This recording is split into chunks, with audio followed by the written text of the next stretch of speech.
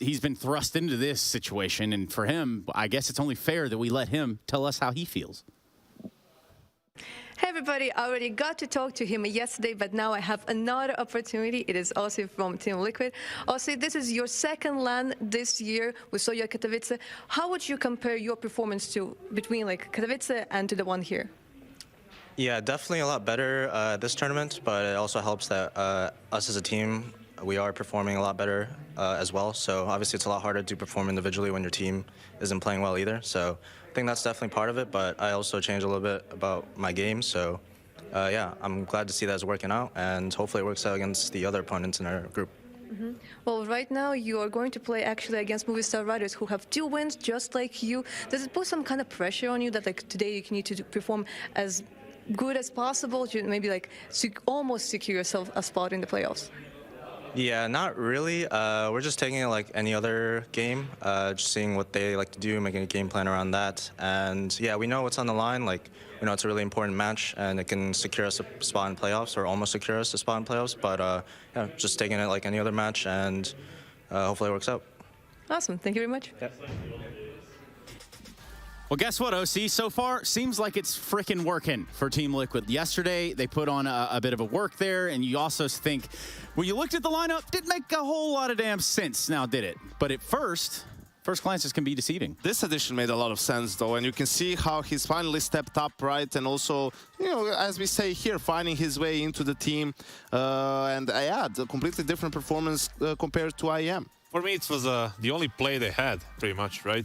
Yeah. Didn't have any kind of, you know... You didn't go for JDM or something? It's just OC was there. They had to take him or Junior. They went for the more experienced option, obviously. And we used to play a lot of times against OC. He is a very unpredictable, you know, good unpredictable for your team, and then bad, you know, for the other one, obviously. And it's super very aggressive, you know, flashy, and he can, you know, just when he gets into his own kind of mood, he can just take over the games. It's like very hard to play against a player like OC. He needed a little bit time to get into the, you know, into the system with Liquid, but he's doing well, and I'm glad to see it. So look at this, former teams for OC, just as sort of like a crash course with an introduction in case you're a new viewer. It's all the same team, pretty much, ish. Yeah, just playing for different orgs, more or less. Yeah, essentially. They were doing great on Cloud9 until Cloud9 decided to get the better team. And yeah. Anyway, because self-deprecating humor is the best. So keep it up, man. What else you got to tell us about it? Definitely. I mean, after Cloud9, they went to that Extra Salt organization, and they did well. They qualified for a couple of events. They played a good year. He had solid stats. They didn't quite do well at the end of the year with the RMR events because they didn't qualify for the major. Right opportunity for Liquid to snatch him up. They got it. But they could never really penetrate. Like when they were in Europe, right? They never really could climb towards that tier 1 ranks. They had like, you know, those tier 2, tier 3 tournaments and good results. But whenever they were in like Pro League or something like that, like play-in tournaments, they could never really beat some of these. Not enough firepower and not enough, like, you know, players who can deliver number on a constant basis. Floppy was there, and Fang, and that was pretty much that. And breaking through that mold. I mean, it's hard enough being a North American Counter-Strike player, but then again, kind of separating yourself from the pack of the other Counter-Strike players in North America. Yikes. Good luck with that one. For us, though, it's no introduction that needs to be said. There's absolutely no way on earth you haven't heard of this man, the Ellie Giggle himself. Jonathan Jablanowski. Now, he comes at you in the form of Elige. Why is Elige special? Yeah, I think he's just like, you know, very skilled player mechanically, and he's been the top performer for Liquid alongside OC, both players in the top 5 highest ranked for this tournament. And that's the way for Liquid to succeed, right? For Elige to kind of get back to those star player numbers, really, to have an Opper who's playing well, and then Naf, Shocks are there kind of as closers, right? There's those guys. Naf especially, he's super clutch, right? He's gonna come with a frag or two in key moments to turn it around in your favor. And yeah, Nitro is the glue guy, in-game leader who kind of keeps everyone together. The thing is, like you said at the beginning, like, you know, they're playing too good, and they said it themselves, and I believe like they beat godsent, they beat Big, but for me it's still not enough to be convinced that they're like playing too good, you know, right now. They still need to beat players. Doesn't matter what you think. Of the group. No one cares what you think. Matter what you think. Whoa. It matters what the players believe, and they believe they're playing too good, and that's why they're going to play probably better than they should. And you know what? It does matter what you think out there. And by doing that, I mean you need to get on Twitter, and you need to use hashtag ESL Pro League. I'm going to say it very quietly, very calmly, cool, and collected. Because obviously on the other side of the table, there's a Movistar rider in all of us that thinks that they could potentially beat Team Liquid here. And given the opportunity, they might. They just might. Ready, break. Tell me about the Movistar riders. Tell me about Alex and playing all the overtimes. Alex, I don't know about the overtimes, but I know they're playing well. Okay. I'll tell you about Alex, Trace. Okay. Like in the series that they played so far, right, again, godsent against players, these were the two maps, the decider maps, the third maps, right? You can see that this is where Alex stepped up the most. He's the in-game leader as well, right? So has that job to do in addition to this. And, you know, he's just been super clutch so far for them, right? These have been some close games against good teams, right? This is what put them in a position to play against Team Liquid now for the #1 spot in the group. Up until this point. And you go a little further than that. You talk about a guy like Mopaz, and like he's also a threat in the server. Mopaz was the X factor for them, the guy who was winning the big rounds, 1v3s yesterday against players on Inferno from that pit. You know, he was having like a huge impact in those most important rounds for Movistar riders, you know, and he was the one like that kind of, together with Alex in the third map, delivered the victory that they needed in the second round. Yeah, he won't necessarily always be at the top of the scoreboard in terms of the frags, but he's probably going to be the most impactful player. Like, he is their guy who can get them out of a like 3v4 with 2 big kills and turned around into their favor. Here's the clutch that Kassad was referencing. You know, huge moment in that game, and yeah, definitely a guy that you have to look out for when you play Movistar riders. So as two teams that are coming into this one undefeated in the group thus far, you got to wonder about the crossover in maps. Eventually, we do talk about the veto. Eventually, you do find out what the maps are, and now might just be that time, Yanko. Yeah, it's also, you know, like no Dust 2, no Ancient in this veto, and then it gets a little bit more open when it comes to picks, whether Liquid is fine with going for someone like Mirage, or something like Mirage, right? We see Movistar goes for Inferno, right? I'm not a huge fan of this because Liquid was, so, you know, Liquid loves Inferno. They've always played that map. Well. CT-sided start, too. I mean, it's a good thing that Dust is, you know, perma-ban for Movistar Rise, because Liquid's Dust is not their best map historically, even though they beat Big 2 days ago. But, you know, it's the map they don't really care about that much, and they went for Mirage, more classic. I think this is a 2-0, man. I think this is a 2-0 straight up. Like, Liquid is playing really well. I think they're going to get off to a good start on Inferno on the CT side, and then Mirage with that 1-0 lead, right? T side running around, the Liege shooting everyone in the head and all of that stuff. I think it's a 2-0 Trace. Yanko, get off your high horse, man. This is one of the cleanest 2-0s you're going to see. You think so? Just it's not going to be a stomp, but there's not going to be a doubt in who's going to win the game. Not a chance at overtime, Kassad? Not even once? I don't know about overtime, but I definitely want to say that on Mirage at least, Movistar riders have a chance to actually, because I watched their T side, I watched how they develop the round, you know, go for the ground, and then for the late round finishers, executes, if you want to call them like that. Yes, executes. There is something there, you know. There is a structure there. There is a confidence there. I believe they have a chance, at least on that second map. I don't know about the first one. That is an excellent way of putting it. Liquid gaining momentum is a scary idea, considering if they are, I hate when people say this, firing on all cylinders crap. Like, come on, man. Like, they're playing lights out Counter-Strike, and if they can keep that up, they're only going to become a bigger and more powerful boss to beat.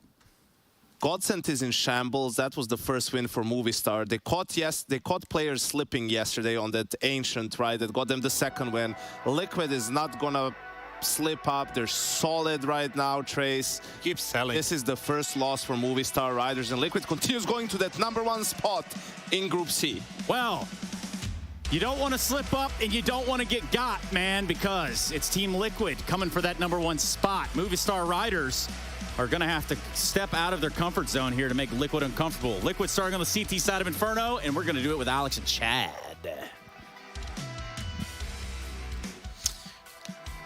Ooh, not quite. Alex is correct. Alex is correct. Alex and Anders, as a matter of fact. I wish I could pull off a really good chat. I feel like I would insult a lot of people if that happened. So we won't be doing that. Instead, the fight is on in the middle of Inferno. It's no breaks here. Straight into the action. Sunpayas opening up, and what a follow-up headshot. Oh, he's got more. A nice triple to begin the round with. That is an action-packed start. And if they want to take down Liquid, it's going to have to be at this level. That was explosive. They had to start like that. Liquid wanted to take this round by force. Movistar held their ground. That's great to see from them. I think the desk had agreed that Liquid, they're in some very sharp form right now. The individuals are popping off. The team looks solid. But Movistar, they have that underdog chance. they've looked pretty good, and they took down players yesterday. That was the surprise victory of the group. Absolutely was, yeah. Don't know if I would have picked from the outset. Maybe I would have said, you know what, actually probably, yeah, maybe a team like players would be one of the ones, or maybe big in this, that could sort of put a little bit of pressure on Liquid. But Movistar right now actually maybe could do it, even if Liquid have been pretty good. I don't think they can win necessarily, but they could definitely make this, I think, a competitive game. So I think on brand name alone, maybe it doesn't look like that much, but I think it could be exciting. Although this stack is actually, everyone is here nearly. 4 out of 5 players from Liquid on the B-bomb side. Shox holding it, he's waiting, they're not checking. Oh no, and it's a big double. They forgot one little corner, Maui, and sometimes that'll cost you everything. That was so well played by Shox. The trigger discipline right there was everything. Waiting for some kind of lineup. Sometimes in those kind of moments, you eventually just say, surely I'm going to be checked. But Shox, he held his nerve, and it was paramount to the success of Liquid here. Nice little bait setup between him and Naf, where Naf took the first contact from seemingly that exact same position. So Movistar definitely were going to overlook it. And it looks like Death's already going for the save. So Liquid, they bite back. 1-1. Very nice little stack play coming out from Liquid early on. They got some tricks. We've liked their tricks so far in this group. Yeah, we really have. I feel like a lot of the times, especially on Inferno maybe, players on the C side will try to avoid running into stacks like that a little bit, but they were really committed to it. Like, I understand the idea that obviously the upside of putting so much speed behind is that you're not going to get slowly picked off with deagles and all the rest of it, but man, you see the downside here. They didn't even... Like, they just went for it, even when they realized, okay, there's a lot of people who are like, yeah, but we're still going to go. We're going to follow up. A little bit scary. They just full sent it, full committed. It's pretty unlikely, I would say, for CTs to normally have that many people in the B bomb site. So Movistar, after finding the 1 kill, think, okay, we've got the other guy isolated. I think it was actually Nitro that showed himself earlier in the round with the CZ. And they thought that was it. He thought he was back behind the smoke. Not quite so. Bit of a... We were celebrating Movistar for all of 1 round, because I really think playing against Liquid to the way that they're playing right now, you needed probably win this pistol round, needed to roll it into like a good 3-round lead and really like get up and running quickly on. So getting shut down already in the second round, that's surely a bit of a disaster. There's still a fight for economy, though. There's still an opportunity here for Movistar to even up the score, or at least to find the lead.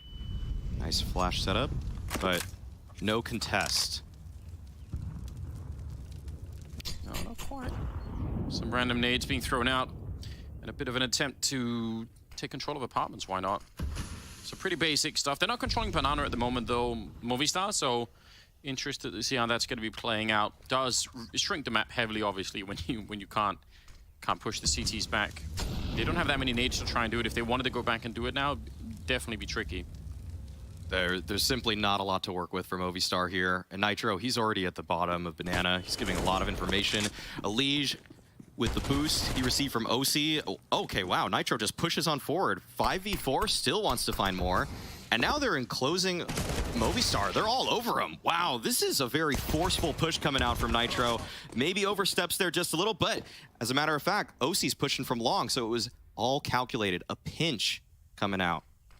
That really is super aggressive. Probably not necessary, but it does get the job done, and probably... It sends a message. It does send a message, yeah. This is something that Stewie did a lot for Liquid back when he was playing for them, constantly trying to go for those flanks. So many rounds won because of that. And Nitro is taking a page from the old leader's book. I can't figure out if I'm just making this up in my own head, but I feel like since Stewie started doing this, and obviously that's been going on for a long time, I feel like more and more players I'm seeing now doing it. I mean, we sometimes see Nico do it on G2. Like, I feel like it's kind of like catching on more and more. I almost want to credit Stewie for opening the door a little bit to how powerful that could be. Inferno's been a map lately in the pool where it feels like for CTs, you're devoid of information a lot, and you either have to fight heavily for Banana to keep it, or you have to keep up your bracket setup, and sometimes that gets you into trouble. There's a lot of ways that these teams like to retake Banana, retake bracket, so for the T's that is. So yeah, going for that sort of push, it may feel a little bit risky, essentially potentially giving up a 5v4, making it a 4v4, but it's a calculated risk and one that a lot of these top-tier teams have weighed at this point and think that we just want that info no matter what. A little bit of damage in that round. Could have been the Neff went down at the end. He was a little bit low on health, but in the end, it works out all right. So a 3-1 lead for Liquid to start the map with. But they're back with more guns on the side of Movistar, so we'll see what they can get done. I mean, the more nades, more importantly, this time. Curious to see if they're going to try and fight for banana control or not. Oh, he actually does get the connection there. That is so quick, and he tries for the flick, trying to see if he could land it on Sanpeias down there at the underpass. We're not going to quite do that. Wow. Run boosted into a quick flick and actually did hit it. Every day is like a new display of what OC could do. People are loving it.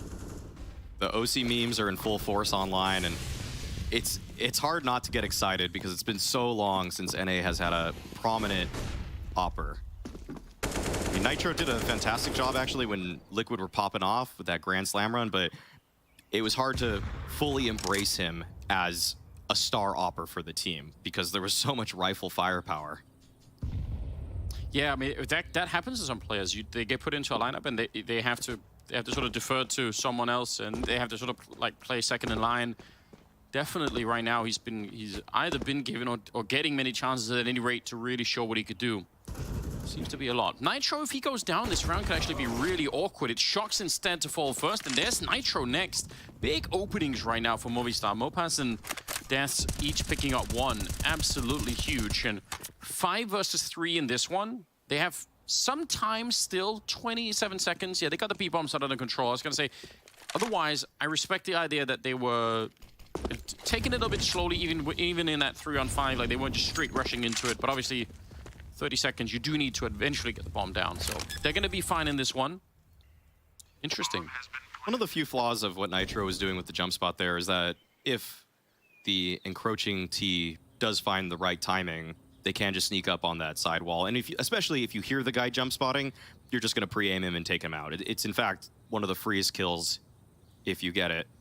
Yeah. But doesn't quite work out for Liquid. In terms of the theory behind the round, having the 1-4, very common. People have been doing this on Inferno pretty much, I would say, for 4 years easily. So yeah. It's not a bad play by any means. Just one that didn't quite work this time. Whew. That's swift. That is really quick. Wait, why is Shox looking that way? I guess he went up boiler and figured someone from Movistar was posted deep hallway. That's okay. That's a little interesting now, seeing that back. That really did look like he was looking the wrong way. Yeah, yeah. Okay.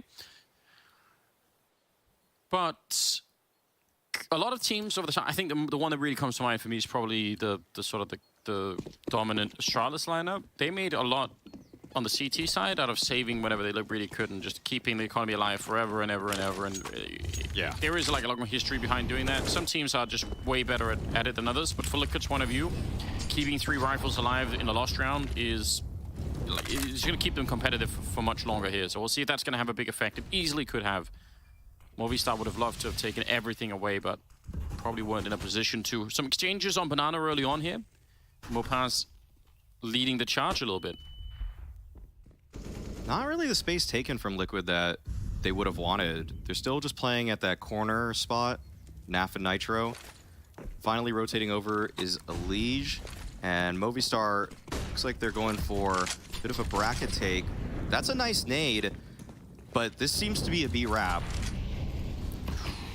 Molotov as well. The spam, it's pretty good. Tags up Deaths a little bit more, makes it easier for the follow-up. But this Rap could still be pretty dangerous. If they can keep them out of the library, make sure Elige can't join the fight, then really it shocks an OC inside of the A-bomb site. But the bomb, ooh, it's dropped really far back. It looks like they're going to shrink away from this position and maybe try and rotate it back to B. Although Liquid are reading it really well. Naf is already showing up. Nitro has a smoke down. Oh, this could get really ugly for Movistar. No more smokes left to be put up in this position, so they're still going to be running through. A nice entry. Mopaz even getting shot at the back, and he spins around through the smoke and takes down Naf. That is absolutely exceptional. And that probably prices Liquid out of the round. Yeah, Elige going for that. That was the last hope for them there. And Movistar, despite the fact that their potential B-Rap A-Rap, whatever that play was supposed to be, didn't work out. They just 5-man it back to B, and there wasn't the utility for Liquid to slow down that push. There was a smoke there, but Mopaz found a little bit of a gap, and that was all he needed to find the double entry. Very nice for Mopaz. He was responsible for providing a lot of output in the game against players yesterday. The guy was juggling some very difficult situations. He did a very good job at, even when getting crunched, just somehow spinning around, getting 2 kills, coming up with more than he should have. And for Movistar to take this game against Liquid, they absolutely need him to be a wrecking ball. Yeah, this is really unbelievable. I guess you could say a little bit lucky that he finds that angle afterwards, but I'm so impressed even getting the opening kill right there, because he had to beat that timing on the smoke so hard. If he fails that, then Naf probably is going to be there and it's going to be locked down. So pretty impressive. Timeout already. Liquid probably they should know that they had a favorable situation for themselves in the waning moments of the last round. It's just the execution wasn't quite there for them. Just a little bit slow. And Movistar might be a team that they need to save a little bit more utility against. Some of the plays for Movistar in the past have gone down to the last 30 seconds of a round, and if you're dumping util too early, it's for naught. Which I think is probably one of the hardest skills to I mean, I think everyone kind of knows it, that, yeah, like those grenades become more valuable the less time that's on the clock. That's kind of self-evident, but actually remembering it inside of a round, like, you feel that pressure, especially if you're playing that B-bomb, so you just want to throw that smoke, because if you die without throwing it, then you feel like you really messed it up. So it almost feels like, does it really matter if it's 10 seconds earlier or later? But it actually does in the grand scheme of things. So yeah, I can sympathize with that. There really are some players that are so good at holding it just forever and ever and ever. There's a drastic difference between throwing your smoke at 40 seconds left in the round versus 25. Yeah. It changes the entire makeup of a late round hit. I don't know about you, but I have like this rule of thumb in my head. I try and look whenever there's about 35 seconds left. I try and see like how much is actually left. It's a pretty good indication, I think. Ooh, big opening double for Alex. They did lose David G in the meantime, but that is so worth it.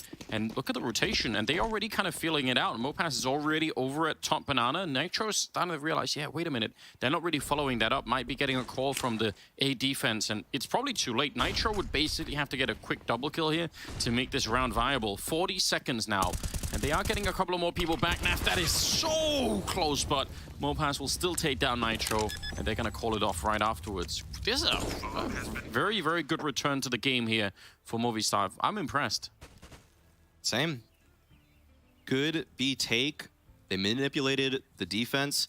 That bracket take, though, was very clean to open things up. Great opener coming out from Movistar. The smoke, flash, molly combo. Even with the counter smoke that Liquid threw, Movistar was able to fight through it all, and it pays off for them. Naf able to find one, but Movistar taking the lead, 4-3, and honestly, I'm pretty impressed with the fact that they're so quick with their mid-round calls. In an instant, they're just flying up B. It's so much conviction in their play already. Yeah, they're putting a lot of pressure on here.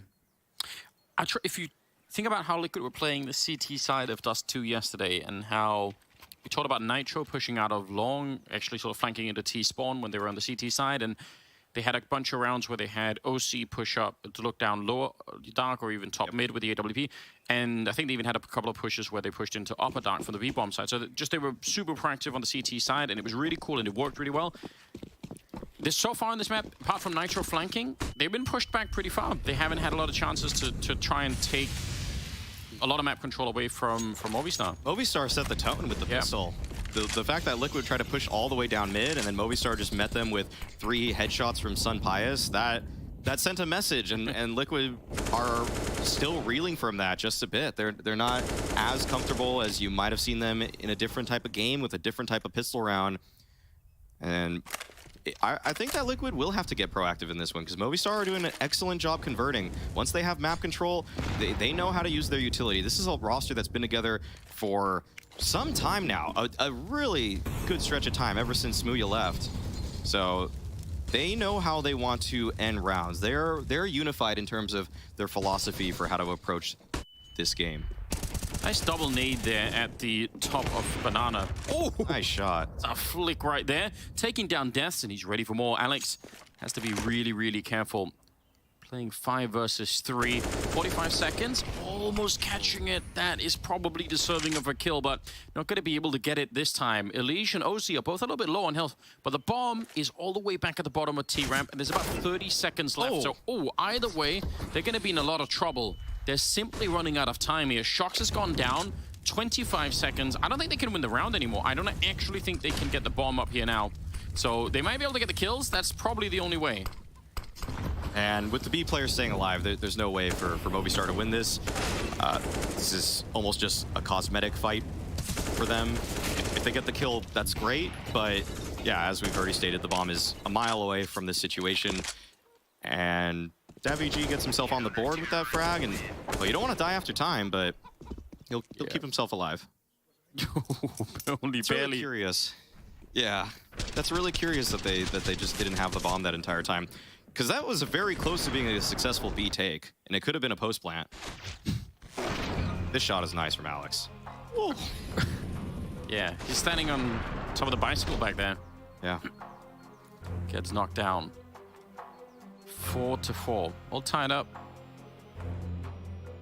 But yeah, it happens, I guess. Sometimes everyone makes an assumption and you kind of forget a little bit about the fact that that no one is carrying the bomb and they just fought to the death instead. Fair enough. A little bit of an oversight there. Don't usually see that from teams that are playing at this level, but mistakes happen. It feels like Liquid have kind of given up on getting that deep banana control for a minute. They're kind of letting Mopass have the first part of banana. What do you make of that? That's true, and maybe they just see something that they'd rather fight for at A. And yeah, again, Liquid, they start 3 towards A. Yeah. OC's going to be going for the pick down middle. Oh, op duel potentially. No, he'll just go for the alt mid peek. Oh, and he just missed the timing. Wow, Sun Pius just swung out then. This round already, if 2 different things happen a second earlier, completely different. Completely different. The margins are so thin. Yes. Almost nothing has to change there.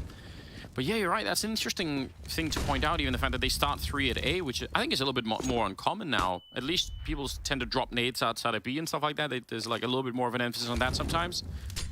I've seen heroic games where they don't start 3A on any round for an entire half. Yeah, sometimes people will actually run 4 people to the B bomb site and they'll stay there and then... Because it feels like it's for free, basically.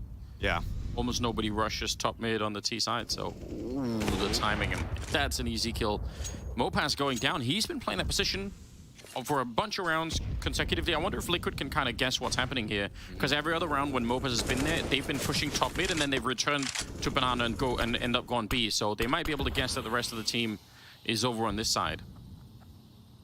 The hay card smoke comes out. Elige is postured very close. Oh, that flash would have blinded him, actually. But davG and Alex find it. 2 headshots apiece. Shock still in the pit, able to come up with 1. But Movistar, they've been frozen here, and now OC pushes through the smoke. A bold play at that. Busts out the Tech 9 to finish things off.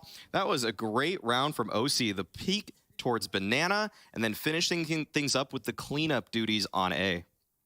It's absolutely spectacular, and this is one of those things. I think you and I talked a little bit about this yesterday off camera, but this idea of, well, if you were a talent scout, what kind of things would you sort of be looking for? And obviously, you could look at his AWPing in general, like shots like these, you think, okay, like that's a little bit of a plus, that seems cool. But I would even say before this, the decision to go through the smoke or not, knowing that his teammate is in the pit, is something that, especially a lot of AWP players, I think will feel a second of hesitation around. Right. Because it feels risky, but obviously, I'd say that's a huge plus, right? Because if Shox dies alone back there, that round is back in play for Movistar, right? They can win it. And you gotta even think of the odds beyond that. If he doesn't push the smoke and they do kill Shox, 2v2 post-plant, the T's win that a large percentage of the time. Even with great utility from CTs, it's very hard to retake that site. So going for that peak right then is, in a way, a calculated risk. Sure, you might lose the op, but you also, by dying even, you might set up Shox for a multi-frag himself. It helps him out, and it's actually OC that's rewarded. Now Nitro's playing close corner. Got the coffin flash set up from Elige. It'll be a double swing. Mopaz, he was playing anti-flash, but still couldn't recover in time. Ooh, okay. He actually did hit after that. Lucky tag. Nice.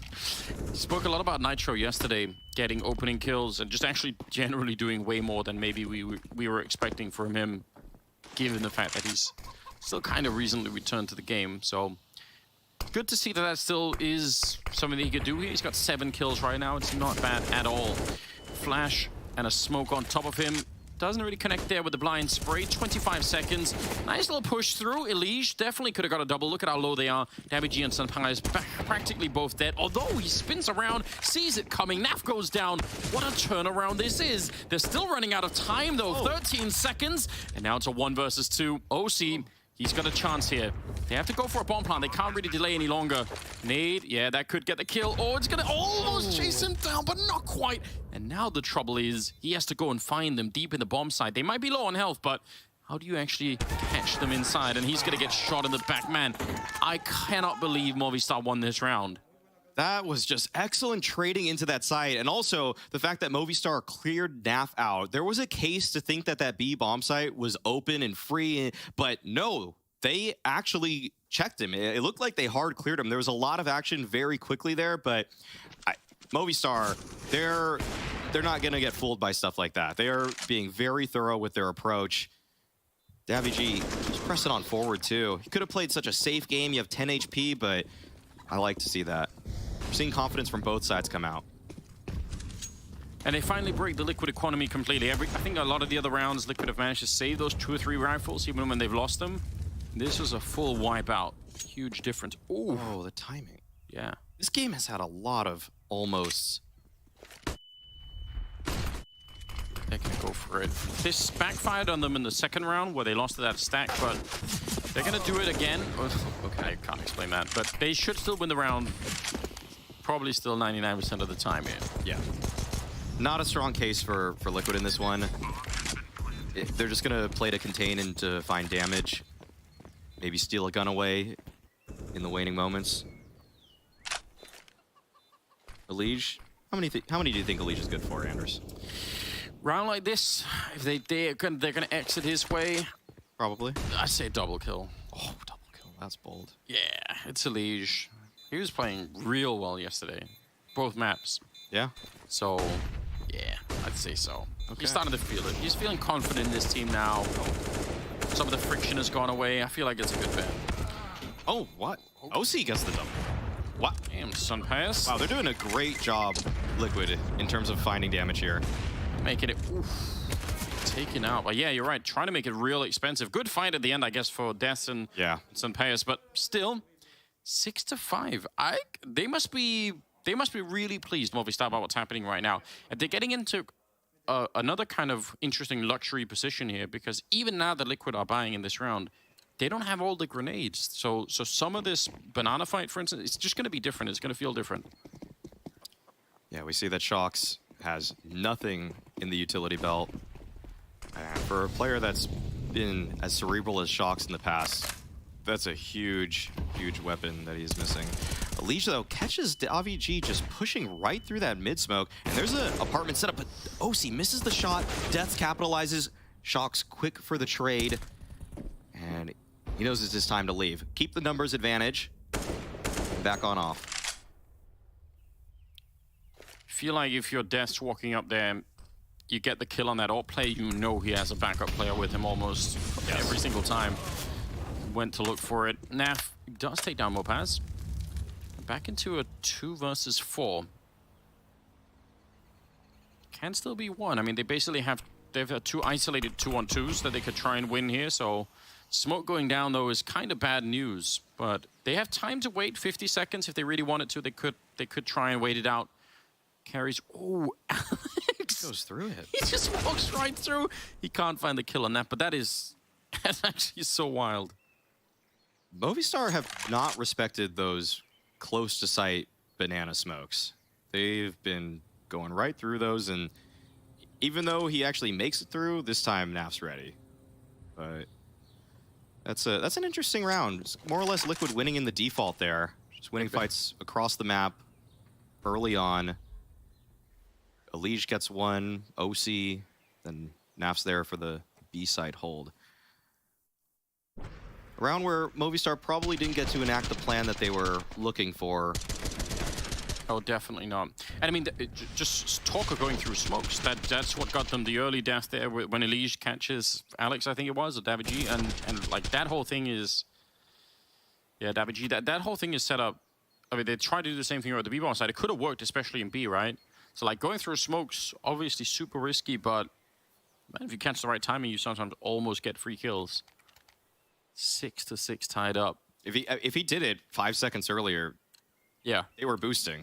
Yeah. Yeah, that's a double kill, and actually, it's a round win. Double kill.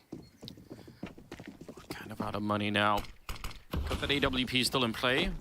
Okay. Oh. That is incredibly bold. You love to see it. And he just dives out of there. Oh, man. That was cool. That was cool. Cool way to put a spin on the deep mid G2 smoke from OC. Oh, you don't usually get that much information out of a flash, but now Liquid have a very, very strong idea about where Sun Pius' op is. I was talking to Vendetta one of these days around just the variety of smokes that land basically, yeah, towards middle, kind of like right where Damage is right now. Like how much it matters if it's straight in the middle or if it leaves a little gap on the left-hand side that people can sneak through. Like there's just the same. It's like 7 different smokes that kind of all look the same. Right. But they're not. Kind of hard on the T side if you see it landing like, oh, is this like, are they trying to cross behind this, or are they just sneaking around like left-hand or right-hand side, or what's happening? Are they boosting on like there's a lot. There's a lot of ways to control the early round with that smoke. Yeah. Alex, You could nade behind it. You could spam through it with an A1S. Like you said, you could boost. It's a cool little way that the meta has developed on Inferno. Yeah, just behind one position, basically. All right, pushing into it. Nitro doesn't want to fall back, wants to help out Naf inside of the bomb site. Well, they're getting really close right now. A kill here in favor of Movistar would have gone a long way if they could have picked up one of these two players. Might have been a chance for a bomb plant, but they hold really nicely back here. Nitro eventually goes down, but it's a little bit too late. I don't know. They got about as close as they could have wanted to. No double up needed for Liquid. Seemed like there was some support utility to aid the backside players. Either that or just really strong movement between Naf and Nitro to get to the corners they needed. And once Naf got to New Box, it really did feel like this round was over. There's no way that they were going to get him out at that point because the rotations were already so close from Liquid. However, Movistar got pretty close there. They put a lot of pressure onto that site. And they're taking a timeout now. How do they use that space? What was working in the early rounds that they're not finding success with now? I mean, I think certainly one of the blueprints they were playing around with earlier was leaving Mopaz top banana, putting pressure on mid, and then falling back and sort of catching. Like that seemed to be, and this is a pretty standard Inferno play, which is fine. But that seemed to work really well. But a couple of rounds now, they've either caught Mopaz by retaking top banana, or he's failed the first fight either way. Like it seems like he's been running into trouble individually. And that obviously, that makes it a bit more tricky. Yeah, he did start off very hot in this game. And he was a key reason as to why they won their match yesterday. But he needs to be able to keep that up. Liquid, they're in this one. And OC, he's been pretty confident. We'll see how far OC takes this. He's holding for the jump up. Yeah. It's an interesting position as an AWP player because you can't scope, obviously. They'll give the game away, so you're kind of stuck up here looking through. Eventually going to try to back on out of them. It's like you're moving through your house with binoculars attached to your face. It's very difficult, even if you're familiar with the area. But maybe that would be a way to practice playing this kind of Counter-Strike outside of the game. Just maybe do that sometime. A method actor. Yeah. In terms of how you play. Okay.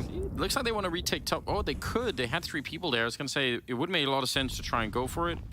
And again, they sort of the same setup. They'd find Mopaz alone if they actually went for it. At least 10 seconds ago, they would have. Now, It's changed around a bit. Oh, what a find. Not even just getting the kill, but he's going to realize, man, there's no one here. Naf goes for a bit of a spray, and that probably seals the round. He's just... I mean, there was a backup there. Nitro obviously throwing the flashbang. It worked so well. 2.5 kills for Naf. Now there's already the crossfire set up between Elige and Nitro. Good molly to unseat Nitro here, but he can just tuck away into second oranges. And Movistar, they're just trapped now. This round's over. Yeah. 18 seconds on the clock, and they're trying the best that they can. There's just no entry to this bomb site. Oh, man. Very nice rotations from Liquid there, recognizing everything. I gotta give credit to OC. This is the second time now this game that he's just crouch cleared or walk peeked into an angle with the op, and he provides so much information for the team while managing a kill. He's done this now once at Banana, he did it at Bracket that last round, and those are round-winning plays. It's a single frag, but it gives your team so much information that you can relay. Advances the rotation timing so much that the T's at that point, their positions are entirely known by Liquid. Yeah, it's huge, isn't it? And he's 14-5, and he's doing all of this other stuff that you just mentioned on top of it. So his impact on the game right now is immense. Yeah, it really is measured way beyond just the kills that he's putting up on the board.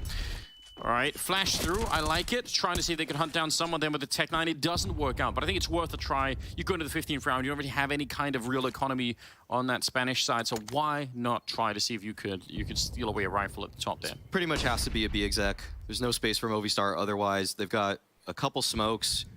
So should be seeing CT and coffins. They've got the fast God Flash coming out. And it works. Nitro gets caught off guard. Naf just has to tuck away into the shadows. Yeah. Ooh, they're pretty quick at the bomb plant too. Yeah, no reason for Naf to try and challenge that and go down. Deaths is lucky to be alive for the minute.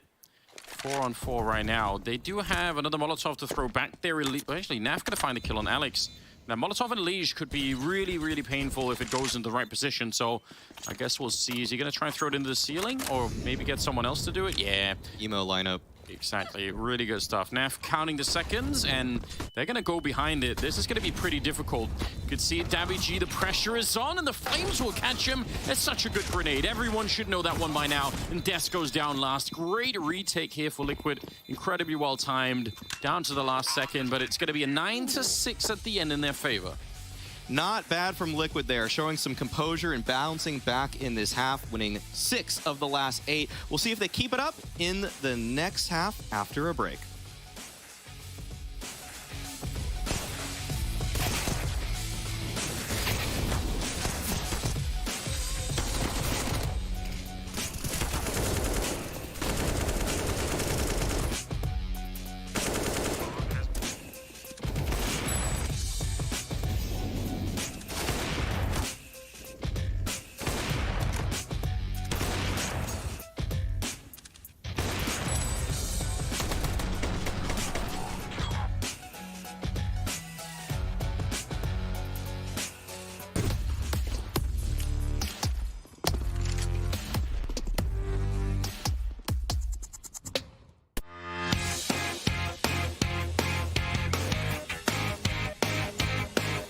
Hey Future Pros! Sometimes in CS you just want to get aggressive and take the fight straight to the enemy. I'll use this mid push from Astralis to demonstrate a reasonably good approach to get up in the faces of your foes on Inferno. It really helps if you're keeping track of the T's economy, as doing this against a fully bought T side will have varying results. This strategy requires 3 Future Pros, 2 HEs and an AWP. Future Pro number 1. You'll be the player who pushes deep into mid. As you make your way to mid, get your HE out and lob it down mid. This makes sure that if anyone does face you, then they will already have taken some damage. Make sure to push along the right side of the wall so you don't get killed by a T holding steps. Tuck yourself into this corner and listen for any noise or calls from your teammates. When Future Pro 3 has made some kind of contact towards T steps, this is your cue to peek out and hopefully get a free kill. After this contact, keep your head on a swivel, as multiple Ts could be about to flood out ult mid or T steps. Future Pro number 2. You will mostly be holding ult mid, but first throw this HE just as Future Pro 1 does. Once you have thrown your HE, it is possible for Ts to be close to you already from ult mid, so be ready for a fight. You can cycle between holding mid and ult mid depending on how the Ts are pushing. Be confident in your aim and quickly process any information you receive. Future Pro number 3, you'll be holding T steps from the top of mid with an AWP. Your role is to relay information to your team and act as support so your fellow Future Pros can't be singled out. And that's it. Going aggressive as a CT is always a risk, but if you and your lads are feeling dominant, this can be a great way to control the flow of a match. It could completely fail as well, and if it does, I don't want to hear anything in the comments. Get some DM in instead and keep improving.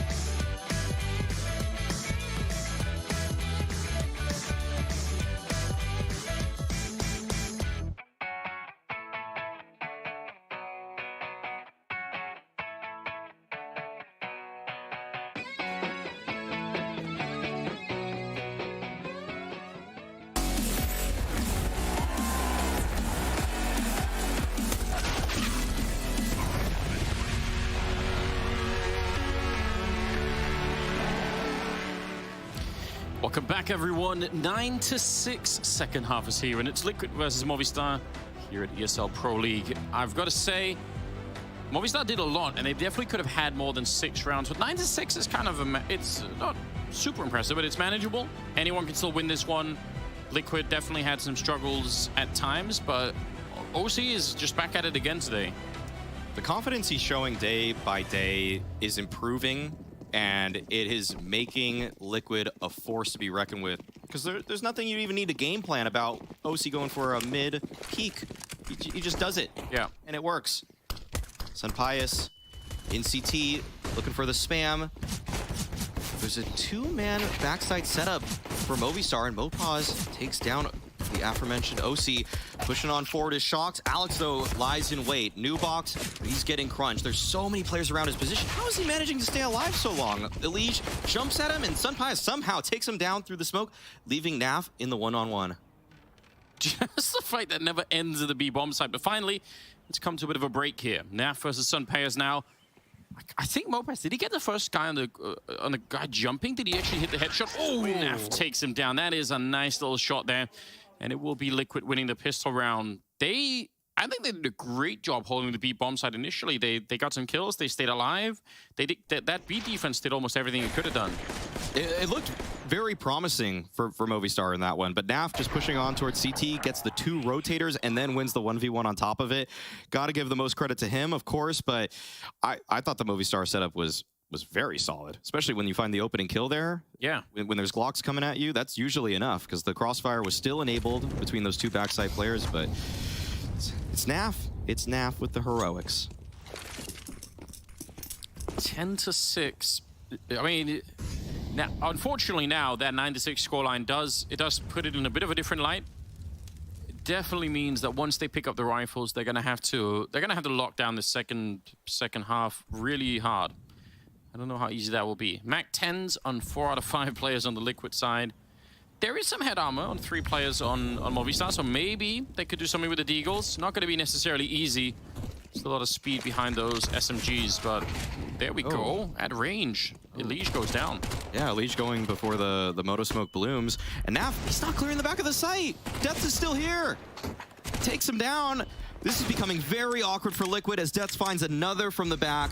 Now Nitro has to try to recover, gets a dink, but no kill. Really wishes he finished that one off, but Death raining a nade from above.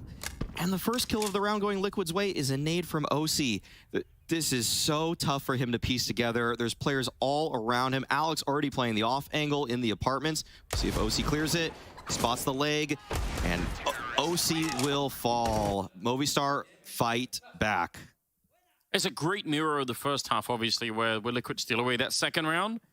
Movistar get a chance to do that themselves with some really impressive work from Dest back there. And like you said, just a slight oversight. You can tell he's not quite thinking about it. And by the time that he does, it's too late. Although this second shot that's cool. Yeah, that's the cleanest one of the round. Yeah, nicely done.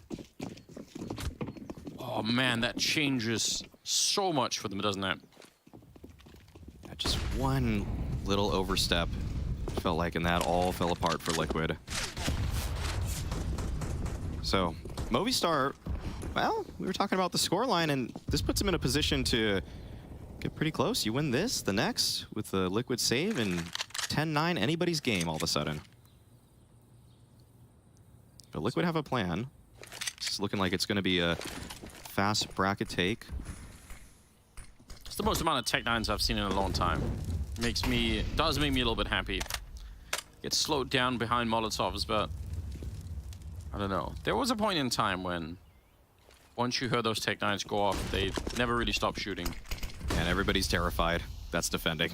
Yeah, 32 bullets, just click, click, click, click. It's fun. 5 of them running at you.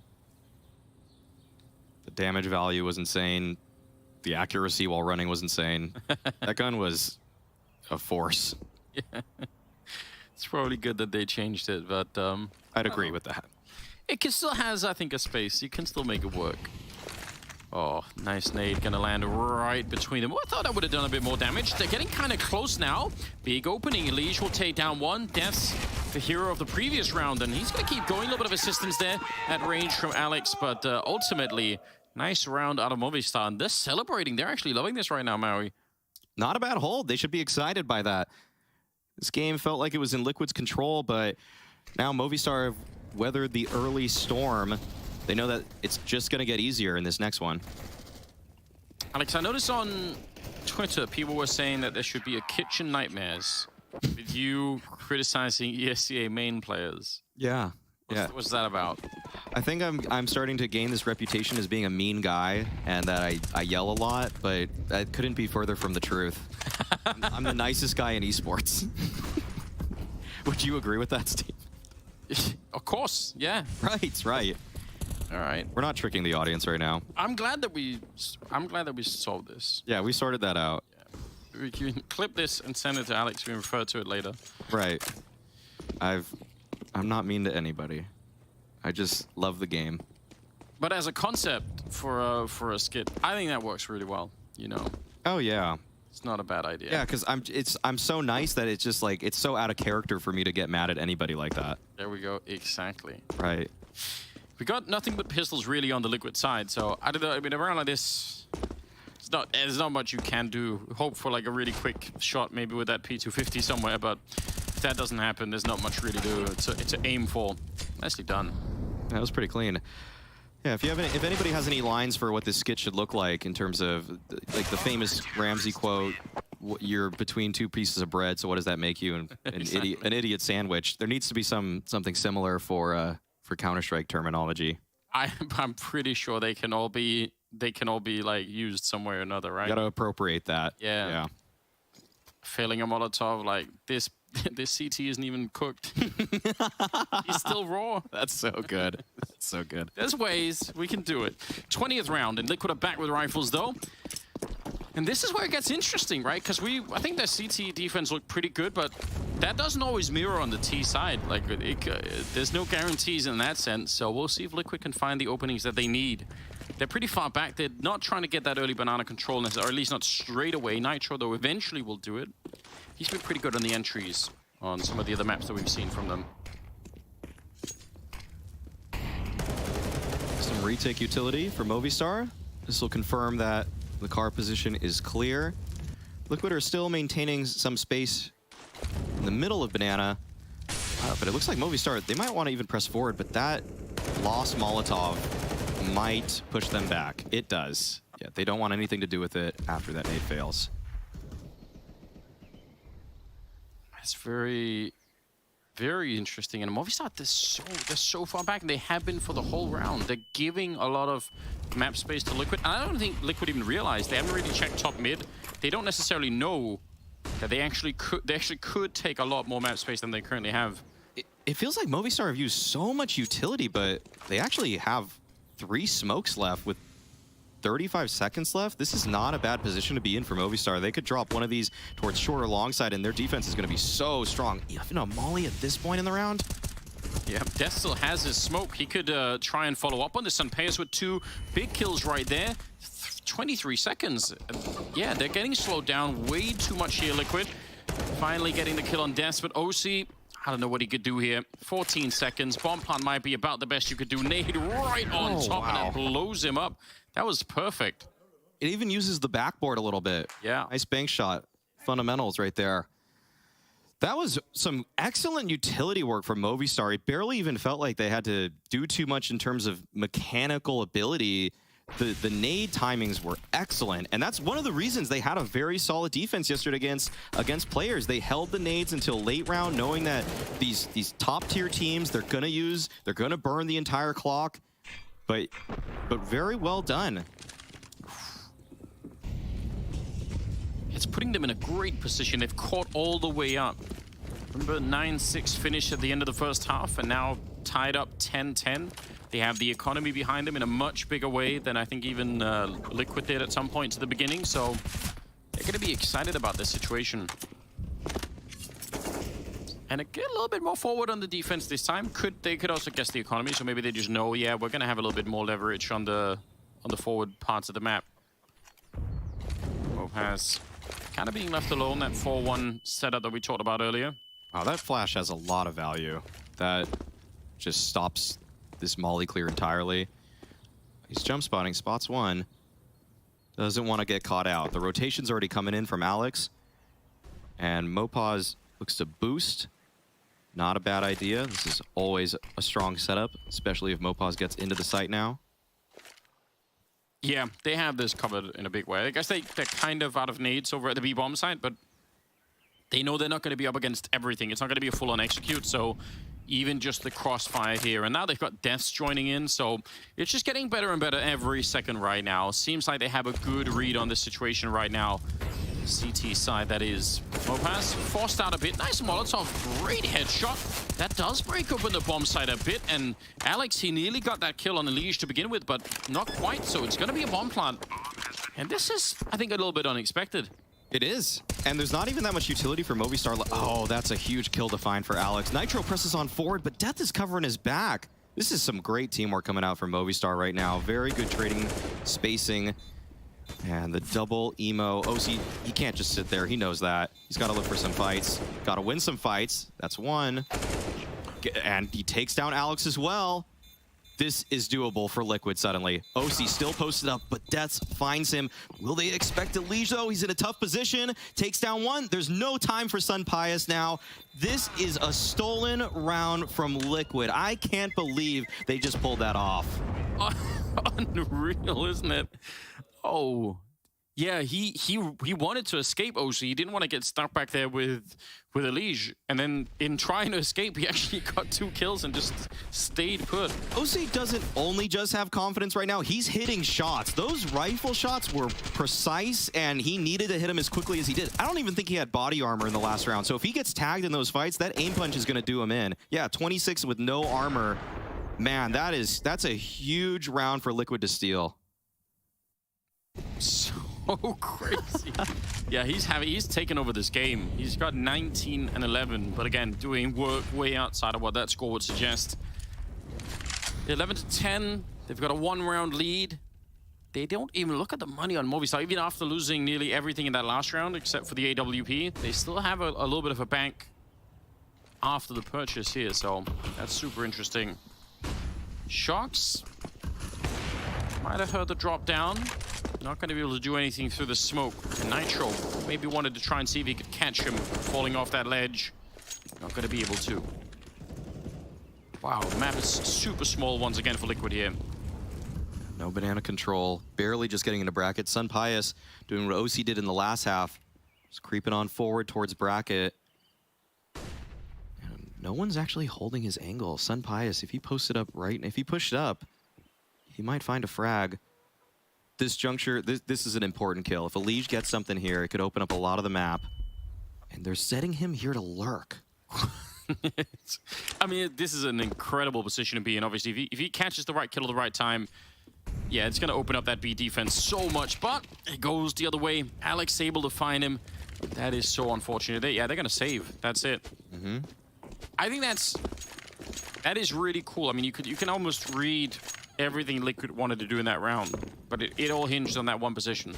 Yes. If a Liege gets that kill, it segments the entire map for Liquid to just take that B site, lone defender over there. But not the case. Well done by Movistar. They control the situation very, very well. Now, we've got Shocks looking to prepare a little meal. Maybe do a little confit. Actually, it's a cast iron, so just maybe sear some steaks.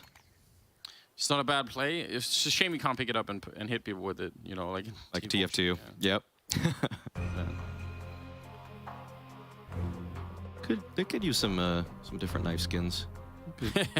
Oh man, if you open the door to that, you know. I'm glad they're blade. I'm glad they're all knives right now. Actually, don't make it too crazy. That could be an issue. Yeah, that could be a real issue. 11-11. It's all tied up, and I don't know what are we learning about the Movistar defense right now?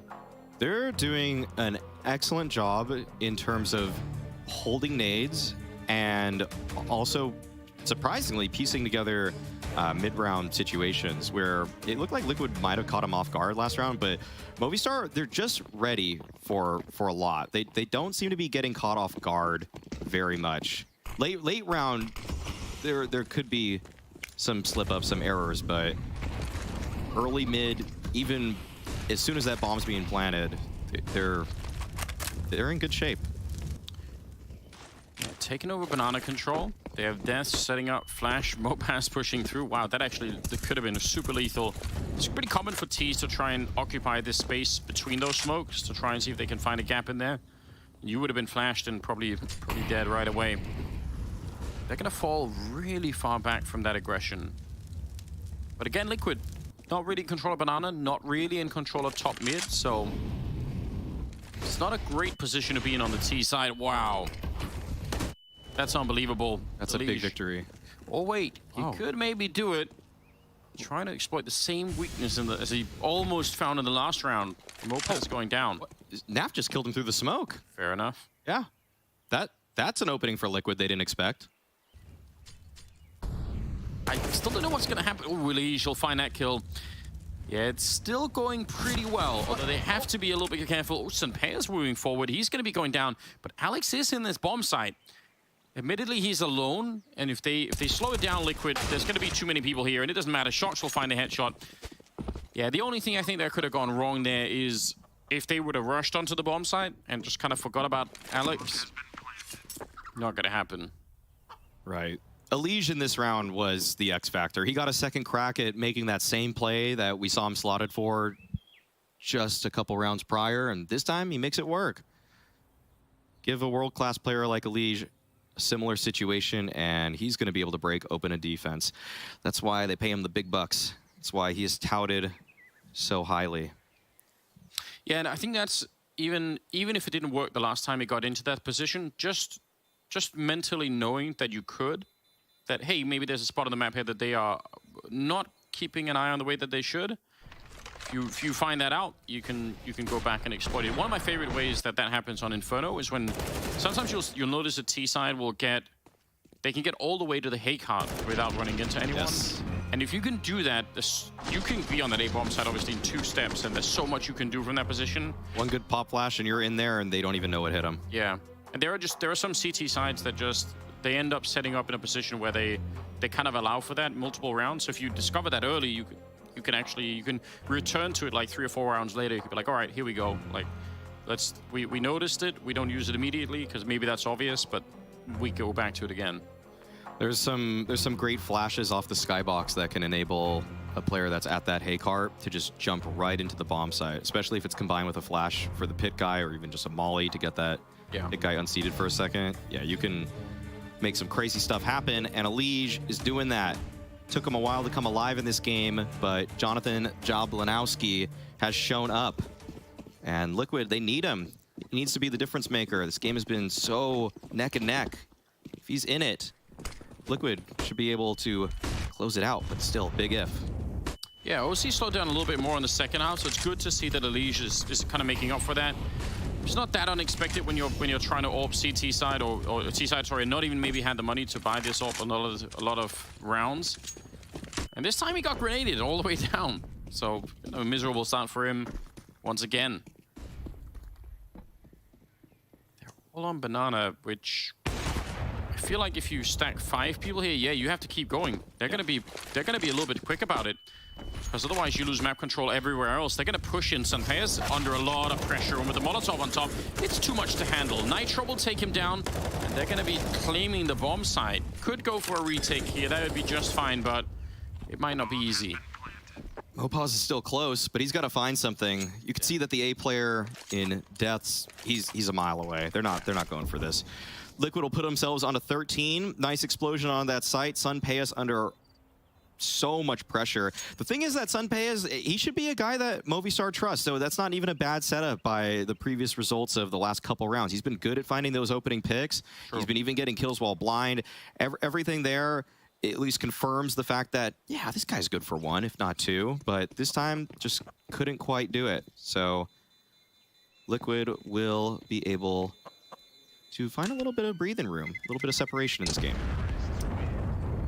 I love how it feels like whenever they tilt their heads, the chicken, it kind of sounds a little bit like they're listening to what you're saying. They're like, yeah, Yeah. reflecting on that. Let me open up my ear to you. Yeah. Don't be giving away information to the chickens, Maui. They are the enemy. Oh, they're the enemy. So you support when people take them down? Yeah. Yeah. It's cool to watch them blow up. It's too tempting. It's too tempting. After they attacked me so much in Legend of Zelda, I just gotta get them now. That's childhood trauma. 13-11, 25th round here. And a little bit more aggressive again on the side of Movistar, trying to do that same run through Mopaz. He didn't find anyone this time, but yep, it's still gonna work. I think they kind of are expecting or hoping for a T to be further forward for that flashbang, but even on the follow-up, they at least get the kill, although it is traded, so 4-on-4. Looks like Liquid will be in control of Banana in just a moment. Movistar have been loving retake nades at B, but this time the player in sight doesn't have any utility to throw those with, so Sanpeas is going to have to just throw the front sight smoke. Try to keep the pressure off this site. But this is a round where Movistar are in a situation that not many teams favor. 2-2 setup, and they just want to play back. This is always one of the roughest points to be in for a defending Inferno team. Shocks. Trying to create the opening. That's certainly going to keep some of these people at the A-bomb site, but the question still is, can they make it into B at all? Oh, that looked disconnected. It did. Elige trying to sneak through. They had some weird grenades as well, but OC, that is a nice opening. And they know where he is. They know where Alex is at the back of the site here, because Elige died to him now, so they should have a chance to find him, and they will. 18 seconds on the clock. Alex going to be going down, and Des and Davig, they're already backing out. They don't really want to try it. So 14 rounds for Liquid. That's a prime example of why in a 4-on-4 CT side, you just never want to stay 2-2. Yeah. You just can't play like that. Unless you have a huge utility or weapon advantage, it's not going to bode well for you. On a gun round especially, teams like Liquid, the best teams in the world, they're going to put an exec together, a finisher together that's just going to be strong enough. And then the main thing is that they will have the numbers advantage. Wherever they go, yeah, they've got more players. It's very, very interesting. And Shocks, I mean, even if he didn't get a kill over on the Archer side of things, just keeping them honest, made them use a Molotov, I think, as well, right off the bat. Just, making sure they couldn't rotate. All of those things could matter at the end, so not bad at all. They did have some interesting smokes. I mean, I don't think we see it on the replay, but they actually had an initial smoke that landed at the front of the B bomb site, and then they waited, and Shocks sort of went and made a noise, and then they recommitted with more smokes and got the entry. So probably a little bit confusing, I think, for Movistar as well. Not quite sure what's going on with the first initial smokes, and I think maybe Elige tried to sneak through one of those as well. This might be the last potential. This might be the last gun round for Movistars in this game. They've got to come up with a victory here. Yeah. This is paramount, and they don't have all the utility they're used to having. They've been so good at holding their nades, but if Liquid go for a fast play like this, maybe they don't need nades. Shocks takes down Alex. Mopaz in the site with nothing but a FAMAS and an incendiary. But he holds on to it. He doesn't want to drop it just yet. Doesn't want to delay. Just wants to take the fight. And he snuck through the smoke, but Shocks saw him. Caught. Yeah, that is really devastating. They're going to fall back, trying to save the rifles. Ooh, that first timing to take down Alex, he's got the nade out, is You hate to see it. Elise is actually out hunting. Gotta find That's a huge kill. that AWP. Yes, it is. That might just seal the game. That's the biggest weapon gone for Movistar. He's even protecting it with his own smoke. He's gonna just, that's a wise choice from Elise. Just get it out of the map. And now that option is gone for Movistar. They're even posturing towards apartments like they want to get it back.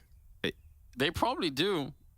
It would be funny if they actually went to look for it in the last couple of seconds and just it's not there. These two rifles are more valuable than that op. Surely that's not going to be their plan. But very quick play from Liquid. That's a little bit of a pace change, and we saw that Alex was not ready for it. Oh, what? Last second. Just a FAMAS now. Oh, this is so dire for Movistar. Yeah. The pace change absolutely wrecked them here, and the timing is in. Cool, this is a nice slow motion. Oh, he's just looking over. Yeah, he obviously is pre-aiming the entrance to B. Yes. Man. I bet Senpius regrets that. Without a doubt. 15-11. This is very well done. Liquid have won the last 4 rounds. They've really managed to string together, like, proving, I think, also that they have a really good understanding of this T side. Yes, yes. Movistar were off to a really good start in the second half. Yeah, and we'll give Elige some credit for coming alive in the second half. He's had some impactful kills. Shocks, too, on that entry route there. Kind of a quiet game. He's sitting at 12-12 right now, but last round, he just broke open that bomb site. Made it work. They've got some weapons. It's not really amazing, and they're also lacking in some of the nades a little bit, so see if they can hold on to the dream. They just need 4 rounds. Overtime is completely doable at this point in time, but they do need to win this first one right here, and it's going to be a really quick wrap, leading with the bomb. Nitro trying to open it up, and he's running into a lot of SMGs in here. They're going to get a couple of kills. It keeps getting traded. OC burns alive. Sunpea somehow able to find a Molotov kill. I don't even know how. Shots and Naf are left alone. They've got all the time in the world, but the bomb is committed inside of the bomb site, so they have to fight themselves out of this one. No smokes.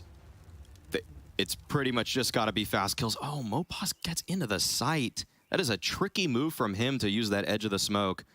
He might get an angle on the Shocks. It's so close. Oh, did he see? It looked like they could have, but it doesn't seem like either player is reacting.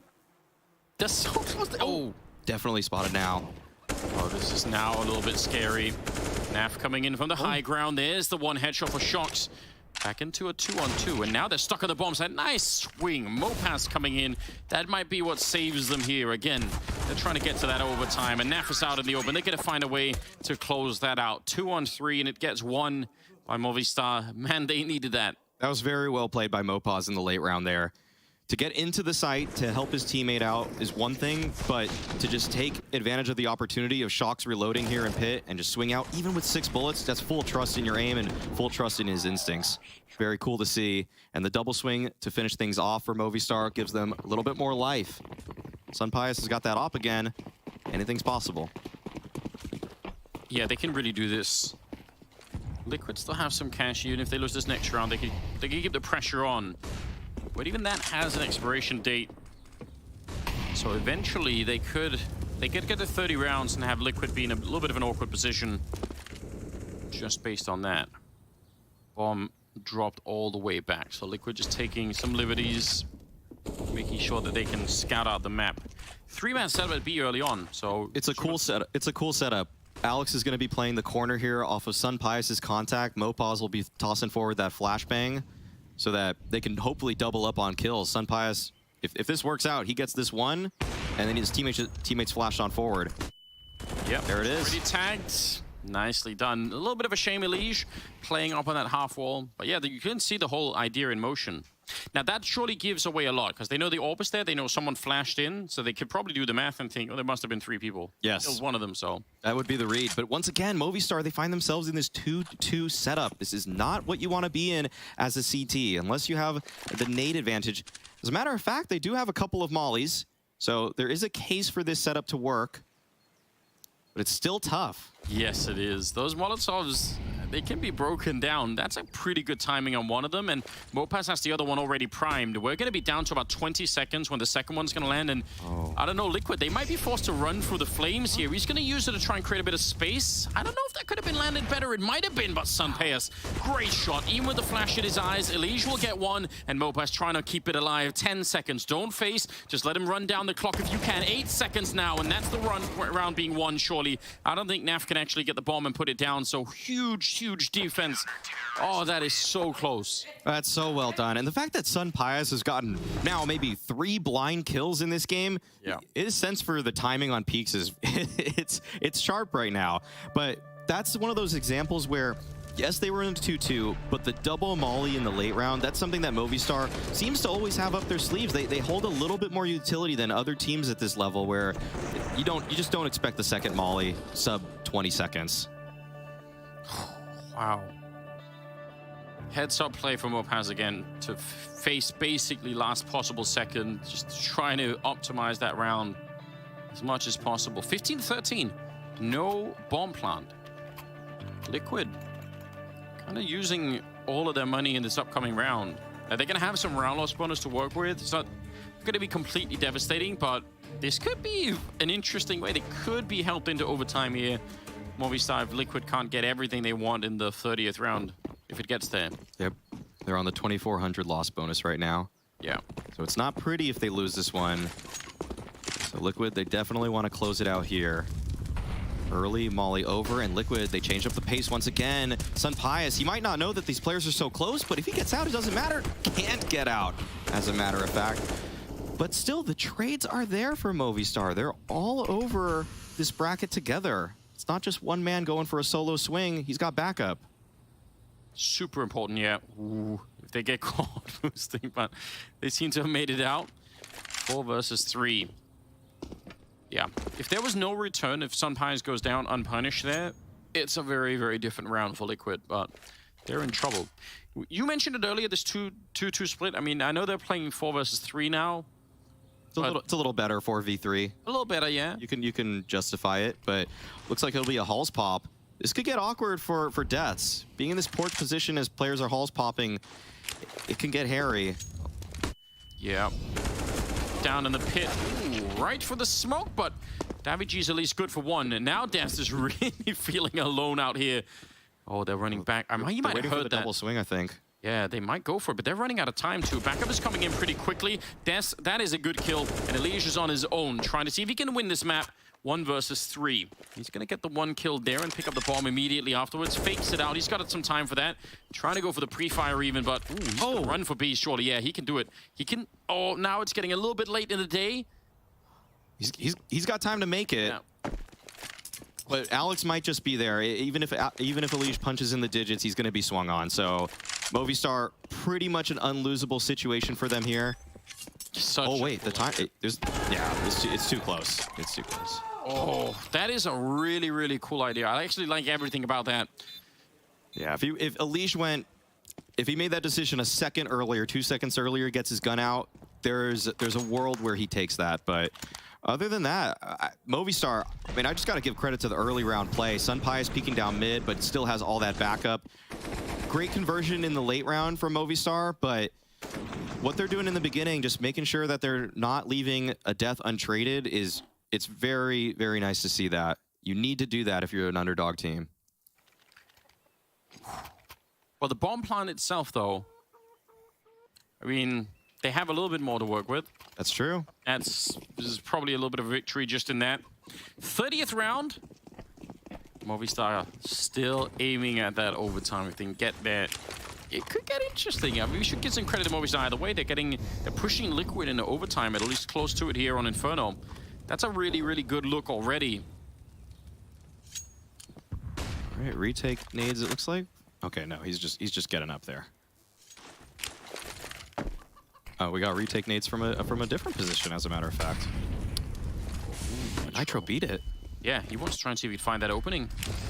Oh, they're fiddling around with their grenades inside of the bomb site. That one went into the smoke and got extinguished, and now they're hunting them down. Naf, huge opening and nearly getting the double. Oh no, they're so close to the overtime, but it might not be enough here. 4 versus 2, the bomb is being planted, and it gets yanked out from under Movistar. That is devastating. Oh, it's so tragic if you're Movistar. This retake becomes nearly impossible. They still have a lot of utility, so they can segment the site. They've got even a couple Molotovs.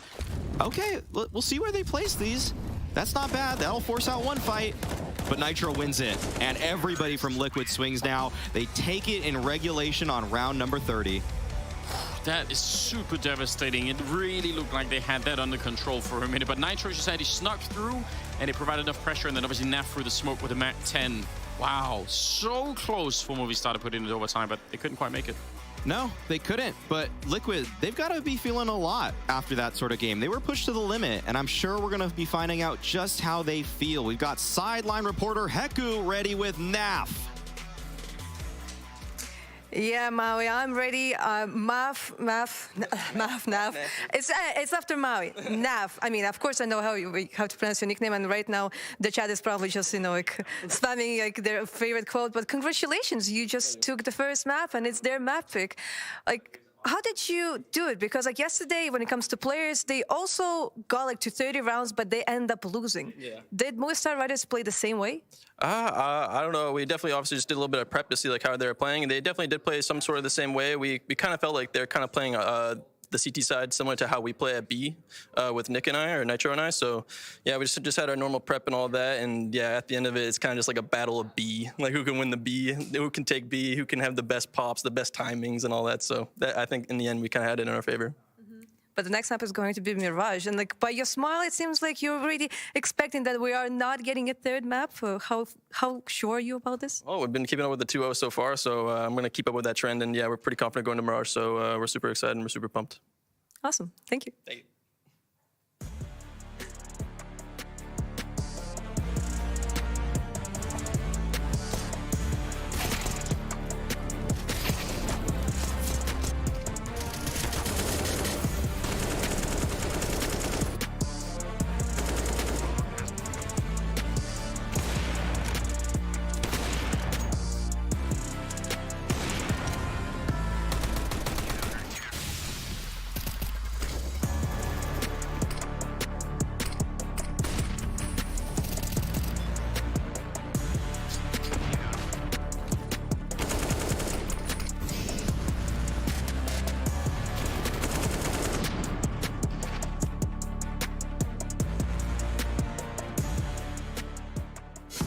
Think you know everything about CSGO? Then stay alert and look out for the DHL drop quiz on the ESL CSGO Twitch channel.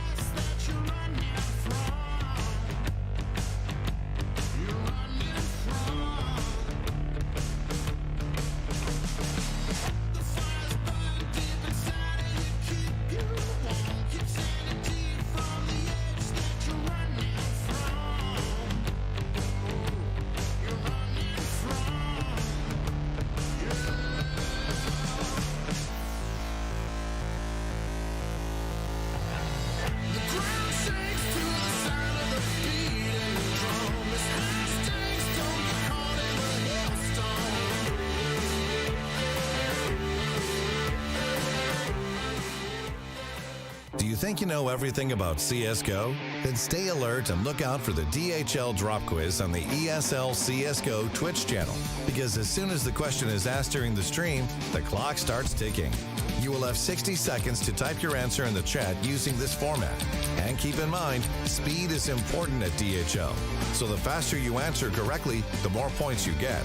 Keep track of how well you are performing on the leaderboard. Will you manage to make it to the top and win one of these amazing prizes? Hey, guys. Hey, chat. Hey, my name is Trace, and I'm here to tell you about the DHL drop that you can get involved in using !DHL drop in accordance with the answer of your choice. Now, here's the question. We're going to load it out for you so that you can kind of read it and then also take it all in. It's a lot, I know, but we're going to ask you who had the highest rating at the conference stage of Season 15 of Pro League. Was it A, Zontaras? Was it Faven? Was it C, Woxic? Was it D, OC? And you get your points in the chat by using !DHL drop. So let's go on back to the desk. Kassad was standing here with me, but then it turns out he walked away. So Kassad, tell me about the Ds you see flying around here. D's that I'm seeing playing? Ds, dubs. Dubs. Okay, that works better. Definitely Liquid showing up today, like Enko expected. You know, had a little bit of a problem on the T side in the second half with utility and different stuff, but you can see that individual power is still there. Nap delivering, OC delivering, you know, and all these players are kind of got the like team effort kind of and won. But I thought this was billeted as a clean, quick thing, but they were tested, Yanko. You got to admit. Yes, Trace, they were tested. That didn't go quite along my calculations, right? They weren't in order, but I think something that contributed to that was the fact that Liquid again won the pistol round in the second half and lost the second round, which we heard from Nitro in interviews, right? That was something they had a lot of issues with at IEM and even at Blast, right? They've been working on it. Still, they did win the force buy of their own in the first half, and they managed to grind the game out. Eventually, they won another half by actually, you know, a eco in the second half on B. That was the first round they won since the pistol round. So they had a couple of rounds going their way. Yeah, I mean, you heard Naf say it there too, the battle of B, the battle of the bulges almost.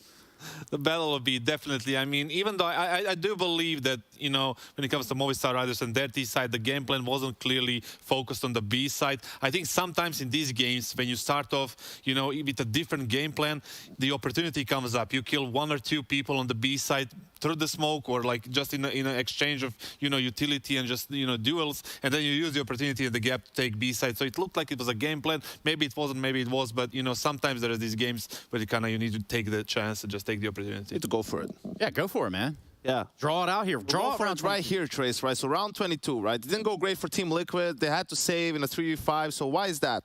Pay attention to the clock here, right up top, right? Minute 24. We're going to go to Sampayas. He was in abs. He falls, he stays here next to Card, right? It's not a characteristic position. Gets an early kill on Nitro. After that, later on, they get a kill on Elige, trying to, you know, maybe go for that B split, and that's where they just concede the round. So why did that happen? Why did this round play out in this way? When Nitro was peaking, basically what they did was throw the small pit smoke, throw the long smoke. Shox was already here in abs, and they wanted to do like a fast A hit, basically. The reason for this is a couple of rounds prior, just in a normal setup for the CTs, they were saving their nades.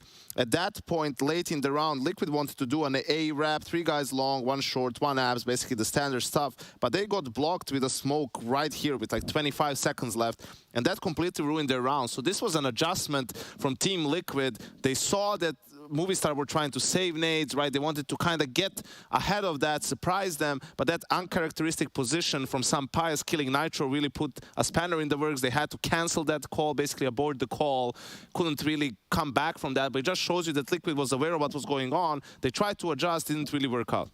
Yeah, definitely. For me, one of the key individual plays from Liquid in the first half, that kind of saved the half in a way for them, was round number 9. And we can talk about, like, you know, OC's mobility. You see here, he starts around 145. He goes for a mid pick, very super aggressive. He's not going to get anything, but he got spotted, right? He got spotted. He was on the middle. He then rotates to B. He gets a slowly retake. He gets a kill there. The reaction from Movistar Riders is to go to A. Then he goes all the way. He leaves B. He goes all the way and rotates.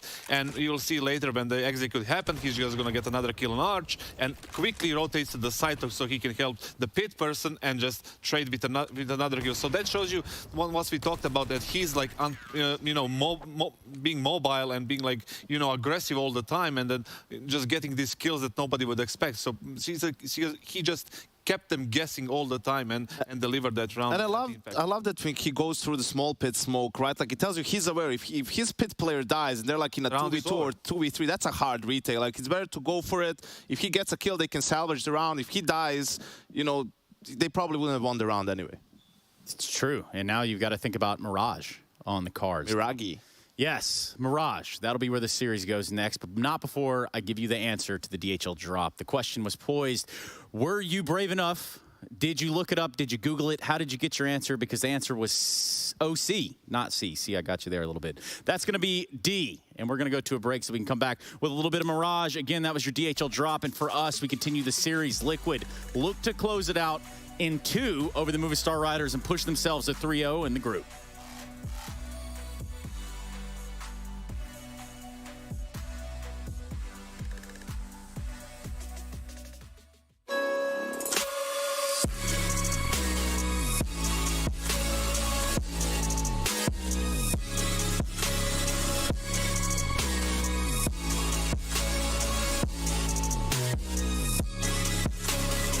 Love it, you wear it. What's your style? Get your merch at shop.eslgaming.com.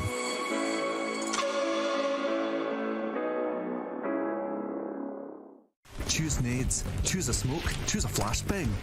Choose team badges to support your favourite CSGO team. Choose an ESEA Premium membership. Choose routes you know bring in wins. Choose pro video tips. Choose the fan club wars. Choose behind the scenes content. Choose good grades. Choose guns you know you can shoot right. Choose bingo. Choose the equipment you know is going to get your team the win thanks to heat maps. Choose the CSGO Hub Premium. The complete package to help you and your squad achieve all your CSGO goals.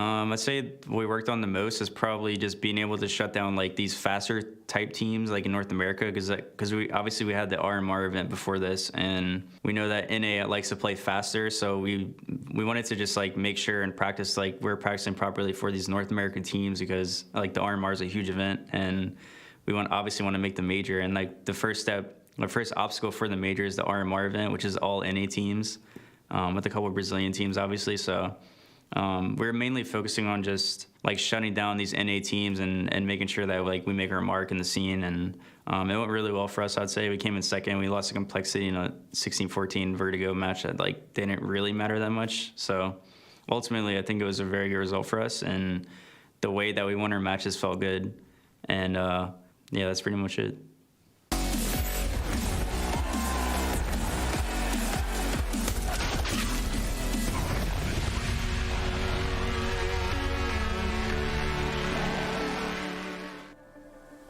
All right, we're back now. Second map, it's Movistar versus Team Liquid here at ESL Pro League. And right now, first map was won by Liquid, only barely. They dodged that overtime. It got really, really close. I've got to say, Movistar look, I still think super, super impressive, but it's not going to get any easier. Now we're on Mirage.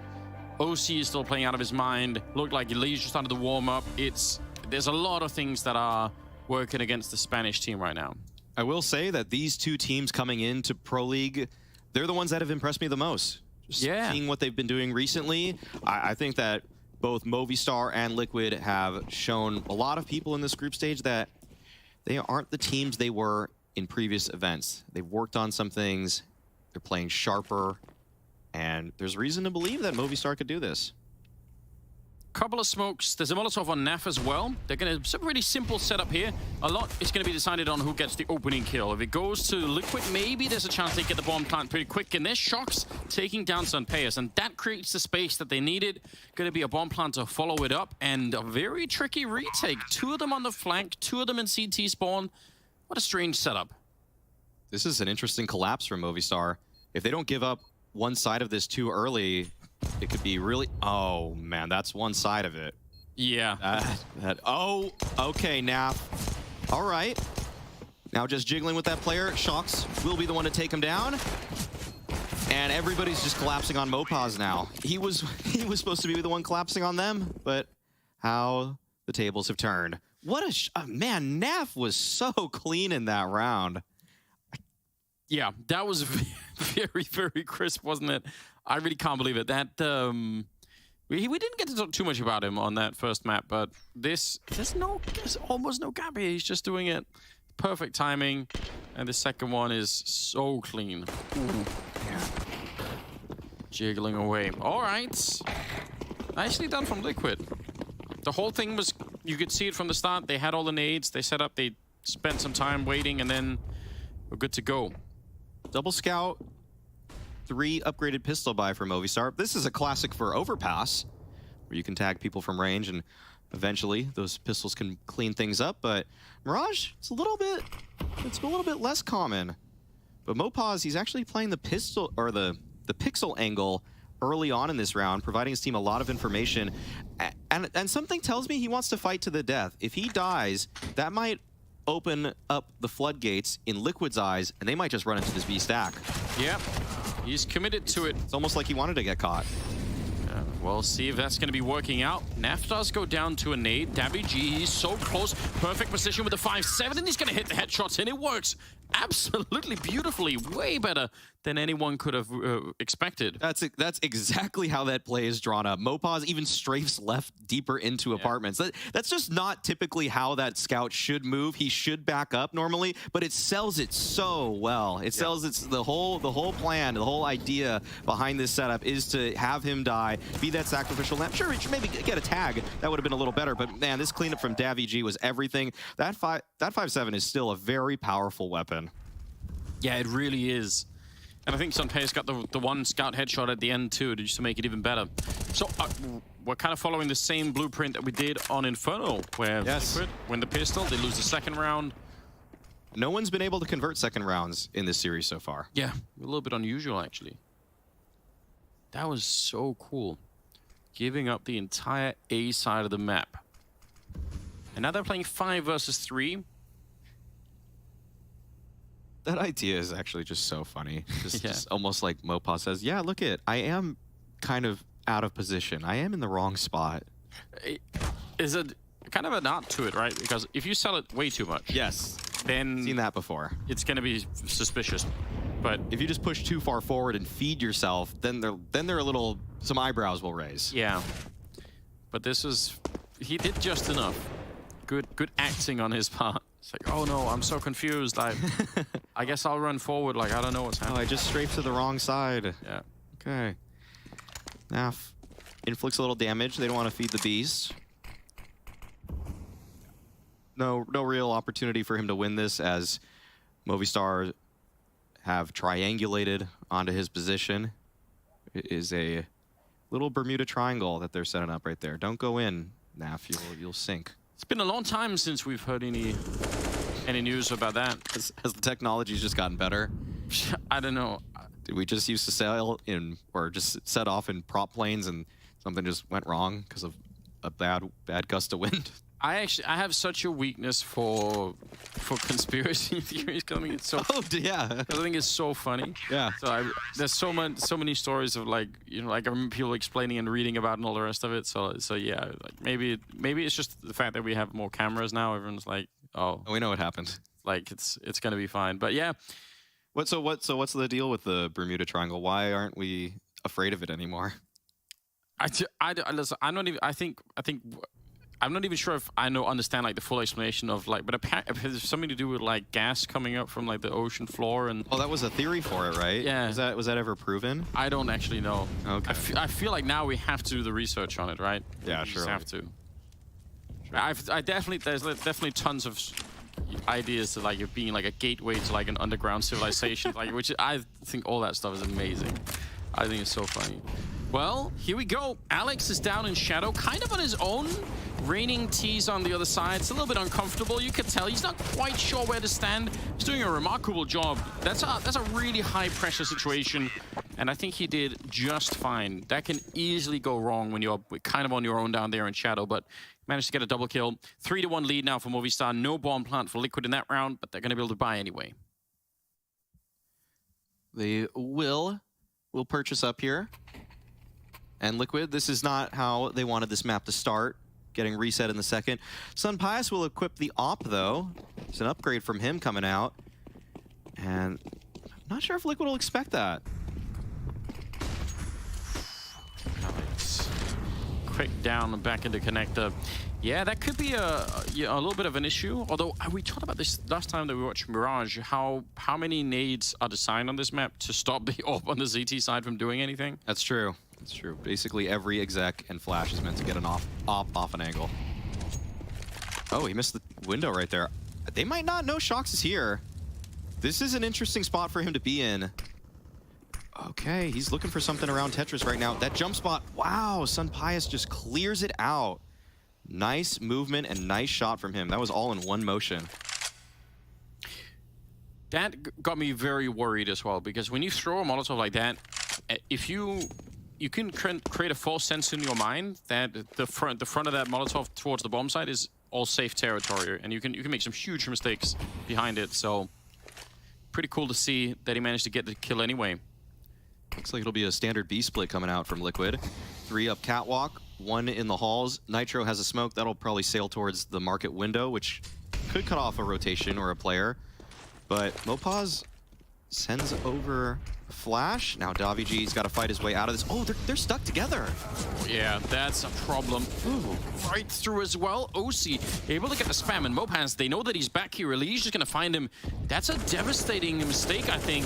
Chance for Alex to fight it back. And what a transfer, taking down OC. He got all 3 of them, and he can't really get out because I think he couldn't see anything inside of the smoke. Elige, though, still in trouble, and he's going to be going down. What a round from Movistar, and especially from Alex. That transfer on the 3rd player, that is godlike. I would love to see that transfer back. That was one of the cleanest mechanical moments we have had today in this series. This is nice from Sunpius. And I thought Movistar were out of it. Okay, here we go. Slow-mo on it. Gives it up on the first. Oh, man. That is clean stuff. Not at all easy to do. Wow. The second kill with the headshot, love it. Absolutely love it. It's one of those moments, you know, all the mechanical training just paid off. They don't have any money once again, Liquid. So, what a brilliant start here. Trying to get a boost in there with the Deagle. Oh, no. Don't give it away. Naf back at it again with the pistol. They're going to be boosting into the window. One more Deagle headshot, and things can get very awkward in this round. The positions of Movistar are very far back. They don't really have crossfire set up in the bomb site either. They are making deaths move into the site. That's wise from Movistar so that you can set some things up with that position, but that's a perfect nade from Shox. Now the bomb site's free for the taking, but Sun Pius is wall-banging folk all around, and he's pressing on forward. Oh, man. Yeah, that seems really risky. Shox still trying to get the bomb plant, but through the connector, it's almost getting shot in the back. How is he still alive? Gonna come back and try it again, and surely they're gonna peek him this time, or get range, and it will be the round for Movistar. Very expensive, though. That could have gone horribly wrong. That went a little messier than Movistar would have wanted. That's for sure. That was a couple more deaths than they were hoping. This is a nice shot from Naf. This one's excusable, but the way that they collapse onto the site, it felt a little premature.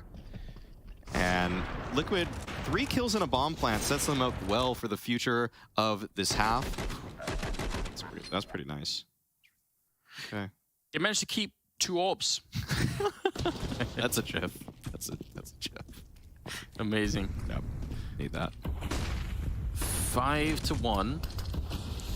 And 7th round. Double orb setup now on the CT side. Definitely a little bit more unusual on this map, I would say. It doesn't obviously mean that it can't work.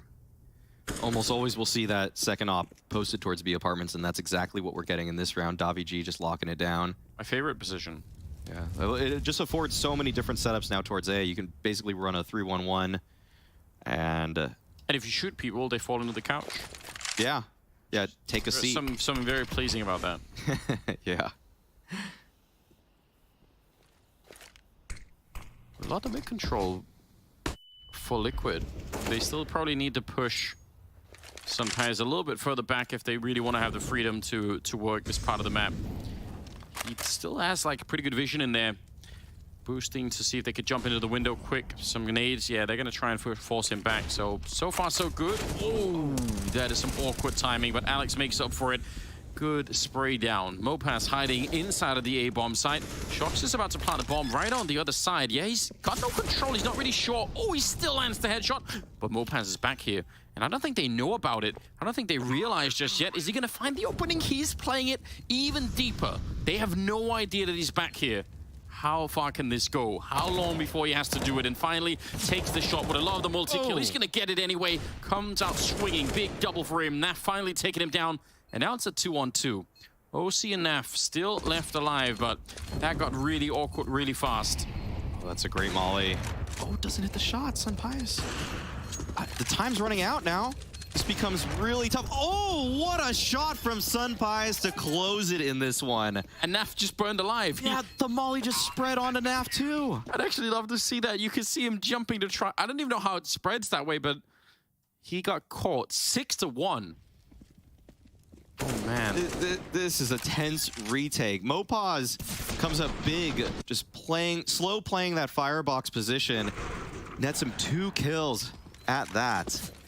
But this shot from Sun Pius, I didn't believe it.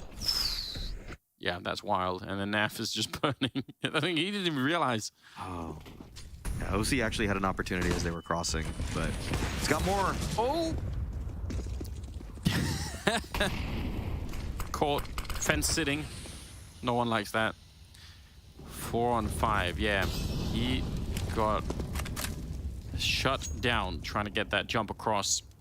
Huge opening for Liquid. They've been really close in a bunch of rounds here, but they still only have the 1 round to show for it, which was the pistol round.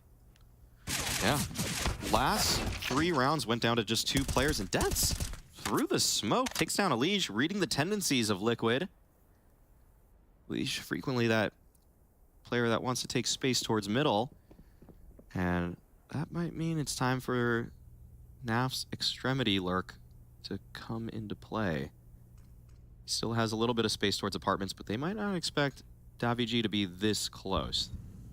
Gotta expect some kind of flash setup from Liquid if they want to be careful, and there it is. Yep, hard to turn around for here. OC. Oh, wait. No, they're going to do it without. They thought about it, and they give it up instead, so they're going to lose a player. They still maybe could get the bomb site. Death is smoked out already. Mopaz is on a very, very quick flank. That's hard to read, though. If you're on the Liquid side, you're going to be off by probably 5 seconds before you start checking for that flank here. Bomb is being planted inside of the site, but every single Liquid player is stuck in here. They're not able to really escape that easily, and no one is looking for Mopaz. You could tell already. Not really aware. Might be another couple of seconds, and maybe they will. OC scoping all over the place, and that's being heard as well. Nicely done from Mopaz. Nitro on his own, and he's going to be going down. Terrific work right now. You can tell that they are excited about that. This has been a very solid performance from Movistar so far. And for people wondering, why didn't Liquid throw that flash right there? Well, I'll tell you. If you throw that, the rotation's going to come in a little bit quicker for Movistar. True. It's going to be a little bit faster, and if there was nobody there at all, then you're just wasting a piece of utility that otherwise might have a very strong impact in a late round post-plant position. So they weighed their options, and Liquid decide they just want to go for the dry clear. Obviously, in this case, it wasn't the best choice, but there was a method to that. It's true. It comes with a cost, right? There's no such thing as a free lunch, as the economists like to say. Right. So yeah, if you throw that flashbang, it does kind of signal what you're doing. 7-1, but that was probably at least the start of something. I think the quick flank from Mopaz was also devastating. It's hard to explain, but I guess when you push a bomb site like that and get the bomb down, you have some kind of an internal clock that you're maybe not even. Can't even say out loud exactly what the number is, but you just kind of know. Ooh, now I should start to check now. And when they're that far or that close to you, it's just going to be off almost every time. Yes. Okay. Movistar have been setting themselves up in great late round positions thus far.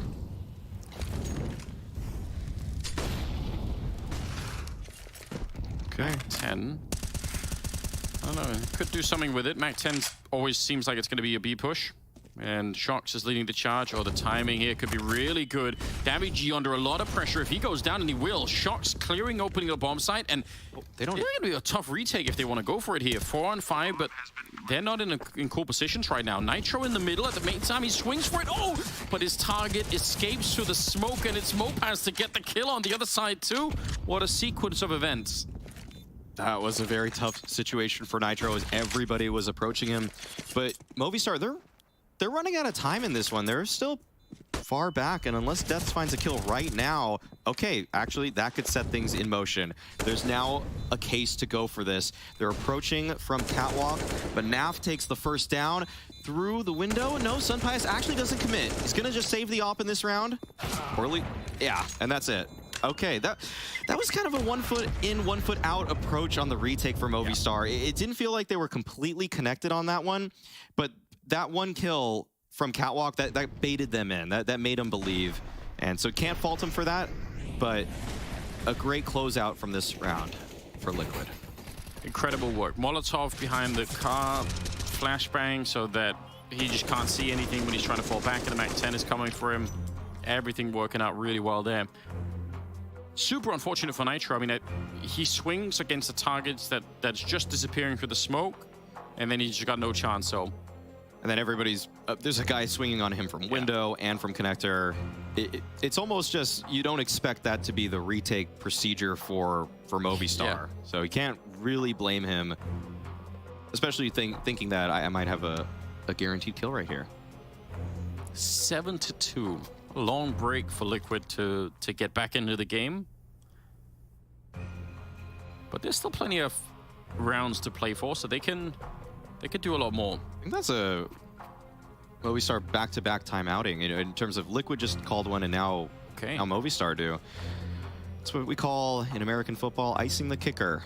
You have your play ready to go. You got everybody's warmed up. You think that now's the time, but then the other team says, "You thought." Yeah. Think again. kinda throws you off just a little bit. Yeah, it throws off your timing. Because it feels like you were the one in control of the pacing of the break. Yeah. And then they take that from you. Just one of those mental warfare pieces. And I guess usually, I mean, sometimes some of these breaks will come to an end with people saying, okay, let's go. You know, you get hyped up, and then you have to you're like, oh, wait, we're not going. Okay, we're going to sit down a little bit more. Yeah, that's interesting. Let's just see. 10th round is here. They need to keep going, because if they win this next round, Liquid, they inflict some serious damage to that Movistar economy, and everything is going to be a lot easier from there on out, and Liquid could have a real comeback in this first half, but this next round is going to be pivotal. And they're back towards the A side of the map. Kind of a classic triangular setup on the A defense. At least 2 of those positions could get smoked out, and it's going to be a lot of pressure on Sunpayas to try and basically play around that smoke to help out Deaths. Yeah, getting the standard A smokes coming out from Liquid. It's a little bit of a fake, though. It looks like this is... Oh, no, they are committing with it. They're sitting at the ramp, but they're just stopped by a Molotov right now. That's a great smoke from Sunpayas. Oh no, it doesn't hit the molly. It actually goes too deep, and he can't recover in time. A little bit of a recovery there. Death's getting at least a 1, but yeah, you're right. Maybe slight mistake. Alex is now also on the stairwell towards Connector, so he could try and help out. Still have 45 seconds, and Liquid are kind of waiting around to see if anyone's going to come peek them. Nitro flanking around. Great headshot to try and open it up. That was needed. Otherwise, they would have lost the round maybe already. Mopaz coming in with the Molotov on Nitro. It's all done. The defense holds. And Movistar, they avoid that economic collapse. Man, this is looking really impressive right now. The counter utility for Movistar is very good. I almost thought that Liquid were going to reset there because of that Molotov, but they just have to push after it. And in a way, Death's finding that single kill also. That's just massive. But Nitro couldn't find as much impact as I'm sure he wanted from that connector position, and DaVG as well. The rotations for Movistar were so quick in this round. That might be something for Liquid to toy with in the future, thinking that Movistar are just biting on these sort of plays as hard as they are. See if the mid-half adjustment comes into play, though, if Nitro comes up with that. Probably not this round, though. Not too much utility to go for any sort of fake or double pump. It also looked to me, which I don't necessarily mind, but it looked to me a little bit like Liquid actually, once they got out from the ramp and were hanging around Tetris, kind of called for a freeze. And you can do that if you think you can win the fight. If you think, all right, they're going to come peek and maybe we take some of that and then we can proceed with the march. But when you don't win those follow-up fights, then, I mean, you're just slow and you're not just kind of out of the open. So that also backfired. Oh, speaking of backfiring, down in the shadow, nice little double kill, but still probably worth it a bit. That's a shame, because if they could have kept that 3-on-3 alive for the bomb plant, would have been a little bit more interesting. Nitro and Neff, I don't even think they can plant the bomb right now. That's going to be very tricky. Yeah, this late in the round with no smokes, there's not too many options afforded to you. Nitro would love 1 kill here. Not going to happen. 9-2, Movistar. This is a convincing CT side thus far. They are handling these situations well. I will say they're not using a wealth of setups. We've basically seen a player under balcony on almost every single round. But hey, if it's working, why not? And you can see OC just completely pre-aimed it, expecting that fight exactly to come his way. Might be time for Movistar, when you're up 9-2, to just throw the playbook out the window, do something aggressive, do something different. It's exactly what they do. They just go right into Palace. This will throw Liquid off guard. Yeah, Naf might have heard it a little bit, but this is so cool. Because Liquid are obviously searching through their own minds, thinking about how to adjust this play, how to try to break the defense, and now instead it gets taken away from them. Whatever they wanted to try in this round, they're gonna have to try again. They just didn't even test if it worked or not. Oh, nice! Oh my God, that is quick, but he needs about 3 more of those. Just absolutely love that from Movistar. In terms of, oh man, the pressure. Good movement. Yeah, unrelenting though. When you're up 9-2 and you can just play with a round lead like that, it's really nice to throw something in the direction of your opponent. It's good kind of round-to-round theory in terms of playmaking, what options are afforded to you, the fact that you have the economic cushion that if you take some losses, if it ends up being a close, scrappy round because you made it weird for everybody, you're okay with it because you can weather the storm. 40 seconds. Typically, say in a round like this, to win it, you do need a mistake from an enemy. You need someone to mess something up. And you could tell from the positions the Movistar are in, they're not really giving him any of those mistakes. No. Alex isn't swinging to take any crazy fights. He's just waiting and saying, yeah, he's here. Everyone starts to rotate. Smoke is up, so at least there is a bomb plant. Oh, that was close. But he doesn't quite get it. So 10-2 in favor of Movistar. If OC hit that one, there's a reason to believe, because those other Movistar players were quite far away. But yeah, like you said, I mean, it was a relatively safe play to push out a CT at that point.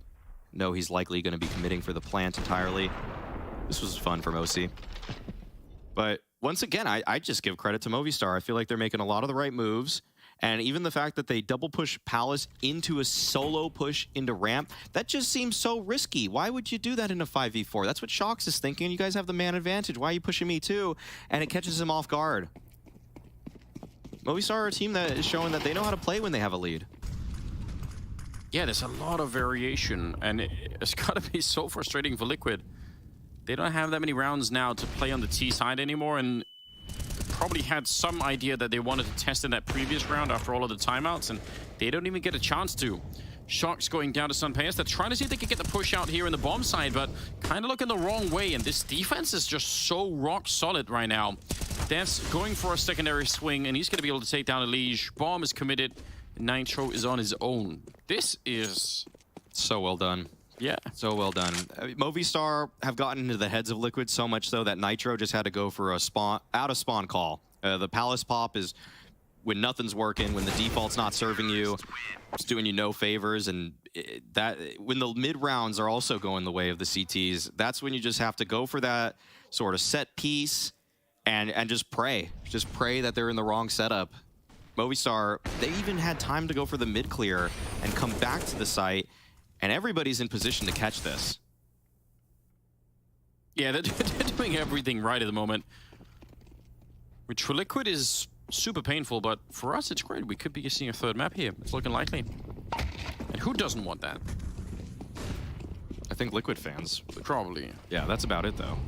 Even Liquid fans should want it. They should want this team to be tested on as many maps as humanly possible, so they can get all of the practice in, all of the experience playing with this roster. It's going to be tough to sway the fans of that one. Probably.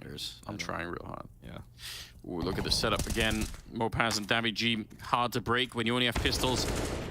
1 Mac 10 Shox. It worked the one time, but he doesn't get to go to the window jump. Nice headshot. That'll do something. But Mopaz, I think, trying to play this one smartly, knows that as long as he's alive on the bomb site, it creates an avenue for his team to come help him. Oh. Now that he's got downed instead, you could tell should be some space here for a bomb plant for Liquid. Quick flank again for Alex. It's so fast. It's so early. The bomb's not even planted yet. He's already here. Oh, it should be good for 1 kill at least. Oh, whiffs the spray, but able to recover just in time. The rest of his teammates are flooding the bomb site. Nap in the 1-on-2, going for the jumping tech. So close. Just needed one of those bullets to land, and then he's in a very, very possible 1-on-1. But Movistar put themselves up 12-2. Who'd have thought this would be the outcome of the first half? Such a brilliant opening to this map, yeah. And that's, again, those fast flanks, you're right, they didn't even plant the bomb and he was already in position. The fact that he failed the spray was a little bit funny, but it doesn't even matter at the end. Sunpayas is 14-3. And Death has got 17 kills. Both of those are A players.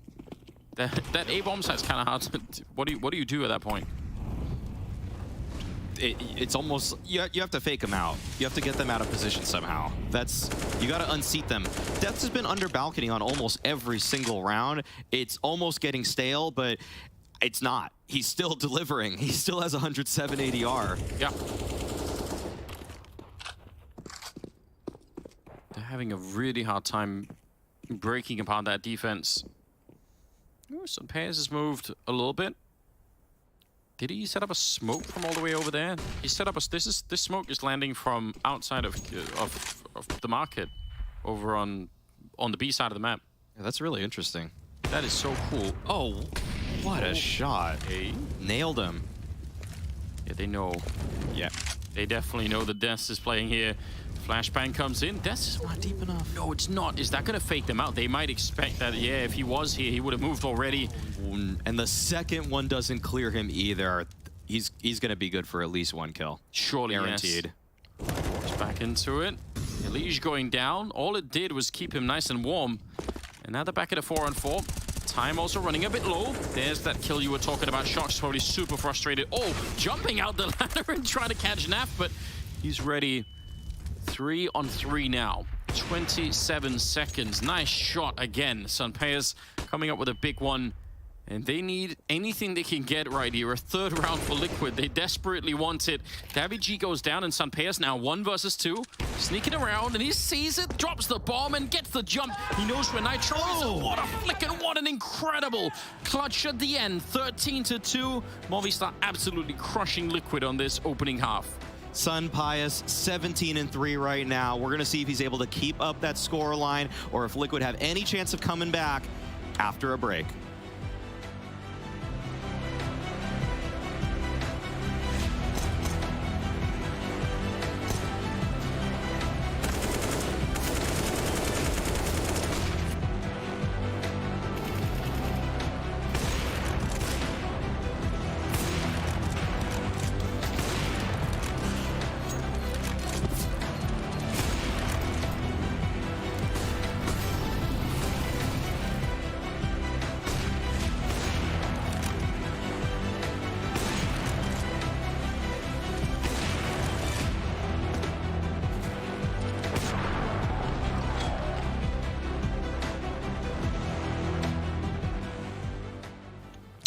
Adrian is a major part in our team, I'd say. He kind of like leads practice a lot. He likes to break the ice with conversations and stuff like that, so he's super good in that department.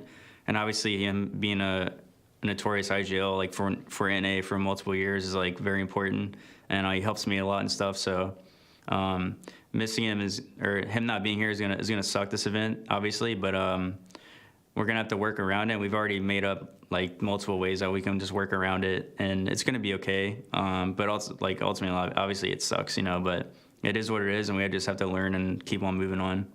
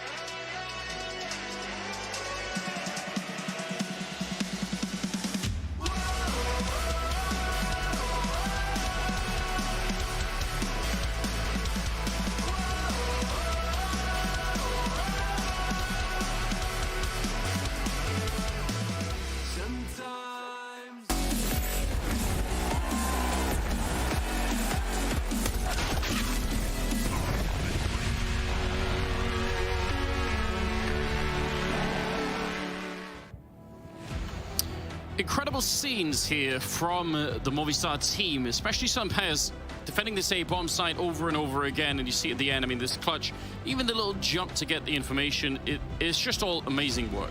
The confidence at the end to go and face Nitro, even though there's only 10 seconds left, it's something we didn't get on map number 1. It's something we got from OC. Looks like the players they're trading secrets, how to have the most possible impact with that AWP.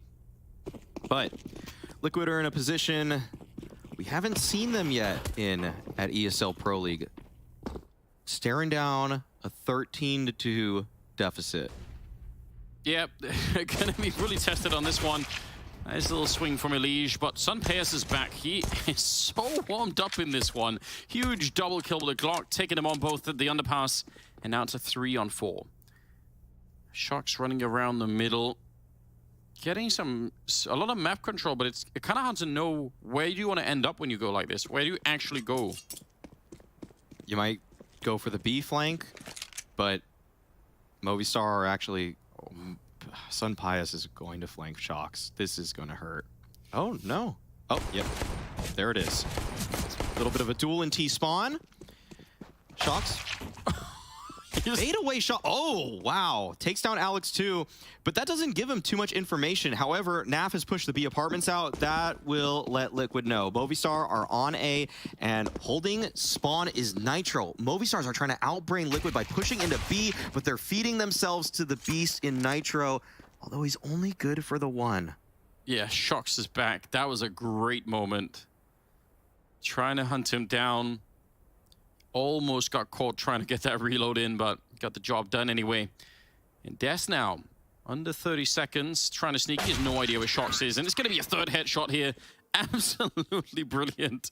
And they win the pistol round, although no one's been able to win the 2nd round, as we mentioned earlier, so far in the first 3 halves of this game. So we'll see if Liquid can be first to that. They kind of need to. 0 conversions. Heku fed us some information from the sidelines at halftime that Shox said, you know, stuff happens. We're going to come back 14-0. He's doing it. That is the attitude, isn't it? Oh, yeah. Sheer confidence from Shox. He's been here before. I'm sure you've seen him come back from something like this before, Anders. Oh, no doubt. Yeah. No doubt. Those those early days when it was basically an IP on top, but obviously very games, kind of the second in command for a lot of that time. So yeah, they had their moments. Yeah. 17th round, and just the 1 deagle on Sunpass. But the way they've been playing, I can respect that. You should go for the deagle in a game like this. Give it to him. All right, that's it. Well, it's gonna at least be recycled. Okay. An expected cleanup from Liquid. Yeah, good job. One small step at a time here. That is really the mentality to adopt. 13-4. Elige has been not shy to praise Shox. Actually talked to him about Shox's contributions in the post-game interview he did yesterday with Heku. He wanted to talk about how much Shox is bringing to the table. And when I asked Elige about some of those details, it's all over the place. It's so many different factors in and out of the game. I don't know if I fully would have expected that necessarily. It's just hard to. It's kind of a little bit hard to say what you get when you move, especially a player like Shox, who's played in the French scene his entire career. So sort of move him out and have him join a North American squad like this is definitely that's a huge mix-up. Kind of hard to know, I think, what you're going to get at that point in time. So a lot of people are just going to be reeling from the culture shock of having to move and to play with players from a region he's never really had to mess with before. But if he's able to have a little bit of if he's able to shift the culture of Liquid, then maybe it doesn't even matter what environment you throw Shox into. He'll make it his own. The fact that it's working, I mean, as early as it seems to be, is in itself, I think, super interesting. I have like probably some internal runway in my own head where they're like, whenever I see a team like this, I think I have some time that I want to give them. I don't tend to judge teams based on like the first couple of months of openings. Like I want to give them a little bit more time to figure it out. But when it works this quick, it certainly is exciting. A couple of good kills going the way of Liquid in this round so far. Shox swinging back. Yeah, he had the idea that someone would have been down there trying to catch Death, and the timing is so good. He's doing all the work right now. Double kill before he goes down, but It's bought so much time and space. 20 seconds left on the clock here. Oh, okay. At this point for Liquid, you're at such a deficit in terms of rounds. Money might not seem like an object, but it still can play a factor in the game. You definitely just want the best weaponry and utility you can in every single round.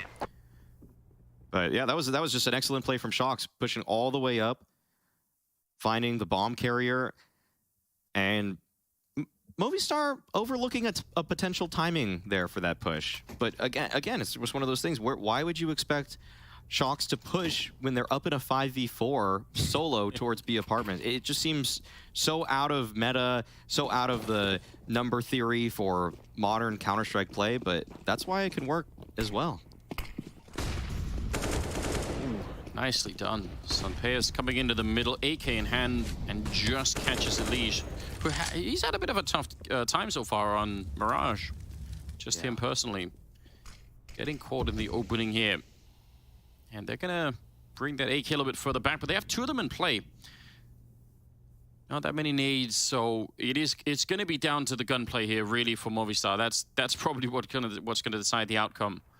And Liquid, see if they can slow the game enough down that clock is really gonna make a difference. Oof. That's a hard clear. Yeah, it is. Not particularly action-packed. He just crept into the line of sight, but fair enough.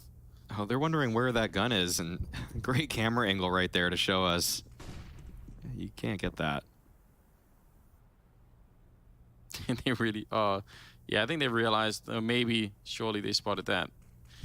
4-on-4 though. They've got Alex into the window. That's a good place to be. Davy with a headshot, taking down OC. Is that going to create a bit of an opening? Down in Shadow, Nitro's on his own, and Neff can't really get there to help him out. 38 seconds, it's all on Nitro to defend it, and he's going to be going down. They actually managed to find a way. I'm so surprised. Liquid going down one at a time with no real chance for any kind of a refrag in any of those moments. This is a really strange round for Liquid. Just playing separated enough that Movistar were able to pick them off one by one. Shox, he's still doing a great job, but this is too tall of a task. And Movistar set themselves up. Round number 14. They're looking to map number 3 already, Anders. This is looking dominant from Movistar. We were talking about how these teams were unable to convert any of those second rounds after winning the pistol. Liquid finally does it, but then they lose a round like this. Yeah, that's... I don't know.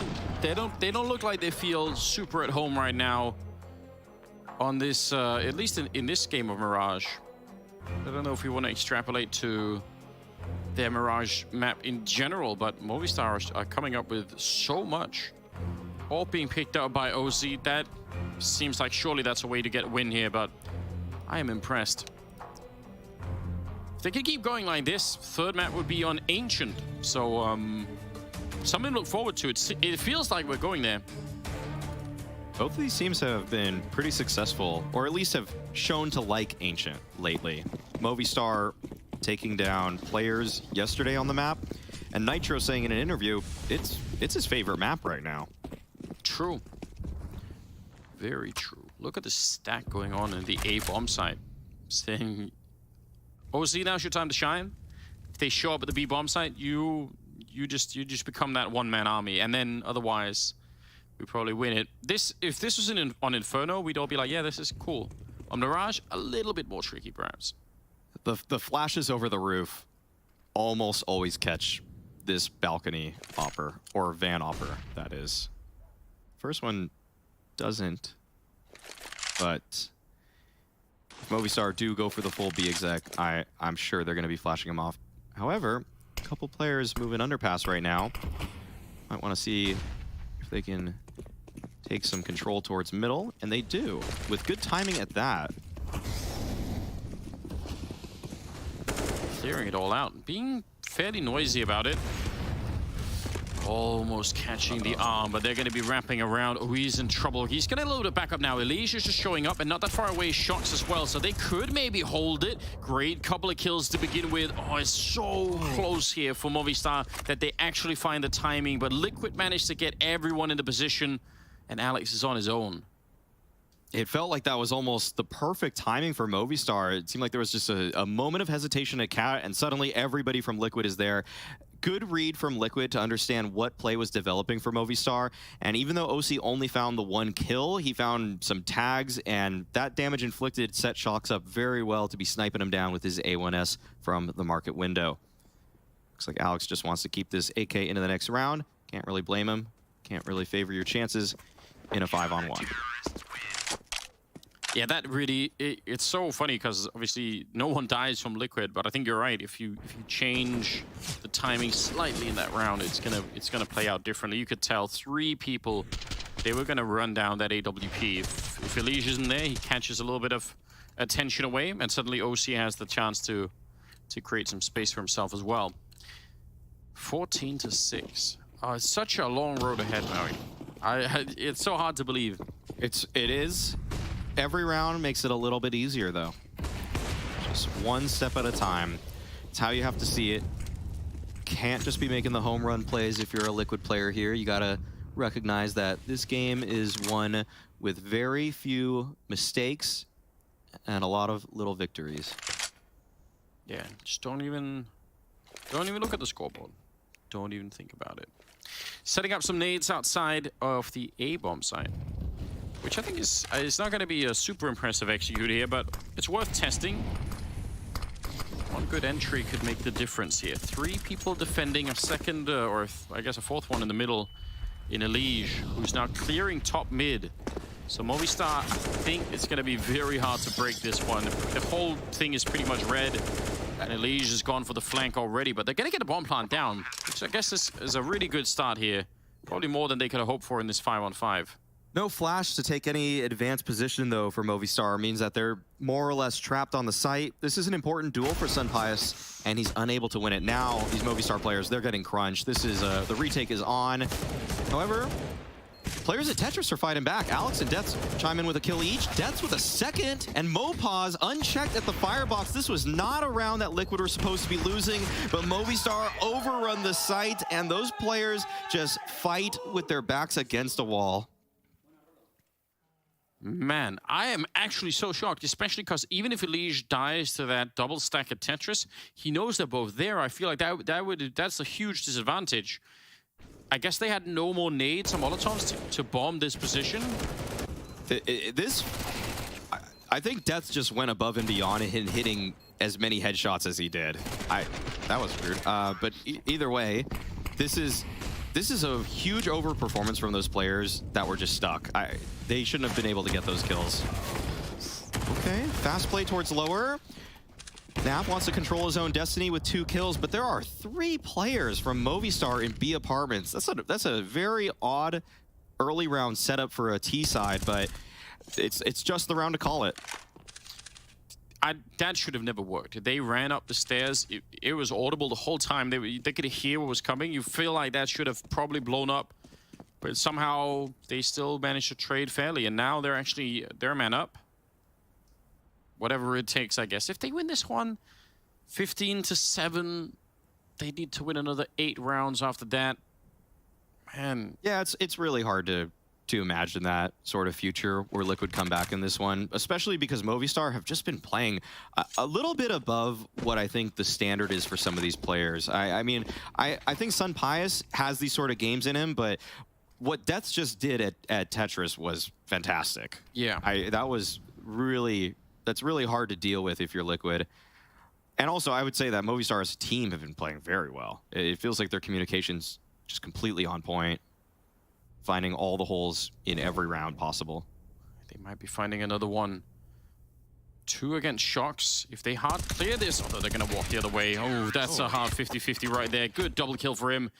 Whew, was a moment. If they would have got him, they could have got in and got the bomb down, and it would have been an interesting 2-on-2. But now instead, 23rd round. They have some money to work with, but... Let's see a half buy on a couple players. Yeah. Sunpius could afford the Hero AK. Okay, Hero Galil. That's a little bit more financially responsible. Yeah, just a couple of upgrades. But still, those are weapons that Liquid will have to deal with. And with how unpredictable these Movistar players have been, it actually feels like this is just as possible as any other round. Yeah, they've been surprising us over and over again. Some pairs trying to move forward, trying to beat the timing. Shock's jumping over, and that is absolutely brilliant. He saw that window, and he didn't hesitate for a second. Does go down afterwards. Elige trying to create a bit of space. That nade is going to land right on top, and it'll blow up Mopaz. Unfortunate. Oh, if they could have made it down and beat that timing against Elige, would have made a huge difference. But now they're weirdly boxed in. This is an interesting duel for OC to take. Oh, he looks right in time. And that's the bomb down. Yeah, Dets is in a very poor situation. Although OC doesn't know exactly where he is, they will soon figure it out. Although there's a double flank going on. Alex is now making his way underpass. And this may catch OC off guard. Oh, he's too aware. He is too aware. Well done. And Elige pushing at the same time. Yeah, super cool. Nice triple for Elige. 15-8, 24th round. Sunpairs at 24 kills, Deaths at 23, so it's pretty top-heavy between the two of them right now, which is definitely impressive. But they're going to be able to buy in this upcoming round, so Movistar going to keep on the pressure. They just need one round out of the next 7, and they're good to go. They go on to play Ancient. The real pressure, I feel like, always sets in when, if Liquid get to those, like, 12, 13 rounds, then and you start to realize, oh, wait a minute. Once it hits 11, you know you don't have many opportunities left to close the game out. But Movistar should still be playing with a little bit of freedom here. Some individual liberties will be taken in a round such as this, because you know you just have to make that one winning double kill. And Mopaz starts things off very cleanly. Doesn't even have to risk too much in that. Just the single duel being won against Elige. Elige, not always been the cat player for Liquid. In fact, he made it his home in Connector, was one of the top Connector players in the world, but Liquid have decided to change it up lately. He is now solidly set at that position, and they like Naf as a con guy. He takes a lot of duels, he wins a lot of duels, and they like the activity of Elige at Catwalk. As the meta has changed according to Liquid, they think that it should be the cat player who's most active on the map. Okay, but it could be a little bit of an adjustment for him personally. Yes. Nitro throwing out a really well-timed Molotov. That is actually pretty devastating. Only 30 seconds left, and pretty much holding back 3 or 4 members of, well, at least 3 of them there coming out from Movistar. Now for the good headshot on Damage. He swings for a second one, and he shut down this offense entirely. OC comes in. And Alex, he wanted to be late in that attack to try and see if he could shut him down, but it's not going to happen now. 10 seconds on the clock, and 1 versus 3. He's going to be shut down. So 15-9. Nice. That Molotov is, like, it just slows down everything so much for the incoming attack. Yes, yes. And we see Naf playing the same position that Deaths was playing in that first half. This position is starting to feel very meta right now, that you can avoid a Molotov from there, and it still serves as an off angle for these players coming out of the ramp. But nice collapse from Liquid. They set up some very clean crossfires at A. Do you think it's going to be fast, Maui? Look at what they have. I think they wanted it to be fast. That Molly slows them down. They have some nades to work with. They're going to set up an exec here. This is a classic round to win, I feel like. Again, all it takes is really one strong headshot to begin with, and the whole defense could collapse. Naf playing it pretty close, and the grenades started to rain in. They've let go of most of them, and the counter nades, though, do hurt them quite a bit. Molotovs and HEs landing on that ramp. Nitro trying to do a bit of damage, and yeah, they're going to be able to slow it down. Opening kills, going the way of Liquid, and that's everything they could have hoped for here. Oh, that was probably the last chance for Movistar in that round. Alex needed to get that kill, but yeah, good counter utility once again from Liquid. Movistar going for what seemed to be a standard A exec, and just a simple shutdown for Liquid, one that I'm sure that they've drilled many times from multiple positions. Get caught off with an exec. What do we do here, guys? Bing, bang, boom. Done round. Yeah, it looked, there was no stress. Even on Naf, who was kind of falling back, he was like, yeah, I know exactly where I want to be in this bomb site. Yep. Okay, we're getting closer round for round here. 15-10. That'd be so devastating for Movistar if this goes to overtime. Ooh, miss smoke and spawn. Yeah. Awesome celebration. It's kind of like showing how rich you are. Like if you're in the club and you're pouring champagne into the drink. I don't know. You're busting out the Moet. Exactly. That's when you know. You're living a life of excess. Counter-Strike, not too many ways to show that. But smokes, it's one of them. Okay, top con smoke. Movistar could find some position, but there's actually a counter nade from Liquid that makes this really awkward for them. And Shox is even throwing another on top of that. Alex beats the timing on it, and this is going to be an interesting smoke fade battle. Yeah. Does he know on the other side? He's certainly looking for it. Nice win for Elige, and Shox is there on the follow-up. They win both the battles to begin with. Naf trying for a third one. And Mopas will take him down, but still, they have lost a lot of the map. And with Nitro playing this far forward, I mean, even if you take the A bomb site now, you're going to be inside of the bomb site planting the bomb without control of apartments. That's the worst feeling. Yeah. There's so many angles you just cannot play if there's a person still in the palace. So, Movistar recognizing that. 20 seconds. They make headway towards B, but yeah, this is a save, actually. It is indeed a save. They are done with this one. It looked like Mopaz sort of did a classic there, he was like running back through T-spawn and going to check if someone was going to come look for him after the footsteps, which that actually feels so good if you do that in matchmaking. If you little sound bait. Yeah, bait people out like that. Yeah, fake reload also feels pretty good when you see a guy just run through a smoke because he thinks he has an opportunity. But you know what it says to the person that fools that person? That the loser of that fight is desperate. They need to catch him with an off timing. Do you have any pre-made binds for that, Mo? Like, I feel like that's something that I'm missing in my game. That's something I used to have. I have one that like a chat bind that goes to all chat that just says Twitch, my Twitch channel, and I say space learn from the pros. Just as soon as they get fooled. I like it. The best is to use that against a pro. All your just extra BM. I was gonna say all you're getting is like hate watchers at that point in time. Oh yeah. Like, oh yeah. All right, that's good. I like it. 15-11. You said around that 11th round is when you start to feel just a bit uncomfortable. Yeah, but Movistar just have likely 2 more gun rounds. If they get a bomb plant, it could be 3. But yeah, this is where your opportunities begin to dwindle. And it looks like they're setting up for a very simple B split. Oof. Trying to catch that. daviG going down. OC, that's a very, very dangerous jump. Mopas still, he wanted to make his way through the same smoke that daviG tried to beat, and he gets killed from a different angle. So now it's a 3-on-5. And that is super unfortunate. Not getting that mid control, which... They might just want to save. Yeah, I think they might want to save with 1 minute and 10 left. It's hard to justify this when you couldn't justify the last round. But I'd like to see an attempt at a mid retake or a contact play somewhere, given you have a bunch of rounds, but nothing's even on the TV out there. They couldn't even group up to enjoy a moment like that. What's on the telly, as they say in the UK? Do they? They call it the telly. Oh, they're gonna go save in the apps, aren't they?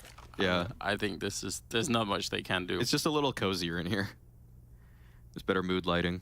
Pillows as well, I've noticed. Yep. They're nice pillows, some ferns or whatever it is that's growing out here. You can relax. Yeah, that door does look like a little entrance to a jail, but yeah, like those don't look too bad. It looks like they've been slept in a few times. Yeah. And when it's kind of wrinkled like that, you know, people have been using it, and that makes a couch feel better when it's worn. That's a good point. Yeah, like new shoes or something. You need to step in them for a little bit. Right. Exactly. Well, they're looking stressed. They're not looking relaxed at all, to be fair. So I'm not sure this particular kind of therapy actually worked on them at all. But 15-12. This is something that I always think about. Say you have 15 rounds on the T side and you lose 7 or 8 in a row. that can be done in a bunch of different ways. So like if you lose those rounds and you don't even get to test whatever it is you wanted to test, you kind of can't write them off. You have to go back to that. If you lose them and you at least say, well, we tried something and it didn't work, well, then we can cross it off the list. And I feel like that's what happens in some of these rounds where they sort of die in middle and you say, well, whatever, they look like the plan was some sort of pinch through catwalk with 3 and B hallways, but they can't even test it. They don't even know if that would have worked because they actually died beforehand. They died so fast they never could even execute it. And they don't even have 15 rounds, right? They're running out of rounds to play with here. Yeah, this is one of the last ones they're going to have a solid attempt on. Naf is solo holding middle right now. There's backup. Ooh, that's cool. Yeah, now there's backup. Okay, Movistar, minute and 10 left, and it looks like they're favoring their chances with a late mid-take, but they only have a single smoke and 2 flashes. This might just have to be a dry approach, and Naf is here and waiting. Super scary. By the way, he's overtaken everyone on the Liquid side. He's actually top fragging for them right now. That's really bad news for Movistar, surely. And the fact that he would try and hold that to begin with on his own, I think is... he's got that mentality. I do love watching him play. Now, what is this rotation on the Liquid side? Maui, help me. I'm confused. They want to see if they can retake mid. They think Movistar have it, but Movistar, they're 5-manning out A right now. Single smoke towards what seems to be top con. That might be the answer for Movistar. They've got the kill on a CT, and now Nitro, he's right there in the smoke. Flash to help set him up. And this is an important duel, and Deaths wins it. Oh, Liquid. They wanted to play at a much deeper level. You're right. They wanted to try and go for that mid-crunch. It doesn't work out. Instead, it's Movistar taking the second map, 16-13. Liquid kind of tripping themselves up a little bit here at the end. Just a little bit slow on that mid retake. Otherwise, a fantastic game played by Movistar. They let Liquid back in it, though. I will say this was closer than Movistar or any other fans would have wanted. But we're going to hear the breakdowns of the desk, how this all went down after a break. You're going to want to hear it.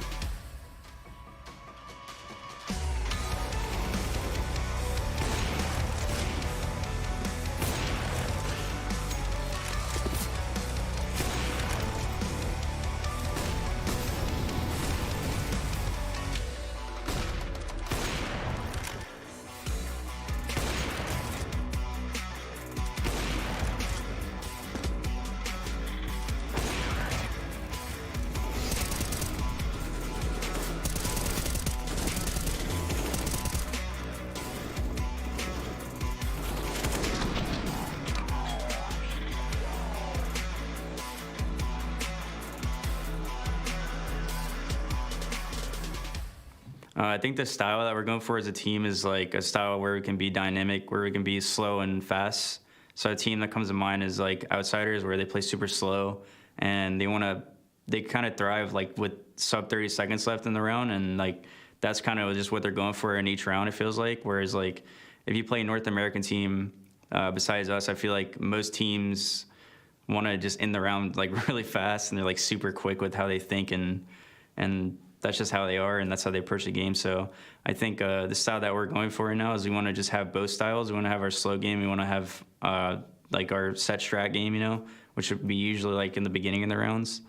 So I think that's just the main style that we're striving for right now.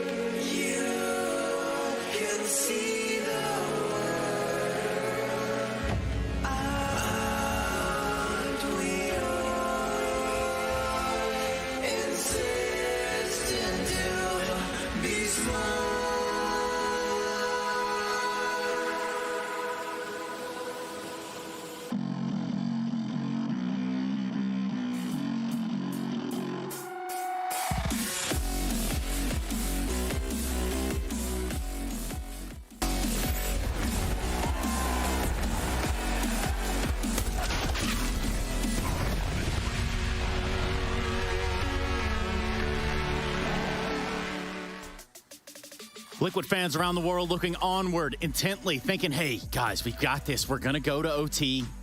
No, I'm just messing with y'all. It ain't happening like that. No, sir. I got Kasad Yanko here to tell you all the dirty details in which Movistar Riders take us to a third. Kasad, right out of the gate. Holy moly. Something about cannoli. Telling you, Movistar Riders and Mirage, they get along really well. And it's all based on that confidence from the first game they got against godsent. And I believe they've been individually making the right decisions and, you know, playing very confidently. But Liquid, I mean, it's connected to what Nitro said in the interview, like they want to play dynamic, slow and fast. I think they did just that, but you know, they were focused too much on their default. Around 7-2, 8-2 mark, you need to switch it up a little bit. You need to go to some sort of a trick play, some sort of execution, or a, you know, freeze time call for a strat or something like that.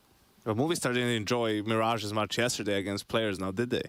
They didn't get along so well yesterday. So, all right.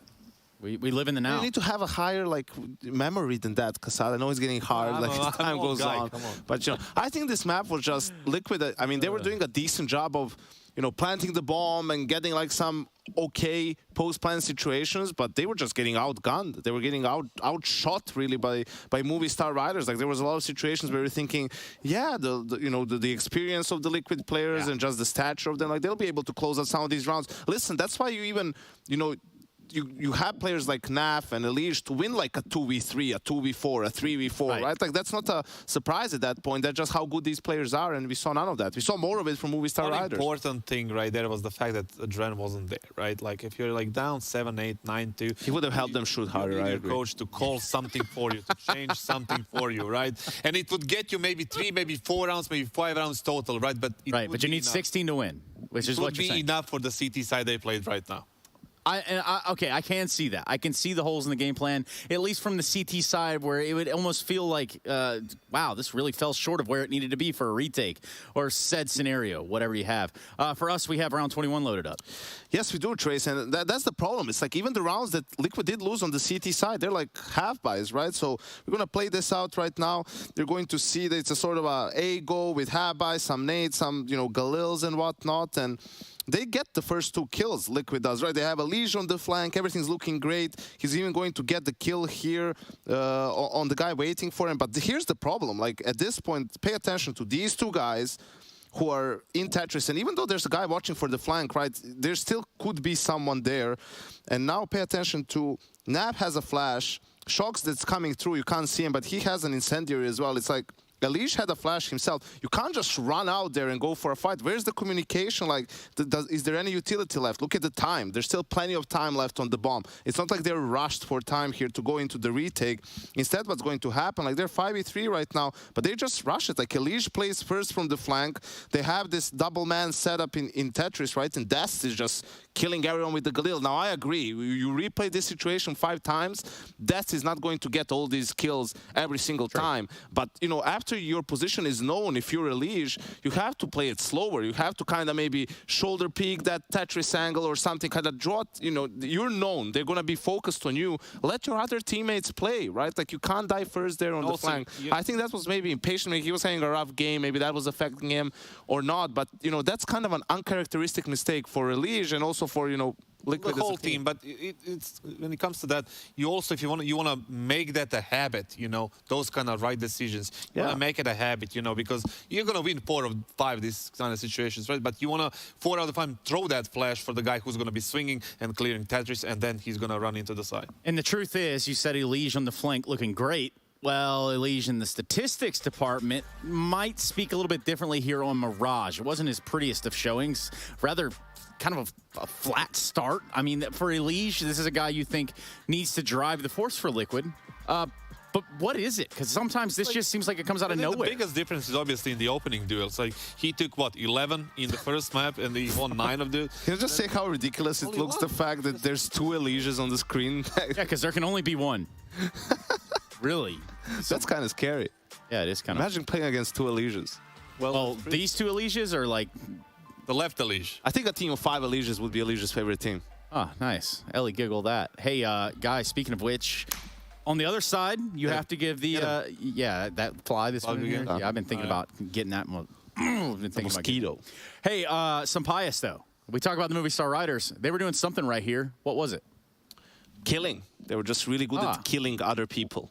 Nice. It's the fact that they are so confident, you know, overall, and it's not just the Mirage and them losing against players and winning against godsent. He just overall, he feels confident, even in the interviews that he's saying, he's just, I don't really care who is against me, you know, I'm just going to go do my thing and I'm going to opt them, right? And he's their best player and they need him, even especially in the third map. He spoke about how Alex is good in these decider maps, in like, he has like this great impact on this third map, but Sanpayas is the one who is, you know, delivering the highest impact kills next to Mopos as well.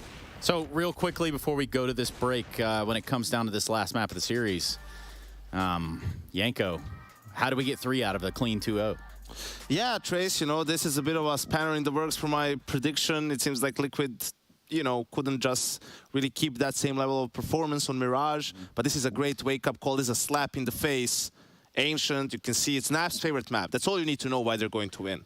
Yeah, actually, I can buy into that. Did you see how he used his opponent as a human shield yesterday in that pistol round? That was hilarious. That's how advanced Naf is. Look, he might look like he's a gamer. You know, he might look like he's tired. You know, he might look like he's a beard as well. So that helps. That's here. That's all a disguise, Trace. It's always on. My man's always working. It's always a Mirage. Or, well, I'm just kidding. No, it's not Mirage anymore. We're going to Ancient, ladies and gentlemen.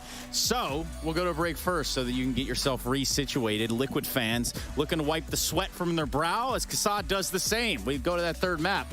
Be here with us when we return.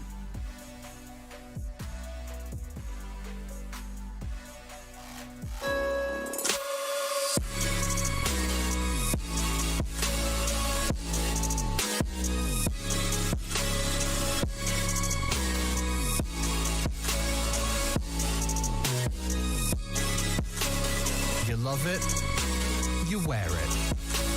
What's your style? Get your merch at shop.eslgaming.com.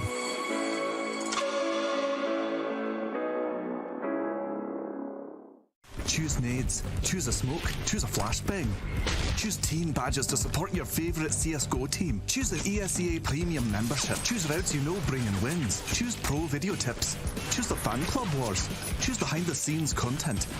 Choose good grades. Choose guns you know you can shoot right. Choose bingo. Choose the equipment you know is going to get your team the win thanks to heat maps. Choose the CSGO Hub Premium. The complete package to help you and your squad achieve all your CSGO goals. My favorite map in the current pool is probably Ancient because I feel like it's a map where it's not dated like the other maps, and it's a newer map. So like a lot of the time you're going to be seeing new stuff in the map and like new strats and maybe new grenades. Whereas like you look at Dusty and the map's just been around forever, so there's like not too much meta changing stuff on that map. But I think Ancient is really cool because it's just a newer map, and it's a map that we got all the guys to try, and we've been having a lot of fun on it, and it's just a cool change of scenery, really.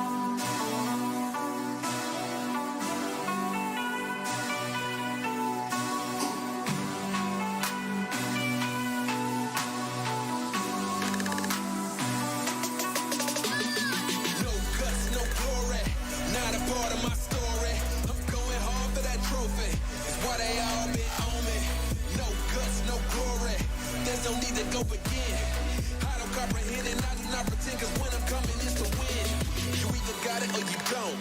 You either bought it or you won't. wanna give it everything, or you wanna cry about a soul. I'ma say it from the jump. Mama ain't raised a chump. Mama raised me to persevere if I'm ever here in a slum. Cause nobody starts at the top. You do your part and you better buy. Working hard each and every day, even though some days it get hard to watch. But you gotta trust the process. Grind hard, don't you ever quit. It's a must, you see the progress. Gotta ball till you get it hit. They can never do what I can do, cause they on the same stuff. If you doubt me, then I'm coming to show them what I'm made of. Yeah, always showing your integrity. Yeah, if you want it, I'ma let them see. No guts, no glory, not a part of my story.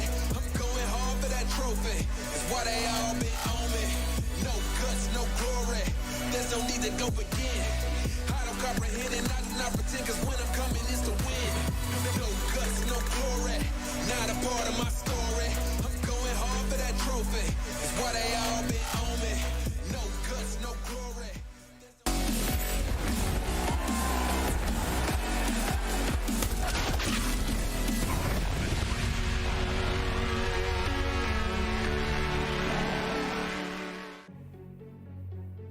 Ooh, bit of a surprising twist to this best of three as we got to the third map on Ancient. Movistar playing incredibly well on that second map. I mean, it got a little bit closer at the end, but Mirage still, they managed to take it. And now here we are. Liquid going to be playing Ancient. I'm excited. Movistar, we already know they play this map pretty well.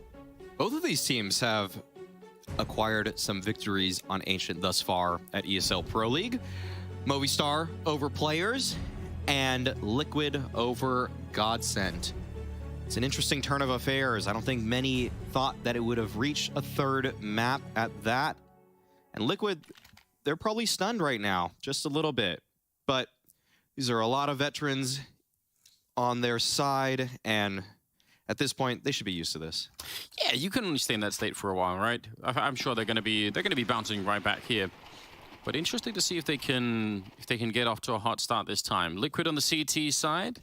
And Movistar on the T side, already grouping up outside of the B bomb site. Going to be taking in control of that cave. They're running and throwing flashbangs. They're not slowing down. I don't think they're going to slow down. They keep going. Quick flank from the middle, though. Oh, and wait a minute. Is that going to be in time? They catch Mopaz. Oh, that's very, very awkward. They needed to be in his bomb site and get the bomb down before Liquid show up. Elige with a... Oh, wait a minute. Everyone checking. They're not seeing it. Alex executing 1, 2, and looking for the third. Knife is out. He stabs Elige in the corner. He's still alone, though. He has to try and ace his way out of this round. The bomb is planted for him. He's doing a little bit of damage, but running out of bullets, and now they're going to come for him. Oh, and the knife doesn't obviously work at that range. What a shocking start. After that highlight, you think Alex surely wins the round for him, but it was just one event among many, and Liquid were able to find the victory. This is impressive, though. And the thing is that with Alex finding this knife right here, he has a lot of money to work with. They found the bomb plant. He got a knife kill. There will be multiple rifles coming out for the side of Movistar Riders if they elect for that option. And I really would expect that they do.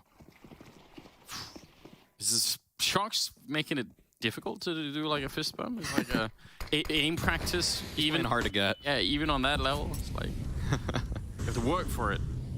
Okay, well, that was not the start that I was expecting. But we'll take it. Couldn't have written it. No. Miss Smoke at what should have been the doors for Liquid. It's a missed piece of utility that will afford Mopaz a little bit more space than Liquid may expect he would be taking. But Movistar looked to be going for a late mid-take. Should go to the Cubby, onto Elige. How's he gonna fight out? Oh, he's in a tough position right now, and he's burned to death. The flash was just a little late from Nitro, and it may have even blinded Elige. At least he couldn't see the flames that were burning him alive. So he doesn't know if he's in, if he's out. Like, it's actually saying like it's a full experience of getting burned and being blinded. Yeah, that might be how real fire is. It's not entirely possible. Oh man, in the middle, they actually grouped up all 4 members of that Liquid side, so a little bit interesting. Gonna go for a flank. What a catch, though. Deagle's out. Sunpayas doing a lot of work right there. Also spotting out Nitro. They have 25 seconds. I don't know why they're bringing the bomb back. That does not seem like a good idea. 20 seconds. Mopaw's making a lot of noise. OC quells that threat. Naf behind the bomb site now. He has a lot of work to do, but Movistar, they might overlook him. Why, I don't know why they would have guessed that he was here. Oh, what a headshot, though. 9 seconds, a double kill for OC. He's going to start to fall back around the corner, and he has to go for the bomb plant. He can't. He's going to get caught, and now the round has been won. He can't win it. Oh, no. Wow. Movistar, they had the round, but because they caught the flank and even caught the second player trying to flank them there, they just felt like that's it. We need to fall back, but they needed to commit to that A-bomb site. Those extra moments of hesitation were everything, and OC comes up huge. Understanding the timing so well in that sequence. He catches the player as he's going for the split. In a crossfire with Naf, he's able to find 2. And right here, this peek, it may seem risky to some.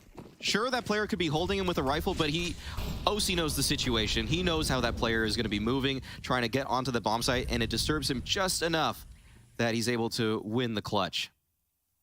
That was about to be another second round conversion, without a doubt, but Liquid managed to make it work. Elish holding back here, MP9 in hand. Not going to wait for any more kills. He's still going to get the double.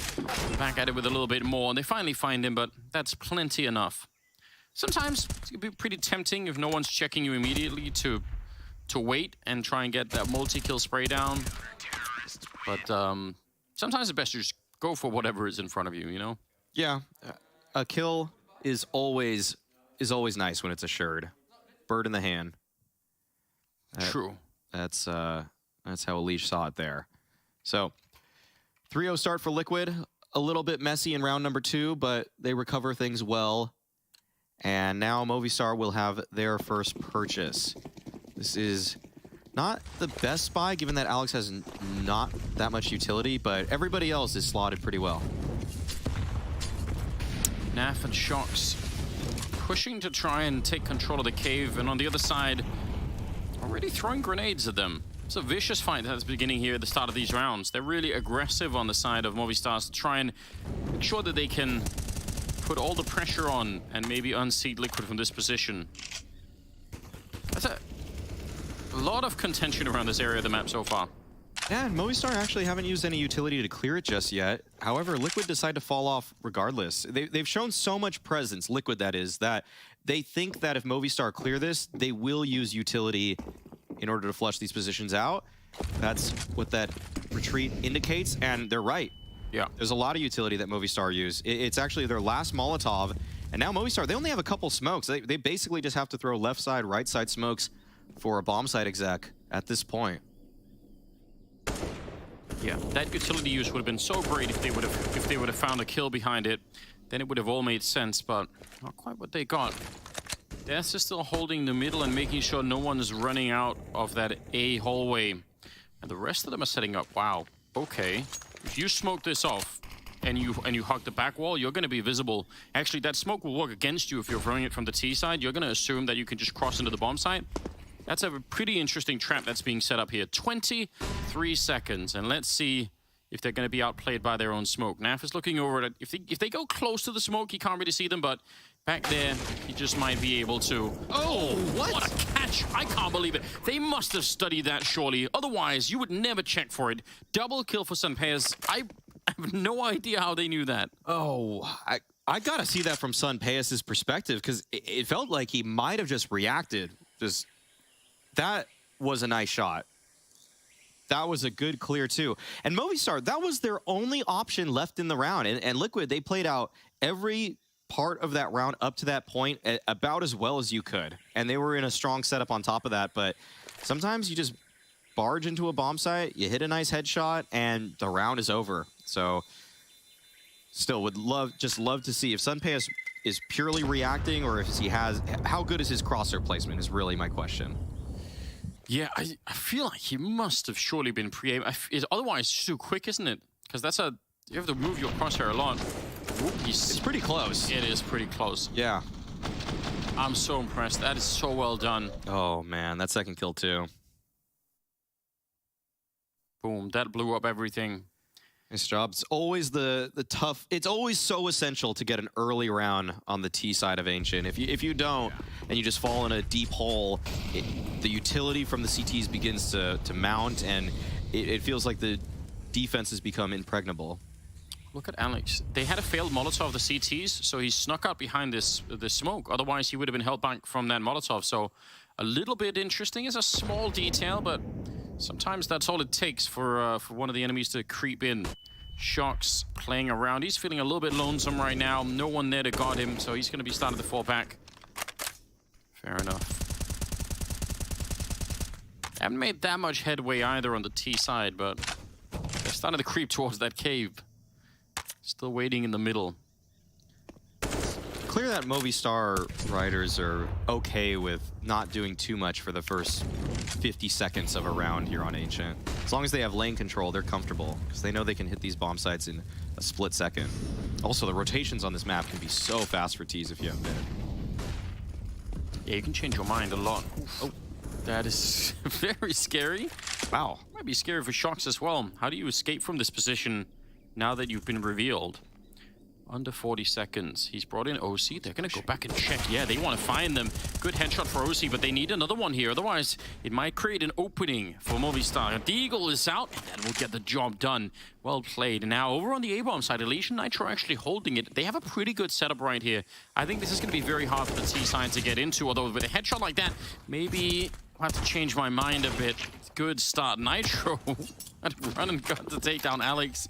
It's going to be a bomb plant at the very least. Oh, no. I take it back. Nitro stops that process, and it means Deaths is on his own. There's nothing that he could do. Great triple for Nitro. That is impressive. That was essential for Nitro. That round should have been Liquid's for a lot of it, and in that last moment when a Liege falls, things get a little bit dicey, but great recovery from Nitro. He's a player that definitely had his hardships at the beginning of this Liquid roster's formation, but he's definitely coming to his own as an individual. Seems to be back to being a full-time Counter-Strike player. And says Ancient is his favorite map currently. Yes. Because it's new. Because it's new. That is the foundation of his liking it. I like that attitude. I think that that's how you should approach life. It's a fun way to... something new. Yeah, I like it. I like it. Yeah. It's good.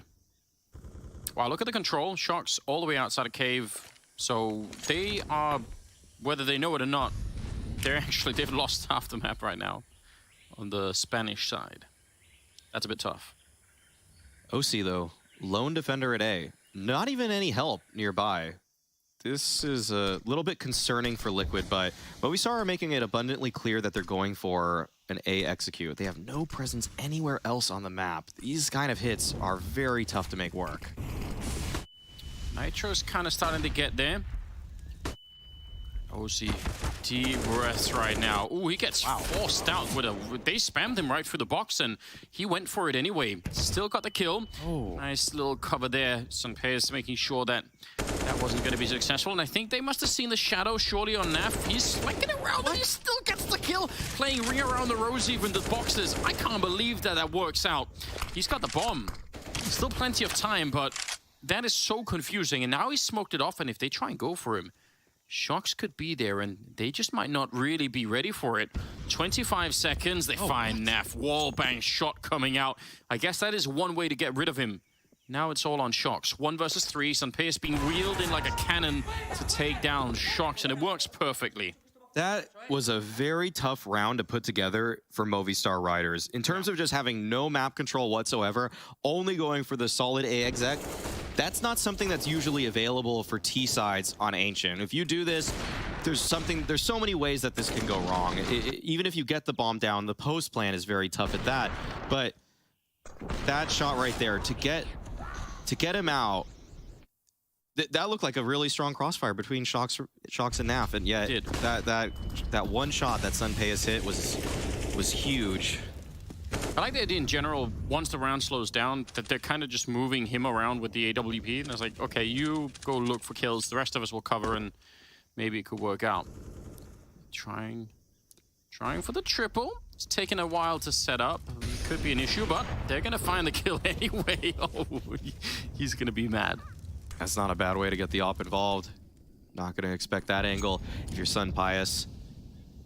So 5v4 advantage, but the weaponry still favors Movistar Riders in this. Just upgraded pistols, MP9 on NAF, and of course the op on OC. So Movistar Riders, with how strong their site execs have been and how good they are at trading, they seem perfectly content with this situation. They'll just exec onto the bomb site with the utility that they have, left, right smokes, molly for pocket, and here we go. Shox, he's playing really far forward here. Sometimes if you get lost in the smoke and they walk past you, it just becomes a crazy roulette. No one has any idea what's happening after that point in time, but they're boosting on the other side. Oh, they're walking up right behind them. The timing not working out for Shox this round, and they're going to go for the bomb plant. Oh, the smoke's faded, though. Yep, that's unfortunate. Lige is going to catch the headshot, taking down Alex here. It's still a 3-on-3. I don't know. OC, he's still in play. I don't want to doubt him anymore because he's been playing so well with this AWP, but it is a risk to go for a retake like this. You could give away the AWP.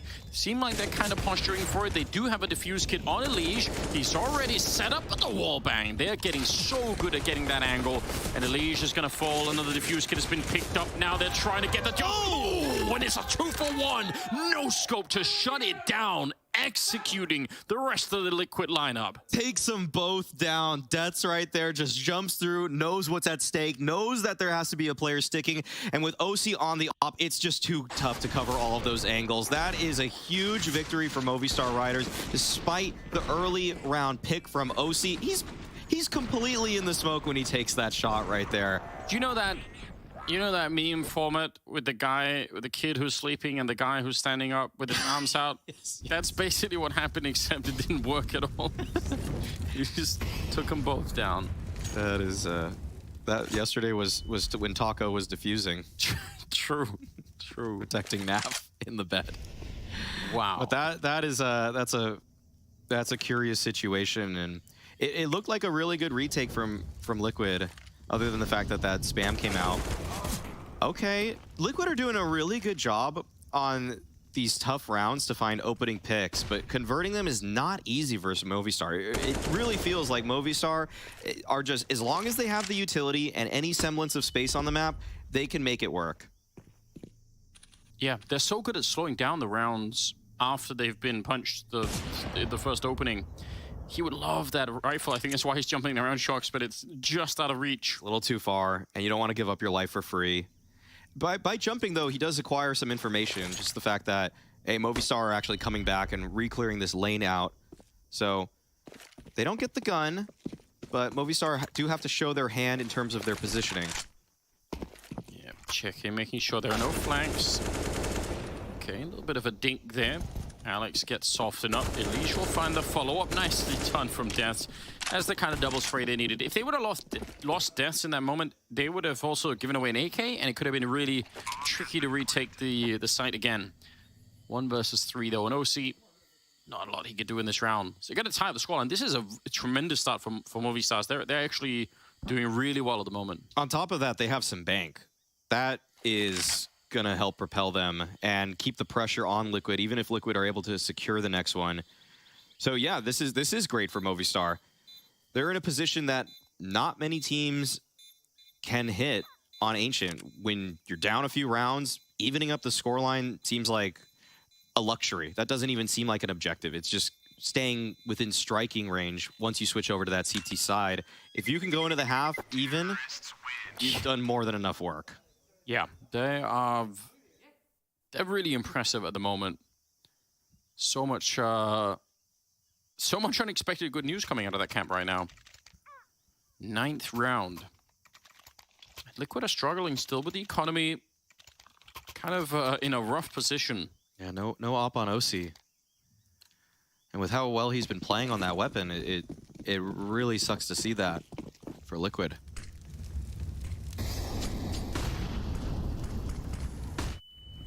Exchanging the common grenades in the middle. And kind of posturing outside of the B bomb site. Wow, it's 3 CTs in the middle now for the side of Liquid. So they're looking for a bit of a follow-up in case Movistar were going to try and do a slightly late take at the middle here. Wow. Opaz is 1 bullet away from death. Good utility damage on him early. Movistar, they're just holding their ground. They are very comfortable playing the first 50 seconds of the round and not acquiring almost any space. They know how to still win a round with just 60 seconds to play with. Yeah, clearing out the A hallways now, which is basically right next to T-spawn, so haven't really made a lot of progress on that side. 50 seconds. Starting to get into middle slowly. Utility is dropping a bit low on the CT side, so I guess that's one huge advantage of the clock running down, is that Liquid don't have nearly as many nades. And Movistar still have a lot of them to play with, so they have the mid control. Oh, look at it outside. Yeah, they're going to start to push. Shox and Naf checking that part of the map and not finding anyone. This should be a bit of a warning, and they're going to realize now, yep, something is happening. A little bit of a setup there. Good tray, though. Alex able to take that one in return. And Nitro is playing inside of the smoke and deaths. Unless he bumps into him, how is he going to know? Nitro's thinking about it, and he might have spotted the gun barrel there. And with the kill that follows it up on OC, that might just be the round here. 7 seconds left now. They're going to get the bomb plant down just barely. That's a very, very close round. But I don't know if Liquid... They might even be... I mean, these rifles are super valuable right now to them. They're still thinking about it. Naf is just so low on health. And with no smokes, it's so hard to justify this. There's a kit down, and Naf, that'll be a parting gift, but Movistar, they take the lead. This team is so comfortable with not doing anything for the first 50 seconds of a round here on Ancient. With a minute left, their playbook is vast. They've done B hits, mid to A hits, just A hits in general. This team has a good grasp of the map, and Liquid, despite the fact that it's Nitro's favorite, they're stumped right now. They're having a lot of difficulties in terms of finding multi-frags to stop these Movistar late round hits. Really, really impressive.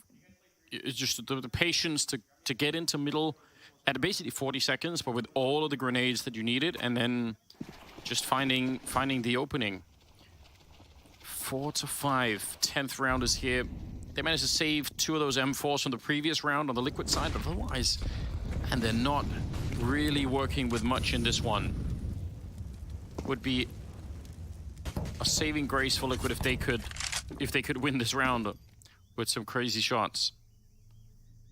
It almost feels like they need something like that to lift their spirits up, because Movistar have been tactically outplaying them. Yeah, I can safely say that. Oof. Oh, that's one. That's a start. The Liquid have had man advantages before, and Movistar still find ways to fight back. But Shox, he doubles up. A second kill makes this very dire for Movistar all of a sudden, especially with Nitro's advanced positioning towards A. He's just providing so much information for his team. And Davig still making a case for his team in the cave. Nitro's now pushing forward. He's tired of waiting. Alex is in donut deaths. The bomb is right there.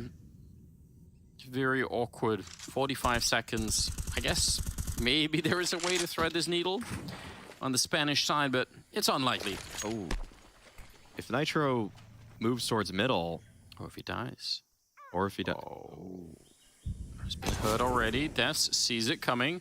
But that's also going to surely give the game away. Surely they realize something is up. Alex, though, is in CT spawn. That's a hard position to clear that he's in. And Nitro, he's waiting and just buying a lot of time. He finally goes down. Oh, but they've rotated past. Yep, Alex has already let one of them through. Waiting for a second one. This is such a huge play. 13 seconds on the clock. He's going to pick up the one, and he catches OC as well.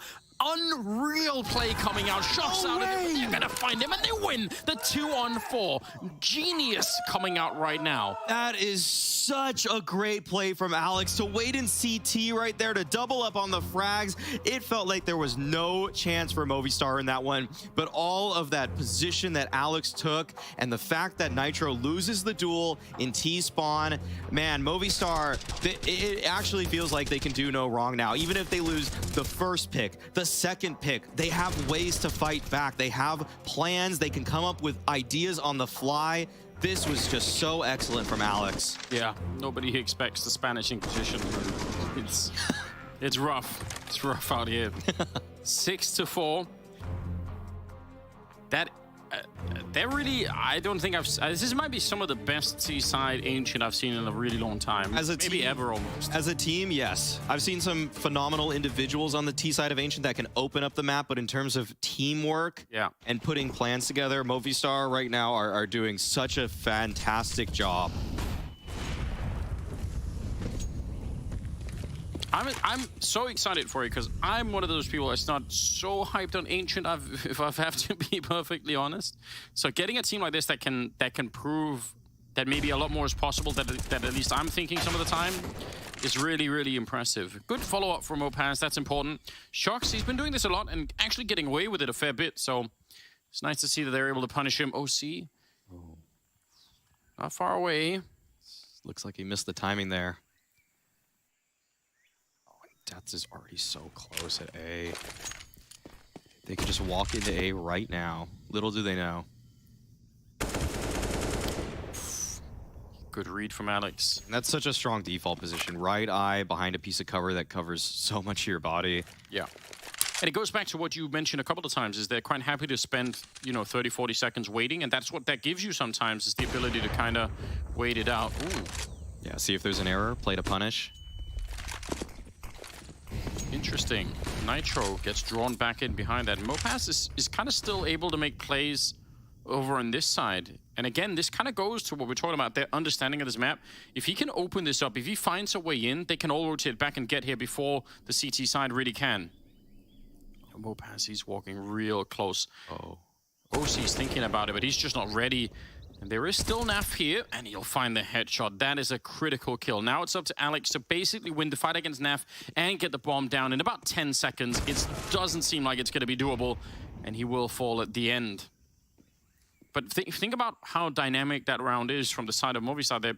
They're practically on the A-bomb side, but one opening on the other side of the map, and they would have been able to get right back there. Yeah, if they just won that singular duel on the long side player, that could have changed everything. But Liquid, they're able to recover. Movistar once again making their first move around the 55-second mark. It feels like that's definitely part of their game plan. Just maybe exercise a little bit of a lane pressure, but make the real point of attack known only after a minute has gone by. But they might change up the pace here, though. Looks like they are. Yes, they're going to try. Oh, that's a lot of damage. No kills from behind it, but it's still a big issue. That's a confined space inside of that bomb site. OC's going to find Mopaz. Bomb will be planted here, and Shoxy's still in the cave, so they're kind of all being pressured into the bomb site. Death is there to make sure that if there's a flank coming that way, maybe he'd catch it, but this might be a very hard bomb site to hold for Movistar in spite of the fact that they have the plant. That smoke, though, came down very late. That's going to burn a lot of the clock for Liquid. Oh, yeah. Yeah, I don't think you can jump on that box, actually. Yeah, this has already burned half the clock. They got to hurry up. All right, speed behind it. Yeah, listen to the time. It's already so far ticked. 1 or 2 more kills, and this might be doable. Alex trying to buy that time. Yep, someone has to get on that bomb right now. They're throwing the smokes on top.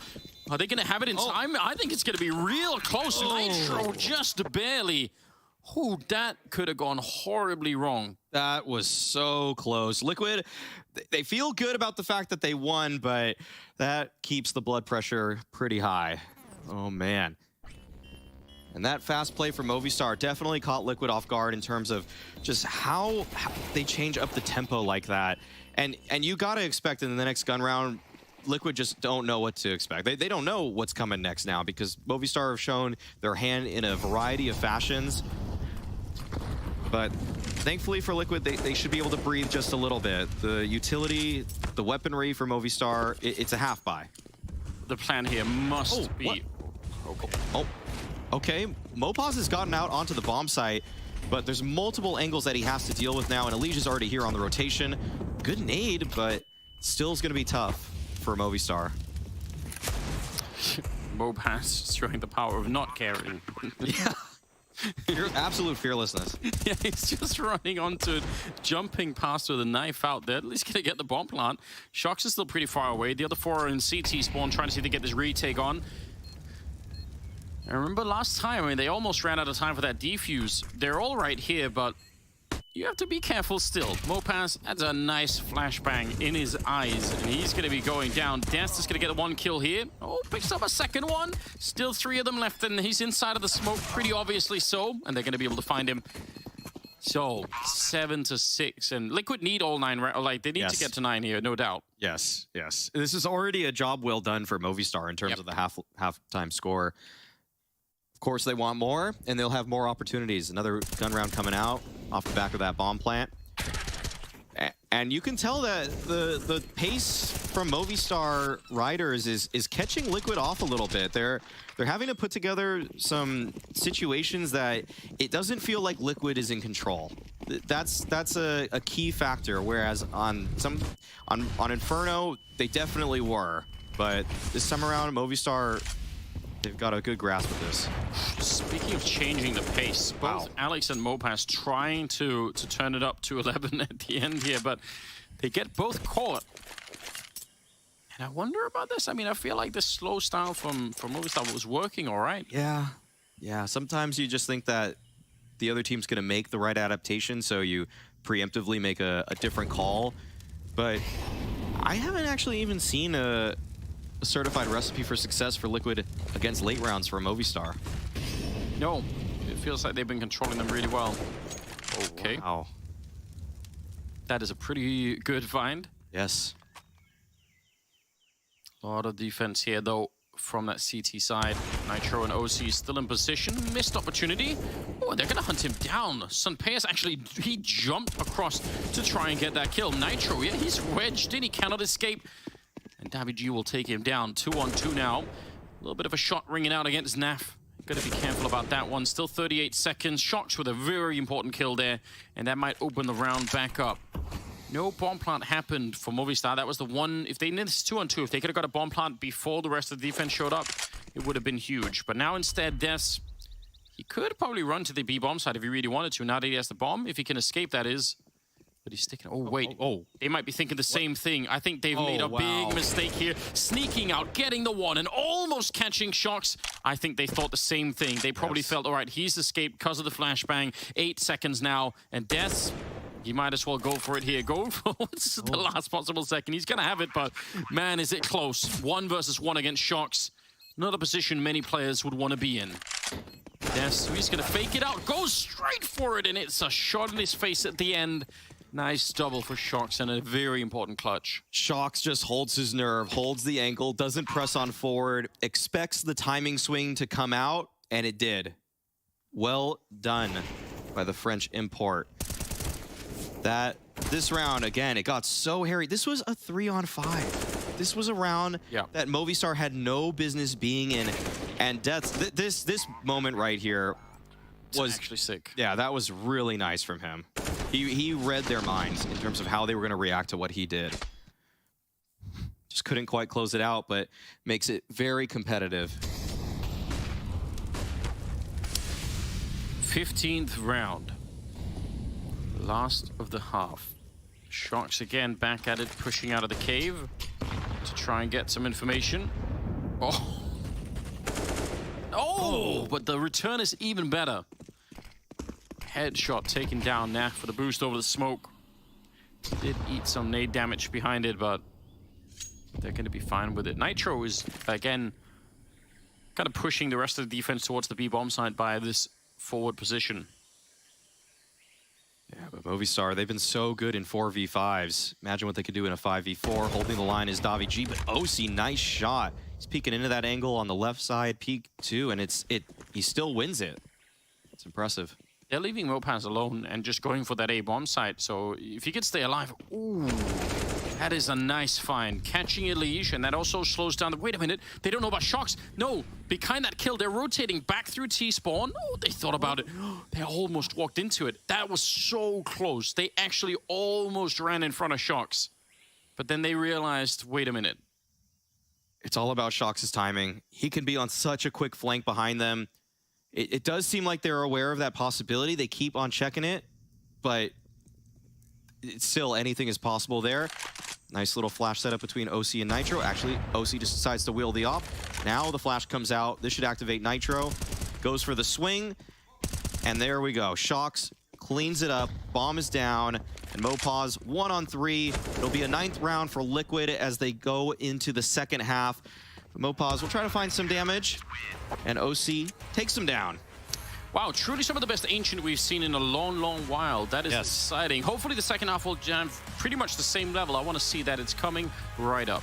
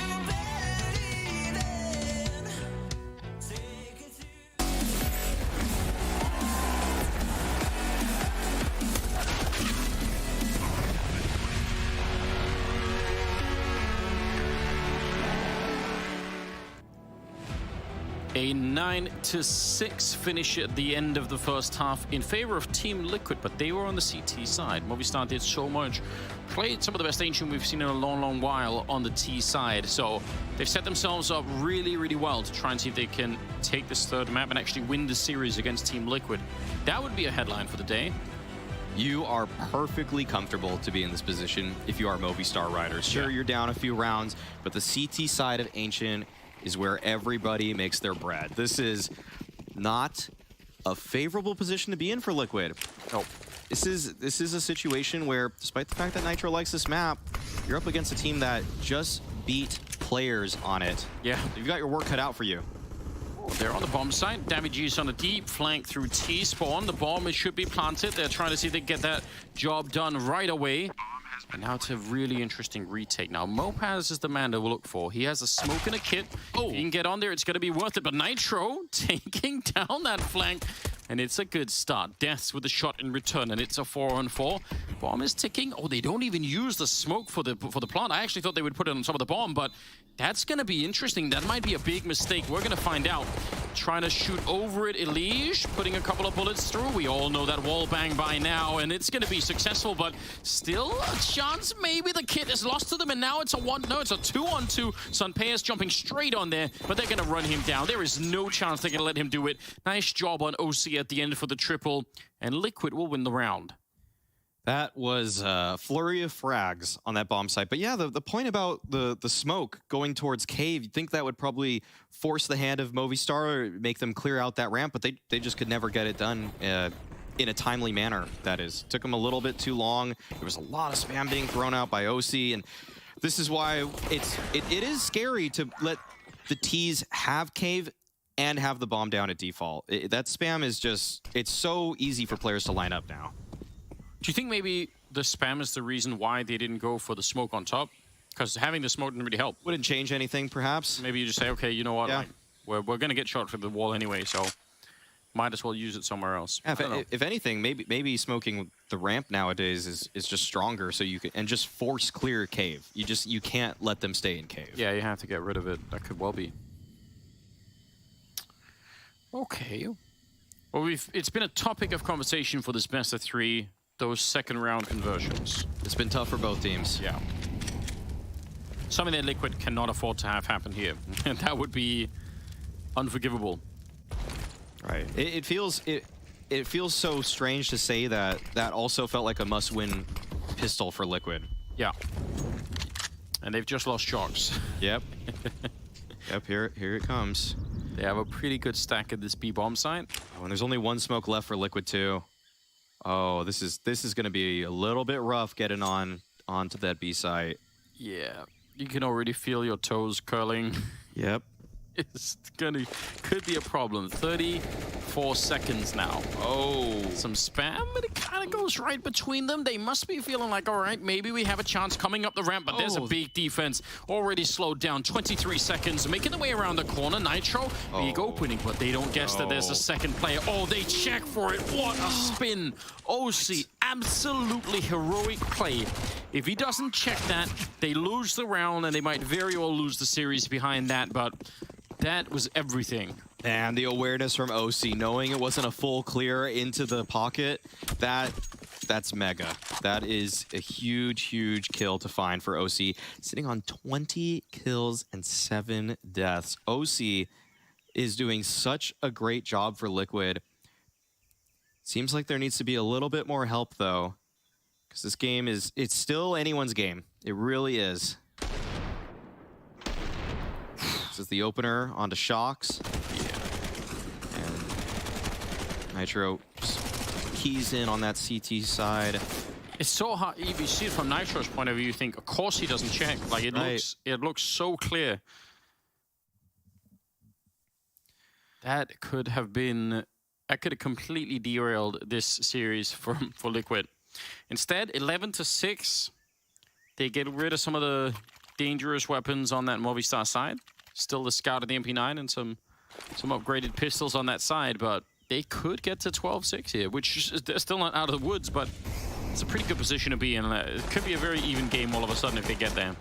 It definitely gives you a nice cushion. Yeah. But not as nice as the ones on Mirage, maybe? No, not the ones in Palace, no. Not quite. Those ones are real cozy. Premium cushions. Yeah, 10,000 thread count. Oh, is that a thing? It's lavish, yeah. Thread count is it's essential. Just more threads per square inch, the finer. I'm not up to date with that LA lifestyle that you're living. I just go to IKEA and buy cushions. Like I'm both fans playing real close. He's low on health, but that CSET 75 is still dangerous. If they just a little bit carelessly walk around the corner, they could have still died to that, no problem. A little bit of damage there. Sunpayas, I don't know if certainly now it's desperation. Fire everywhere around him. Damage maybe, almost certainly should have had that kill on Nitro. Yeah, it feels like it. But the aim punch really hindered his chances. Liquid making a nice mid-round to get to A, as there is nobody protecting that bomb site. Alex will be late on the case. If you can get one, that'd be nice. But, oh, okay. That's actually a nice shot, but shouldn't be good for anything else. So Liquid will put themselves on 12-6 advantage. Sunpius does have the scout right now. You don't want to take that into the upcoming round, so it wouldn't hurt to be a little bit aggressive with it. Although the armor is nice, actually. He probably is going to just drop the scout anyways, and saving $650 is, I mean, you got to be responsible like that. Don't just go buying 8,000 thread count pillows for no reason. It's just is that where you really need to spend your $600. Maybe I'm talking to myself. That's that might be my interior monologue coming out. It's really amazing. I'm still not sure if this even exists as a concept, so I'm trying to figure out. It does. It feels great, actually. It's like almost like silk when the thread count's that high. No way. So not that quite. Hold on. If we do a blind test, Maui, and you'll definitely feel between the low thread count and a very high thread count. Okay, but if we put you down on at 1,000 thread increments, could you tell the difference? Like, no, that's didn't know. I feel like we need a real study on with a drastic one, yes, but 1,000 thread increments, I'm not sure. Okay, I'm not sure. I've learned a lot today. I'm happy about that. Yep. He definitely upgraded that scout into an AWP, and OC found that out the hard way. 4 on 5 to begin with. It looked like they wanted to put some pressure on that A bomb side, try to get in there really early. We saw how that worked earlier. I think Mopass was the one making the jump, like just straight in there with a knife out. So I mean, you can beat that defense sometimes if you get close enough, but they got stopped. With how many defenses set up early, 3B, 1 mid, 1 donut, it's not even a bad option to just try that. Just feel it out. See if keep the other team honest. Keep them on that A site at least, because it can actually be conditioning for the future. But there's a player right here. What a clear by Naf. Okay, that is swift. Shox doesn't want to test his luck through that smoke, though, and that's a wise decision. Keep it a 4-on-4. Leash still hanging around outside of the A bomb site, so it's one of those scenarios where it feels like Movistar would have wanted to put Elige into play if they were controlling him on this position to try and see if they could create another opening. He's kind of grouping up towards middle instead. Still 40 seconds on the clock, and Alex right up close. They're going to have advanced warning. So Payers has started to get back to the bomb site as well. That's a bit of an issue. Oh, nice clear again. This time it Shocks to take down Alex. And now it's a 3-on-4. Sub 20 seconds almost now as they're trying to see if they can clear the bomb site. Bit of a crossfire. Death gets one, and the AWP is in play. This is absolutely perfectly timed. That's just such a natural crossfire of Ancient B site. That is a good rotation over from Sunpius. Don't just sit behind the smoke. Get into position to help his teammate out. Deaths and Daviji end the round with a kill apiece. But that wasn't the worst starting for Liquid to find a 4-on-4. This clear from Nav is simply perfect. It almost feels like he shouldn't have expected a player to even be there at that point in the round, but he knows what's available. He knows what's not. Yeah, they played it. It worked out really well right up until that point. If Death doesn't get the kill, then they can focus on avoiding the AWP. But as soon as that happens, it kind of all goes right out the window. 12-7. Liquid still able to buy a course. We'll see. I think Movistar, they've given us maybe a temporary false sense of how much you could get done on the T side. Yeah. But it's entirely possible that Liquid are going to get shut down. Yes, yes. And one thing that Movistar were doing such a good job of on their T side is that they almost, despite the fact that they would play very passively for the first minute, they almost always had lane. And Liquid are actually playing so far back, they don't even have eyes on lane right now. So they might have to use a little bit of utility to clear this out. No, they just walk out, actually. So that could be dangerous. At least hides their intentions. There we go. Liquid, 50 seconds into the round, they go for their mid-clear. So a little bit ahead of the Movistar schedule. We'll see if they're able to convert just like Movistar did in the last half. Bomb still a little bit further back outside of the B bomb site. But again, this forward position on that AWP means not only could you get a kill, but you could... They're going to fall back from it. I like that idea, though, because you get a kill, you fall back, you reveal their intentions. It's actually accomplishing so many things all at once. 30 seconds now. Grenades are raining down. It's pretty much all of the standard nades. Naf is hiding inside, and is he gonna go on the reload? Not quite. Down to 20 seconds. They're cutting it so close right now. Follow-up grenades going over. They have a couple of flashbangs left, but that's it. So they need to get in here and get the bomb down. 10 seconds on the clock, and they're trying to see if they can get it working. That is really scary. If anything goes wrong in that moment, they're going to be out of it. Still bleeding a couple of players here, and it's a 3-on-5. Yeah, Shocks first to contest. He loses the duel versus Mopaz. Just down to Nitro and Elige. There's no utility, but Elige is able to find one. He's stuck in the cave right now, and he has a wealth of players to deal with. Only gets one more. And Movistar are successful on the retake. Shows a high level of confidence that they pretty much let them have that whole bomb site. I mean, they did get smoked away from it, but you could have tried to challenge it, but they're like, no, it's fine. Let them have it, and then we'll win the follow-up here, and they certainly did. Yeah, and one thing that Movistar were so good at doing in the first half that just happened to Liquid is that it felt so rare that they would take casualties on the bomb site itself. If they had to trade out to get onto the site, that's one thing, but after the bomb's planted, they're usually just hightailing it out of there. They like the post-plant positions from cave, from the ramp, and Liquid, they get caught. One player in transition as the smoke is fading, and then Naf goes for the swing from the default pillar itself. And those small margins, those small differences are where it seems like Movistar is coming out ahead. That being said, Liquid still do have the 4-round lead, but we can see that this is not any advantage. There's no advantage when you're on the T side. Yeah, not a lot has to go wrong right now for Liquid to really be in trouble. I mean, they still have the luxury of being able to buy, but even that party is going to come to an end if they don't keep putting the bomb down here. So we'll see. 4-round gap. All of them gravitated towards the B side. We've seen other teams that will be very aggressive in the A hallways. If you let them on the CT side, they'll sort of push out. So Movistar haven't really shown that yet, but Liquid, that's a potential danger when you put everyone over on this side. And at least if you're not rushing, if you're sort of standing still for a bit here. It feels like an all-in play for Liquid. They've already got their nades prime, a lot of damage being taken, and Movistar, they're just playing back. They're comfortable playing the retake, and Alex from the back lanes is able to find one. Elige does get the trade, but Liquid, they got to get this bomb planted soon, or the cavalry will arrive. Can they get away? Oh! Okay. 2 for 1. Sunpass making that AWP work. And OC, just nothing that he could do. Way too many angles. Another round. 9 on the boards now for Movistar. They're taking some steps closer right now.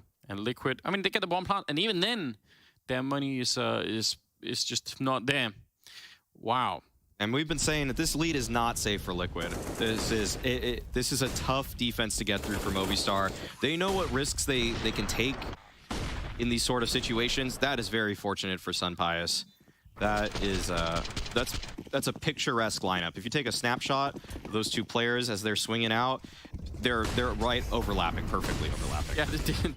Synchronized peak. Yes, yeah. It's a rare Olympic event. Yeah, you get a 10 out of 10 if you were competing, but instead Sunpius just does 200 damage actually with one bullet. It's not bad. It's efficiency right there. Mopaz also finding a bunch of players with pistols in the middle that he took down, 3 of them in fact, leaving Naf on his own. So 10 to 12 going to be the immediate scoreline here. And this is also a big change because the money is starting to really ramp up on the Spanish side. Oh yeah, 5 alive right there. Previous round, they had 3. Actually, they had 3 alive every round they won. This is at least. Actually a super, kind of a historic moment in terms of Spanish Counter-Strike, because that has been gone missing for a really long time. Oh yeah, when's the last time Spanish Counter-Strike has been near the top? I mean, early on we had people like Musambani playing. There's some Spanish names out there that have done a lot, but yeah, it really went missing for a long time. So good to see that that there's a little bit of a return and some Yeah, Movistar Riders, I mean, they've just been a team that's been grinding in Tier 2 more or less for a while. They're getting a crack at Tier 1 here at ESL Pro League. And they're doing a very, very commendable job. If they take down players yesterday and they take down Liquid today, that's the heavy hitters of the group right there. Who are these? I think it was Mutt and Fox, Portuguese Fox, and Musamba. There's a couple of players like that were playing. They were sort of keeping that space alive for a bit. Yeah. And then it just went missing for a real long time. So yeah, so many different reasons why regions just have gone missing for a bit. That's not something that was on my 2022 bingo card for Counter-Strike, Spanish Counter-Strike. Just not on my radar on some level. So I think this is actually super exciting. It is. It is. Seeing a whole region come up, but it's 1BO3 now. If Movistar can make it to the playoffs, make a name for themselves, that would be something. That would be something for the narrative. Need damage. Elige hoping for an opening. Started to fall back, except Alex is inside of the smoke. Oh, they've really sold this. Elige doing a very good job at sort of convincing them that this is actually going to be a B attack. Oh, you're right. 8 seconds. They can't slow it down. Death's 1 kill is all he needs, and he kind of knows it. He feels the pressure. He really wanted to go for it. Maybe it would have been worth it, but we'll never find out. And now Elige and Naf get put into play. Cutting it close here are Team Liquid. But they're able to pick up the round 13-10. Ooh, that's a call. That was so late that Movistar almost had no option but to bite on that fake. That looked so convincing. Bomb being planted. By the time it's down 2-3 seconds left, 4, either way, Liquid definitely fooled him there. That was an excellent call from Nitro. Great late round play. As you can see, they just stole it. They just stole the round. They didn't even have to get a kill by the time they planted. And Elige, he's hunting actually. Okay, that's going to hurt the economy that Movistar have done such a great job building up. Yeah, definitely worth it. Yeah, sets you up to potentially bring this game back, at least for this half. Wow, yeah, that was... when you have that little time left, again, Deaths, if he'd been in a slightly more advanced position, to win the round. He doesn't even have to get a kill, probably. He could just... If he was in the sort of those back A hallways instead, and if he just fires the gun, he probably wins. Even if he just rotated aggressively and proactively through Donut itself. Yeah. That could have changed everything, too. But they took the bait. Liquid happy about the result, but it's going to be a tough one to replicate. Yeah, it's not come easy to them at all. It's the first round that Liquid win in 4, so if that pattern repeats itself, it's going to be 14-14 by the time Liquid sort of get another round, and then, yeah. And the pattern recognition is making me really afraid right now for Liquid. Just a bit. Okay, pushing through. That's a nice idea, and that actually is worth it. Elige getting the return kill on Damage G. They're trying to see if they can hunt down Mopaz. He's forward, but he's got some backup here. And that actually works so well. Nice headshot for Elige, trying to save his team in this round. This looked lost already, 2-on-4. Pushing forward though, and Elige almost catching Mopaz, but the smoke is gonna keep him safe. And OC goes down. So now it's all on Elige. 1 versus 3. With 40 seconds. He's retrieved the bomb, but there are so many players here. And Alex, the first one he meets, takes him down, playing an off angle in the bomb site. And Liquid, they still have some money to work with. Can expect a force buy here. But Movistar, as soon as they lose a round, they just bounce back. And it didn't even look particularly competitive in this one. No. I love that forward pressure, that double setup from the cave, especially with the AWP, making sure that if someone was going to swing to try and take down the rifle player who is engaged in some sort of prolonged combat there, some players was ready for it, saving his teammate. Oh, we're going to see some speed behind this one. They're trying to go fast. They have that MAC-10 hunting it down. Oh, jumping. Did he not have head armor? Oh, wow. I don't think he did. Alex blew up in that moment. And now it's a 4-on-5. They're on the bomb site, and they're going to go straight for the bomb plant here. Grouping up, flashes going over, and those are very, very effective. Shutting it down. Huge double for Damage G. That flashbang just absolutely ruined their day. That was such an important part of the map to take hold of for Liquid, and they fell. So now, even though there's a smoke from Liquid on the long side, Movistars have enough utility to clean this one up. The time is ticking low, though. Oh, what? Oh! Nitro back and is looking for more. Oh! More headshot. He taps it away. What? Spectacular play. Okay, all right, Nitro. That is a way to put up a site defense right there. Movistar had a lot of reasons to still win that round, but if you're just going to tap them out like that, they're not going to have any way to respond. That is excellent work from the captain of Team Liquid. In this moment, right when he goes for the first swing, they only have 2 flashbangs left on the Liquid side. I think they realize if we go and try and hide on the A ramp and in the cave, yeah, we're gonna get. But they had Molotov. They had, I think, 2 smokes left on the CT side. They would have got blocked out everywhere, and they just wouldn't have been able to do anything. That's great recognition from Liquid. When you go for the fast plays, what it means for the CTs is that the retaking players are going to have more utility than you are, and so you do have to make your stand. You have to fight, and Nitro does just that. And when that long duo, OC and Shox, collapse, it did feel like it was Movistar favored. So Nitro knew he had to throw a wrench in the works of the plan for Movistar on that retake. Well done.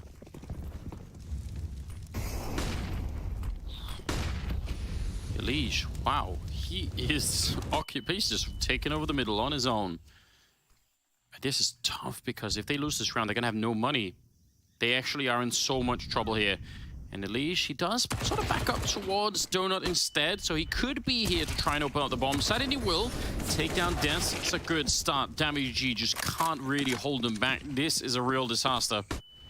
Now this is a tough retake for Movistar. Doesn't look like there's an avenue in for this one. Might just have to save for the next round. Mopaz is seeing if there's anything gifted to him on his flank, but OC's already holding the angle, and with the superior weapon at that. Yeah, I'd say definitely it's worth saving, because for them to win 4 rounds, I mean, they've already done that once in this half. They could do it again. But it's going to be series point now for Liquid, 15-11. A lot of speed behind that. Elige, I mean, the fact that he took middle on his own like that so quickly, very, very hard to account for if you're on the CT side. Ooh, things get tough now for Movistar. Their buy is not healthy. Deaths and Davi G, they won't be working with rifles in the upcoming round. And Liquid, they have 4 opportunities to close this series out. Movistar were making a case for the upset, but now they have to prove themselves. I mean, they got to save the AWP, and the way that Sampers has been playing, it's hard to not see that as a huge upside. See if he can actually find some opening kills with it here. Molotovs everywhere in the middle. They're not going to try and push behind it this time. They're lacking so many nades already on that CT side, though. That's kind of the other issue. Looks like Liquid want to go for that late mid pop once again. They have a lurk in Shox towards A. In fact, they might just group up towards A main. It's generally not advisable to go for a full A exec without any sort of space towards lane or middle. Don't think that's where Liquid... I don't think that's where their hand will be forced, though. They still want to make an attempt at this position. Yeah, he's covering that angle. Looking from the hallway or outside cave towards the middle, taking down Nitro. It's a pretty good start. And it almost feels like now they really are being pushed into this position. Death is over here. Damage not that far behind. 50 seconds still. Surely they're not going to backtrack across the map with under 40 seconds. So it feels like it's going to be just inching their way onto the bomb site. Now the jig is up. They know what's coming. Death's behind the box. Smoke. Ooh, that'll buy a little bit of space for him, and he looks for the opening, taking down Elige. Absolutely brilliant defense here. Shock shows up with a double, but still, this is going to be tricky. 2-on-3. Now for the headshot. Wait a minute, that could actually change it. The bomb, though, is kind of dropped out in the open, and someone will have to give up their position and try and reclaim that bomb, or they're not going to have a chance at it here. 13 seconds. Mopaz shows up and takes down Shox. 10 seconds now. I have no idea how Naf could do this. He's going to get the headshot quick there, but 5 seconds seconds left, and I don't think he can find Sunpayas in CT spawn. 3-2, and yep, he's not going to quite make it. There's another round here for Movistar. It got real close at the end, but they're fighting for that overtime. Sunpayas just barely staying alive. As soon as he recognizes where the clock's at, he just backs on up. And Movistar, they live to fight another day. But one thing to take away from all of that damage that Liquid did is that the buy is still not that good for Movistar, and Liquid have money to work with. So this next round should be, in terms of weaponry, in terms of equipment, Liquid favored once again. But yeah, once you see that opening pick from Sunpayas towards middle, it feels like Liquid, they were finally just forced into the A exec. They made it incredibly competitive, but it's always such an uphill battle, just trying to fight into A with no other space. You don't take away any angles from the CTs. They have so much to work with, both Donut, Backside, CT, Temple, everything's at your fingertips. Everything you can work with. I love that smoke that goes in front of the box to help out deaths. Yes, that was cool. It's such a great way to improvise that, because it's almost like it sort of extends the width of that box, and it's really hard to see on the T side, you know, where is he even going to be hiding? You saw he got another kill because of it, too. Yeah. It's a really neat idea, neat protocol coming out from Movistar. You're right, they don't really have that great weaponry still on the CT side. They need to go a little bit further here. Attempted opening, Des. Ooh, he swings into it with the FAMAS and he ends up going down. Good return. There's one of them, but they're ready for it. OC covering the angle so nicely. And davidji, though, was quick to take down Shocks on the other side. So it's still a 3-on-3. They have a little bit of coverage here. Could try and go for it. Oh, wow. He actually won that fight. It looked like Elige had almost nothing but his face showing, so it looked like he could have had that headshot. Naf testing the flames. Seeing if you can pick one off in a cheeky way. Now, Naf, he's still the one holding the bomb, and OC's just looking to see if anyone from Movistar approaches a little bit too early, if they give any handouts here, because fighting your way back in a situation like this, it's not easy on Ancient. It's so difficult to find a plant. This is a great off angle from Mopaz. Should be good for one at least. Surely there's no way to... Oh, what? Ow! OC just spins around and takes him down. He's looking everywhere, and yet he's still able to make it a 2-on-2. Well, Alex is still in position in this bomb site, so it might be hard to clear this one out as well. Oh, he's getting run down. MP9 in hand, and he's going to get the kill. Oh, there's a limit to the madness at the very least. Bomb, not even going to be attempted on the other side. He gets the plant, but... Oh, wow. That is a 15-13 scoreline. Yeah, a little bit of disrespect on top. I like that. Yeah. Let him know. Yeah, throw it out there. Show him who's boss of that round. That is crazy. I can't believe... I mean, there's a lot of stuff happening here, but... Yes. A kill in the middle from OC should probably not have happened. No, this is... Oh, my goodness. The ragdoll also just flies off the screen. Yeah, that is a quick scope shot from OC. All right. 13-15. Liquid, they'll be able to buy a couple upgraded pistols here. A little bit of utility. They've made a fast B play work in the past in this kind of situation, but it doesn't seem like they're exercising that option for round number 29. Yeah, at least they're going to have sort of one more shot at it, so... This is the kind of round where eventually just pulling the trigger and going for it, sort of getting some sort of rush in on first contact makes sense. But again, this could easily be overtime. Yes. CT side is starting to accumulate some better weapons too. Probably still lacking on some of the nades, but in the next round they should be alright unless they suffer heavy casualties here. Sharks waiting outside of the A-bomb site. This is feeling like a 2-3 donut A main split. They're doing it silently. And davidji's just playing for the info. Oh. Okay. That first jiggle actually let one... Yeah. Yeah. That's the nightmare, isn't it? They're just a bit off. But they have 3 people at this A-bomb site already, so it should be a pretty good setup right now. Trade is in. Dance is going to pick up one of them. OC will trade that one.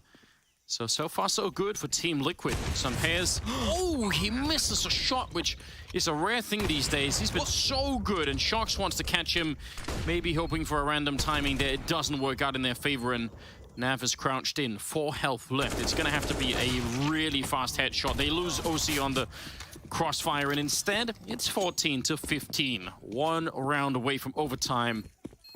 Oh, man. Liquid just losing out some duels there in the post plant. Movistar, they're setting themselves up well for this.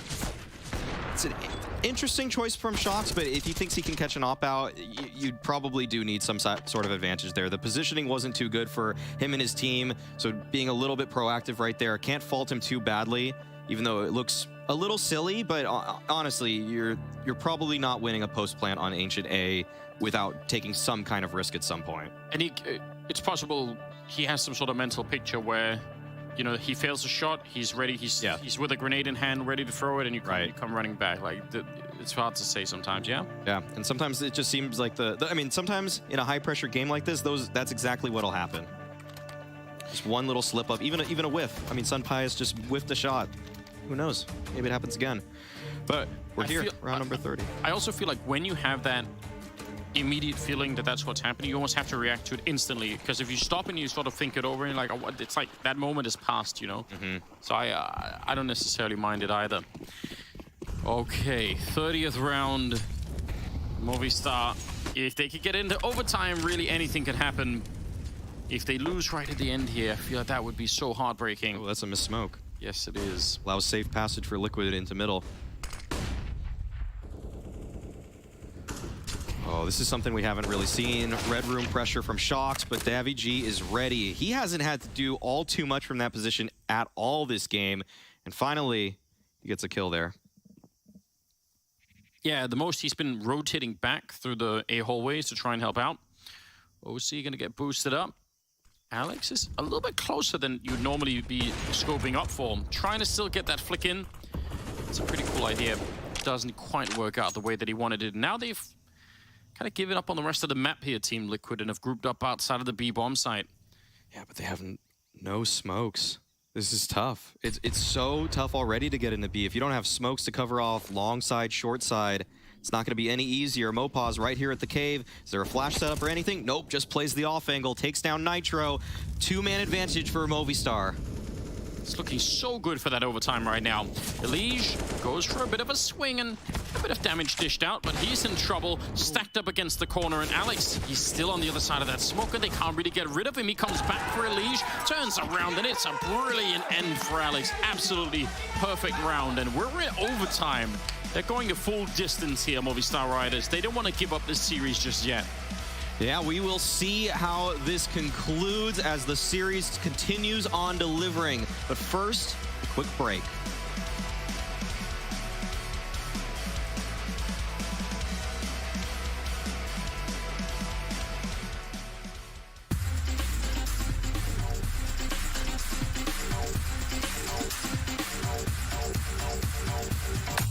It's Elige. He's at the backside of Catwalk. He can see players pushing him. He's spinning back and forth. Elige electric hold.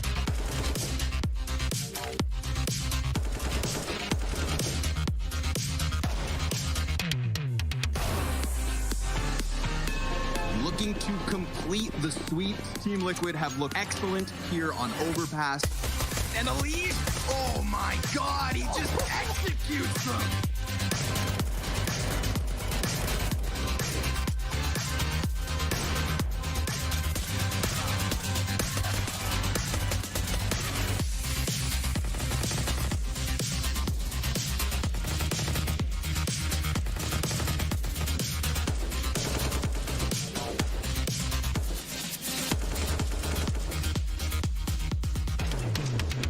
To OT, 100 Thieves, they had the advantage. They had Team Liquid right where they wanted them. Flashbang in, and they try and pop out on the back of it. Elige opening it up. Go on, bud. There it is, number 4.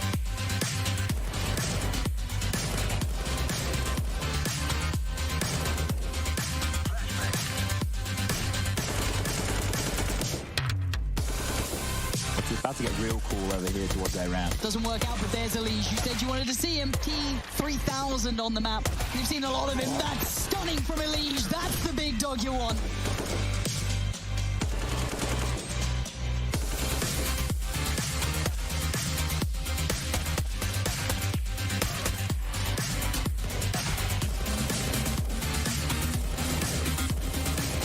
they're still down there, and now the spray, the murder box.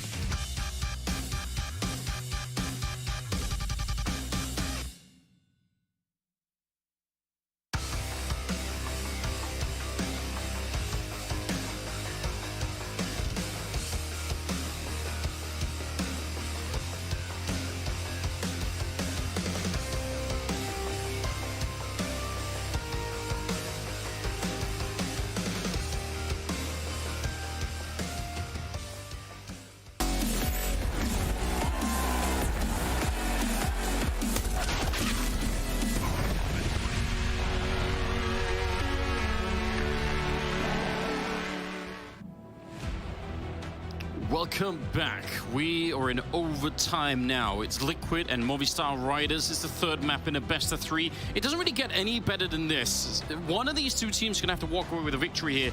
I think everyone thought it was going to be Team Liquid to start with, but the Spanish side has come back, and they look super impressive. Movistar have been playing some excellent Counter-Strike to take it this far, and Liquid, they are being pushed to their limits. This is a situation, and you're right, Anders, not many people expected, but the quality of play we have been getting out of the Spanish side deserves more CS. It really does. Oh, wow. Jumping over the flames to put the AWP in play. Now, they've actually been testing. I think it's been David G's been playing that position a bunch of times, and they've been testing him. This time, they put the AWP of Sunpayas there instead, trying to sort of switch up the defense a bit.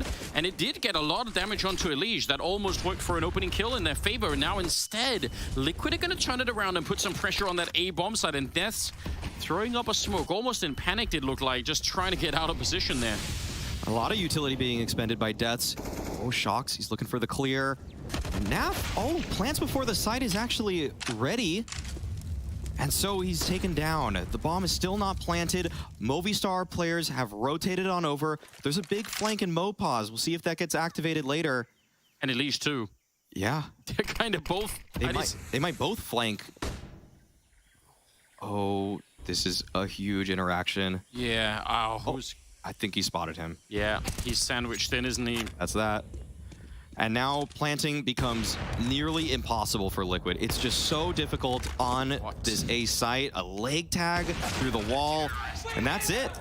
Movistar win the first round of overtime, and you can hear how excited they got. They are so fired up. Yes. Still staying focused, though. When they sent it to OT, it was... that cheer was loud. That was good. Like that. Yeah, the pleasure of having the players back on land. It's so good. Yes. Gotta say, I mean, I understand Elige, he was solo on health. I think he played that. It's probably smart of him to fall back like that, but he needed the team to create the space, get the bomb down, and put some pressure on the CT side. It did not really happen. Okay, early round mid control taken by Movistar. Shocks has inserted himself into lane, but oh, the spam from Mopaz gets him all the way down. That is crazy. What a way to get started in a round. If you're Liquid, you're thinking, that is not really fair. Rough way to go. Yeah. Appendages strewn everywhere. That's tough. Okay, OC wants to come back at it. Had a bit of a chance there. And he wants to see if he can hunt him down, but they're going to be smart about it. Smoke him off. Make him wait on the other side. Still a lot of space that Liquid needs to take in order to have any chance of a successful round. They're just approaching Jaguar, and through the molly, OC tries to find a pick. Instead, just takes 40 damage for his troubles. Nitro's back checking T-spawn. That's how paranoid they are right now, Liquid, that something is up. He's actually gone to check all the way on the other side. And that's great. The thoroughness is definitely good. The problem is they don't really have time necessarily for it. 35 seconds. Now, Nitro's pretty sure no one's flanking, and he happens to be right in this particular round. 30 seconds as they're going to try and see if they can re-engage this bomb site. They have some smokes, they have an ability to execute, but they need to get a bit closer, and that is getting shut down. Forget everything I said. Gets taken away from them. Simply no chance for Liquid in this round now. Too much space taken by Movistar. That is such an excellent double swing from them, coming out late. Before the exec even gets underway, they just take their own initiative. They take that space, and they do it with force. That's the Movistar we've been liking over the last couple days. They are in sync right now. You can see they are just fired up when they're on land together. Super, super impressive. Yeah, the timing couldn't have been better. There's that opening. Boom. Wow, that's just perfect timing. It's right when that entry player has to look left, look right, and that's when they swung. Couldn't have worked better for Movistar. So, 2 of the first rounds of overtime going the way of Movistar, and now the question is, could Liquid find anything in this opening half of overtime? Even 1 round would be huge if you think about the sort of the proportional structure of how overtime works. Sort of, maybe it's not completely fair to say, but it's almost like 1 round is a little bit like winning 5 rounds in regulation. So, still a lot to fight for, even if it's just 1. In terms of the fraction, it was 9-6, 9-6. Yeah. 2-1, that would just be par for course. Yeah. Okay, Mopaz set up for a mid-swing. That's an excellent flash from Davigi. And Mopaz still holds the line. Oh, that flash doesn't go over. Elige gets blind. Can't take advantage of it. Small mistake, but it could definitely have a outsized outcome here. 4 on 5. If they could have got the return there, it would have been everything. Bomb still back in T-spawn while they're working the rest of the map. Trying to get that control. Oh, such a good return. Sees the tracers, happy to do it. Mopaz, oh, that was a nice read from Nitro. I thought actually that was going to work out for him. That was a bold play from Mopaz at that. Still, man advantage lies with Movistar. And those are the last nades for Liquid. They have to commit to this play. 30 seconds remain. Looks like a boost is going to be assembled here for Alex. If he's able to pick off anyone, this is going to be dire for Liquid. Oh, wow. That is a pretty good start. If you're in a 4-3 like that, try and shoot the enemies through the smoke. It is going to make things a little bit easier. There is a flank coming in from Deaths as well. Alex trying to jiggle his way out of this situation with the AK. Pretty uncomfortable. Has to be careful he doesn't jiggle right into a headshot himself. Nice find there for Naf. He needed that kill badly. That takes care of the flank. And now, can they actually go for this? I mean, they are going to have to go for it. There's no saving now. It's the last round of the first half of overtime. Sunpea's taking down Shocks. And they're worried about that spam coming through, and who can blame them? It's been a feature of this map for a bit now. Naf swings for it. We had to check if anyone was there, and Sunpea's with the deagle, and he can't get the job done. Instead, it's Nitro saving his team, and they get 1 out of 3 rounds in that first half. That is so important for Liquid. Great timing on Nitro to push right there. We're getting a timeout call at the moment, but this looked like Mopaz did enough. 5 on 3. You're on Ancient especially, CT side, you're going to win that 8 out of 10 times, if not more. And yet, Liquid were able to fight on back, and just love this from Nitro at the end. He recognizes that Naf is being pressured, that he's going for the swing. It's almost a double swing from Cave and Ramp simultaneously. They link up, and it's Nitro to come out on top. Whew. That is... If they hadn't got that round, it just might have been very, very tricky. Because again, this has now been a while because we've been playing a bunch of rounds since then, but Movistar was so good on the T side. And I really hope they return to that slightly slower style that they were playing, because it just looked like it was so much better than when they were trying for the faster stuff. Yes. Every time Movistar let the clock bleed to 55 seconds before they executed whatever their first plan of attack was, it felt very effective. Well, we're going to get more or less straight into it, I believe. Oh, yeah. Sunpea's opening the round with a couple of AWP kills, basically running up the ramp into the B bomb site. Attempted return, but this round has been wiped out. We're talking about the slow nature of it, but they actually come out swinging with that AWP right off the bat, and it just works perfectly. The bomb's behind Naf right now. I don't think he's going to recognize it. He just ran right back. He didn't spot it. I don't think he should see it now. Yeah, surely. Oh, man, that changes everything. That changes everything. There's no way, Maui. There should be no chance. There's so much utility on Movistar. If they should find a way to put this together. He has a smoke. This angle is also very powerful. The leaf angle, that's how a lot of people like to default when they're holding for the B pushes. It's so tough to spot that player out.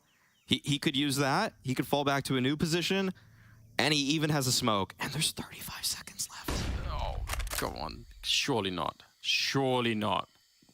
He's moved up a little bit further. They made the jump pass. Oh, and they have him out of the open. That is a very, very nice run-in from Alex. Oh, that could have been dangerous. Wow. Wow, that got tense at the end there. Alex relieves the pressure with a double Glock dink. That's not how anybody thought that was going to end. But now, Movistar, one more round. Yeah, they got 2 chances to find a single round to pull off and complete the upset versus Liquid. Double op setup coming out from Liquid, though. Naf and OC both wielding it. 18-16. Yeah, why not go for that double op? Interested to see Naf play the other one, but I'll take it. Sampea sneaking his way in, trying to look for an angle. Something pulled him away from it. Started to feel a bit unsafe. But they're back to that slow style. And Liquid, I don't think they even found the answer to this in regulation. I don't think they even understood necessarily how to solve this problem. Oh. Oh, that was close.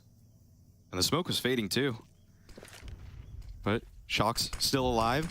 And there we go. Movistar taking a little bit of space with about a minute left on the clock.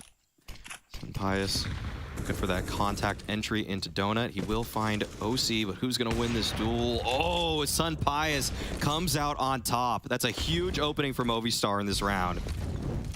Oh, yeah. That gives them an opportunity. 50 seconds now. And they're starting to shrink back from that part of the map. All grouping up. Only Shocks is defending this side. A massive risk, a massive roll of the dice here for Liquid, hoping that it's going to be an A attack, and we can tell it's not. Shocks will have to fight this on his own. 1 versus 5. Grenades are raining everywhere. There's nothing he could do. They're going to be shooting in the back in a couple of seconds, and there's Mopass opening it up, and that just might be it. 5 versus 3. It's going to be a bomb plant, and it's going to be a near impossible retake here for Team Liquid to try and keep the dream alive. A single smoke on Nitro. That's all they have to work with. There's no way. There's absolutely no way. Elige, he'll open it up, taking down Davy G. That smoke is going to go a little bit further, maybe than they were expecting. It's going to be a nice shot for Mopass, and still 2 versus 3. A jump pass. Naf gets the shot. Sunpaeus is there, and now Nitro, he is stuck, sandwiched in. He gets the one headshot, spins around, but it's 19-16, and it's Movistar's taking down Team Liquid in overtime on the 3rd map. What a story. You can see how excited these Spanish players are, Anders. This is a huge victory for Movistar. They've now taken down the heavy hitters in the group. They took down players yesterday. They're taking down Liquid today. I'm sure they want blood from every team left in the group. Absolutely shocking scenes. I'm actually so excited, and they surely are too. What a headline for today's Counter-Strike. Excellent stuff. We still got more, but first we're going to have the Death to break this big victory down.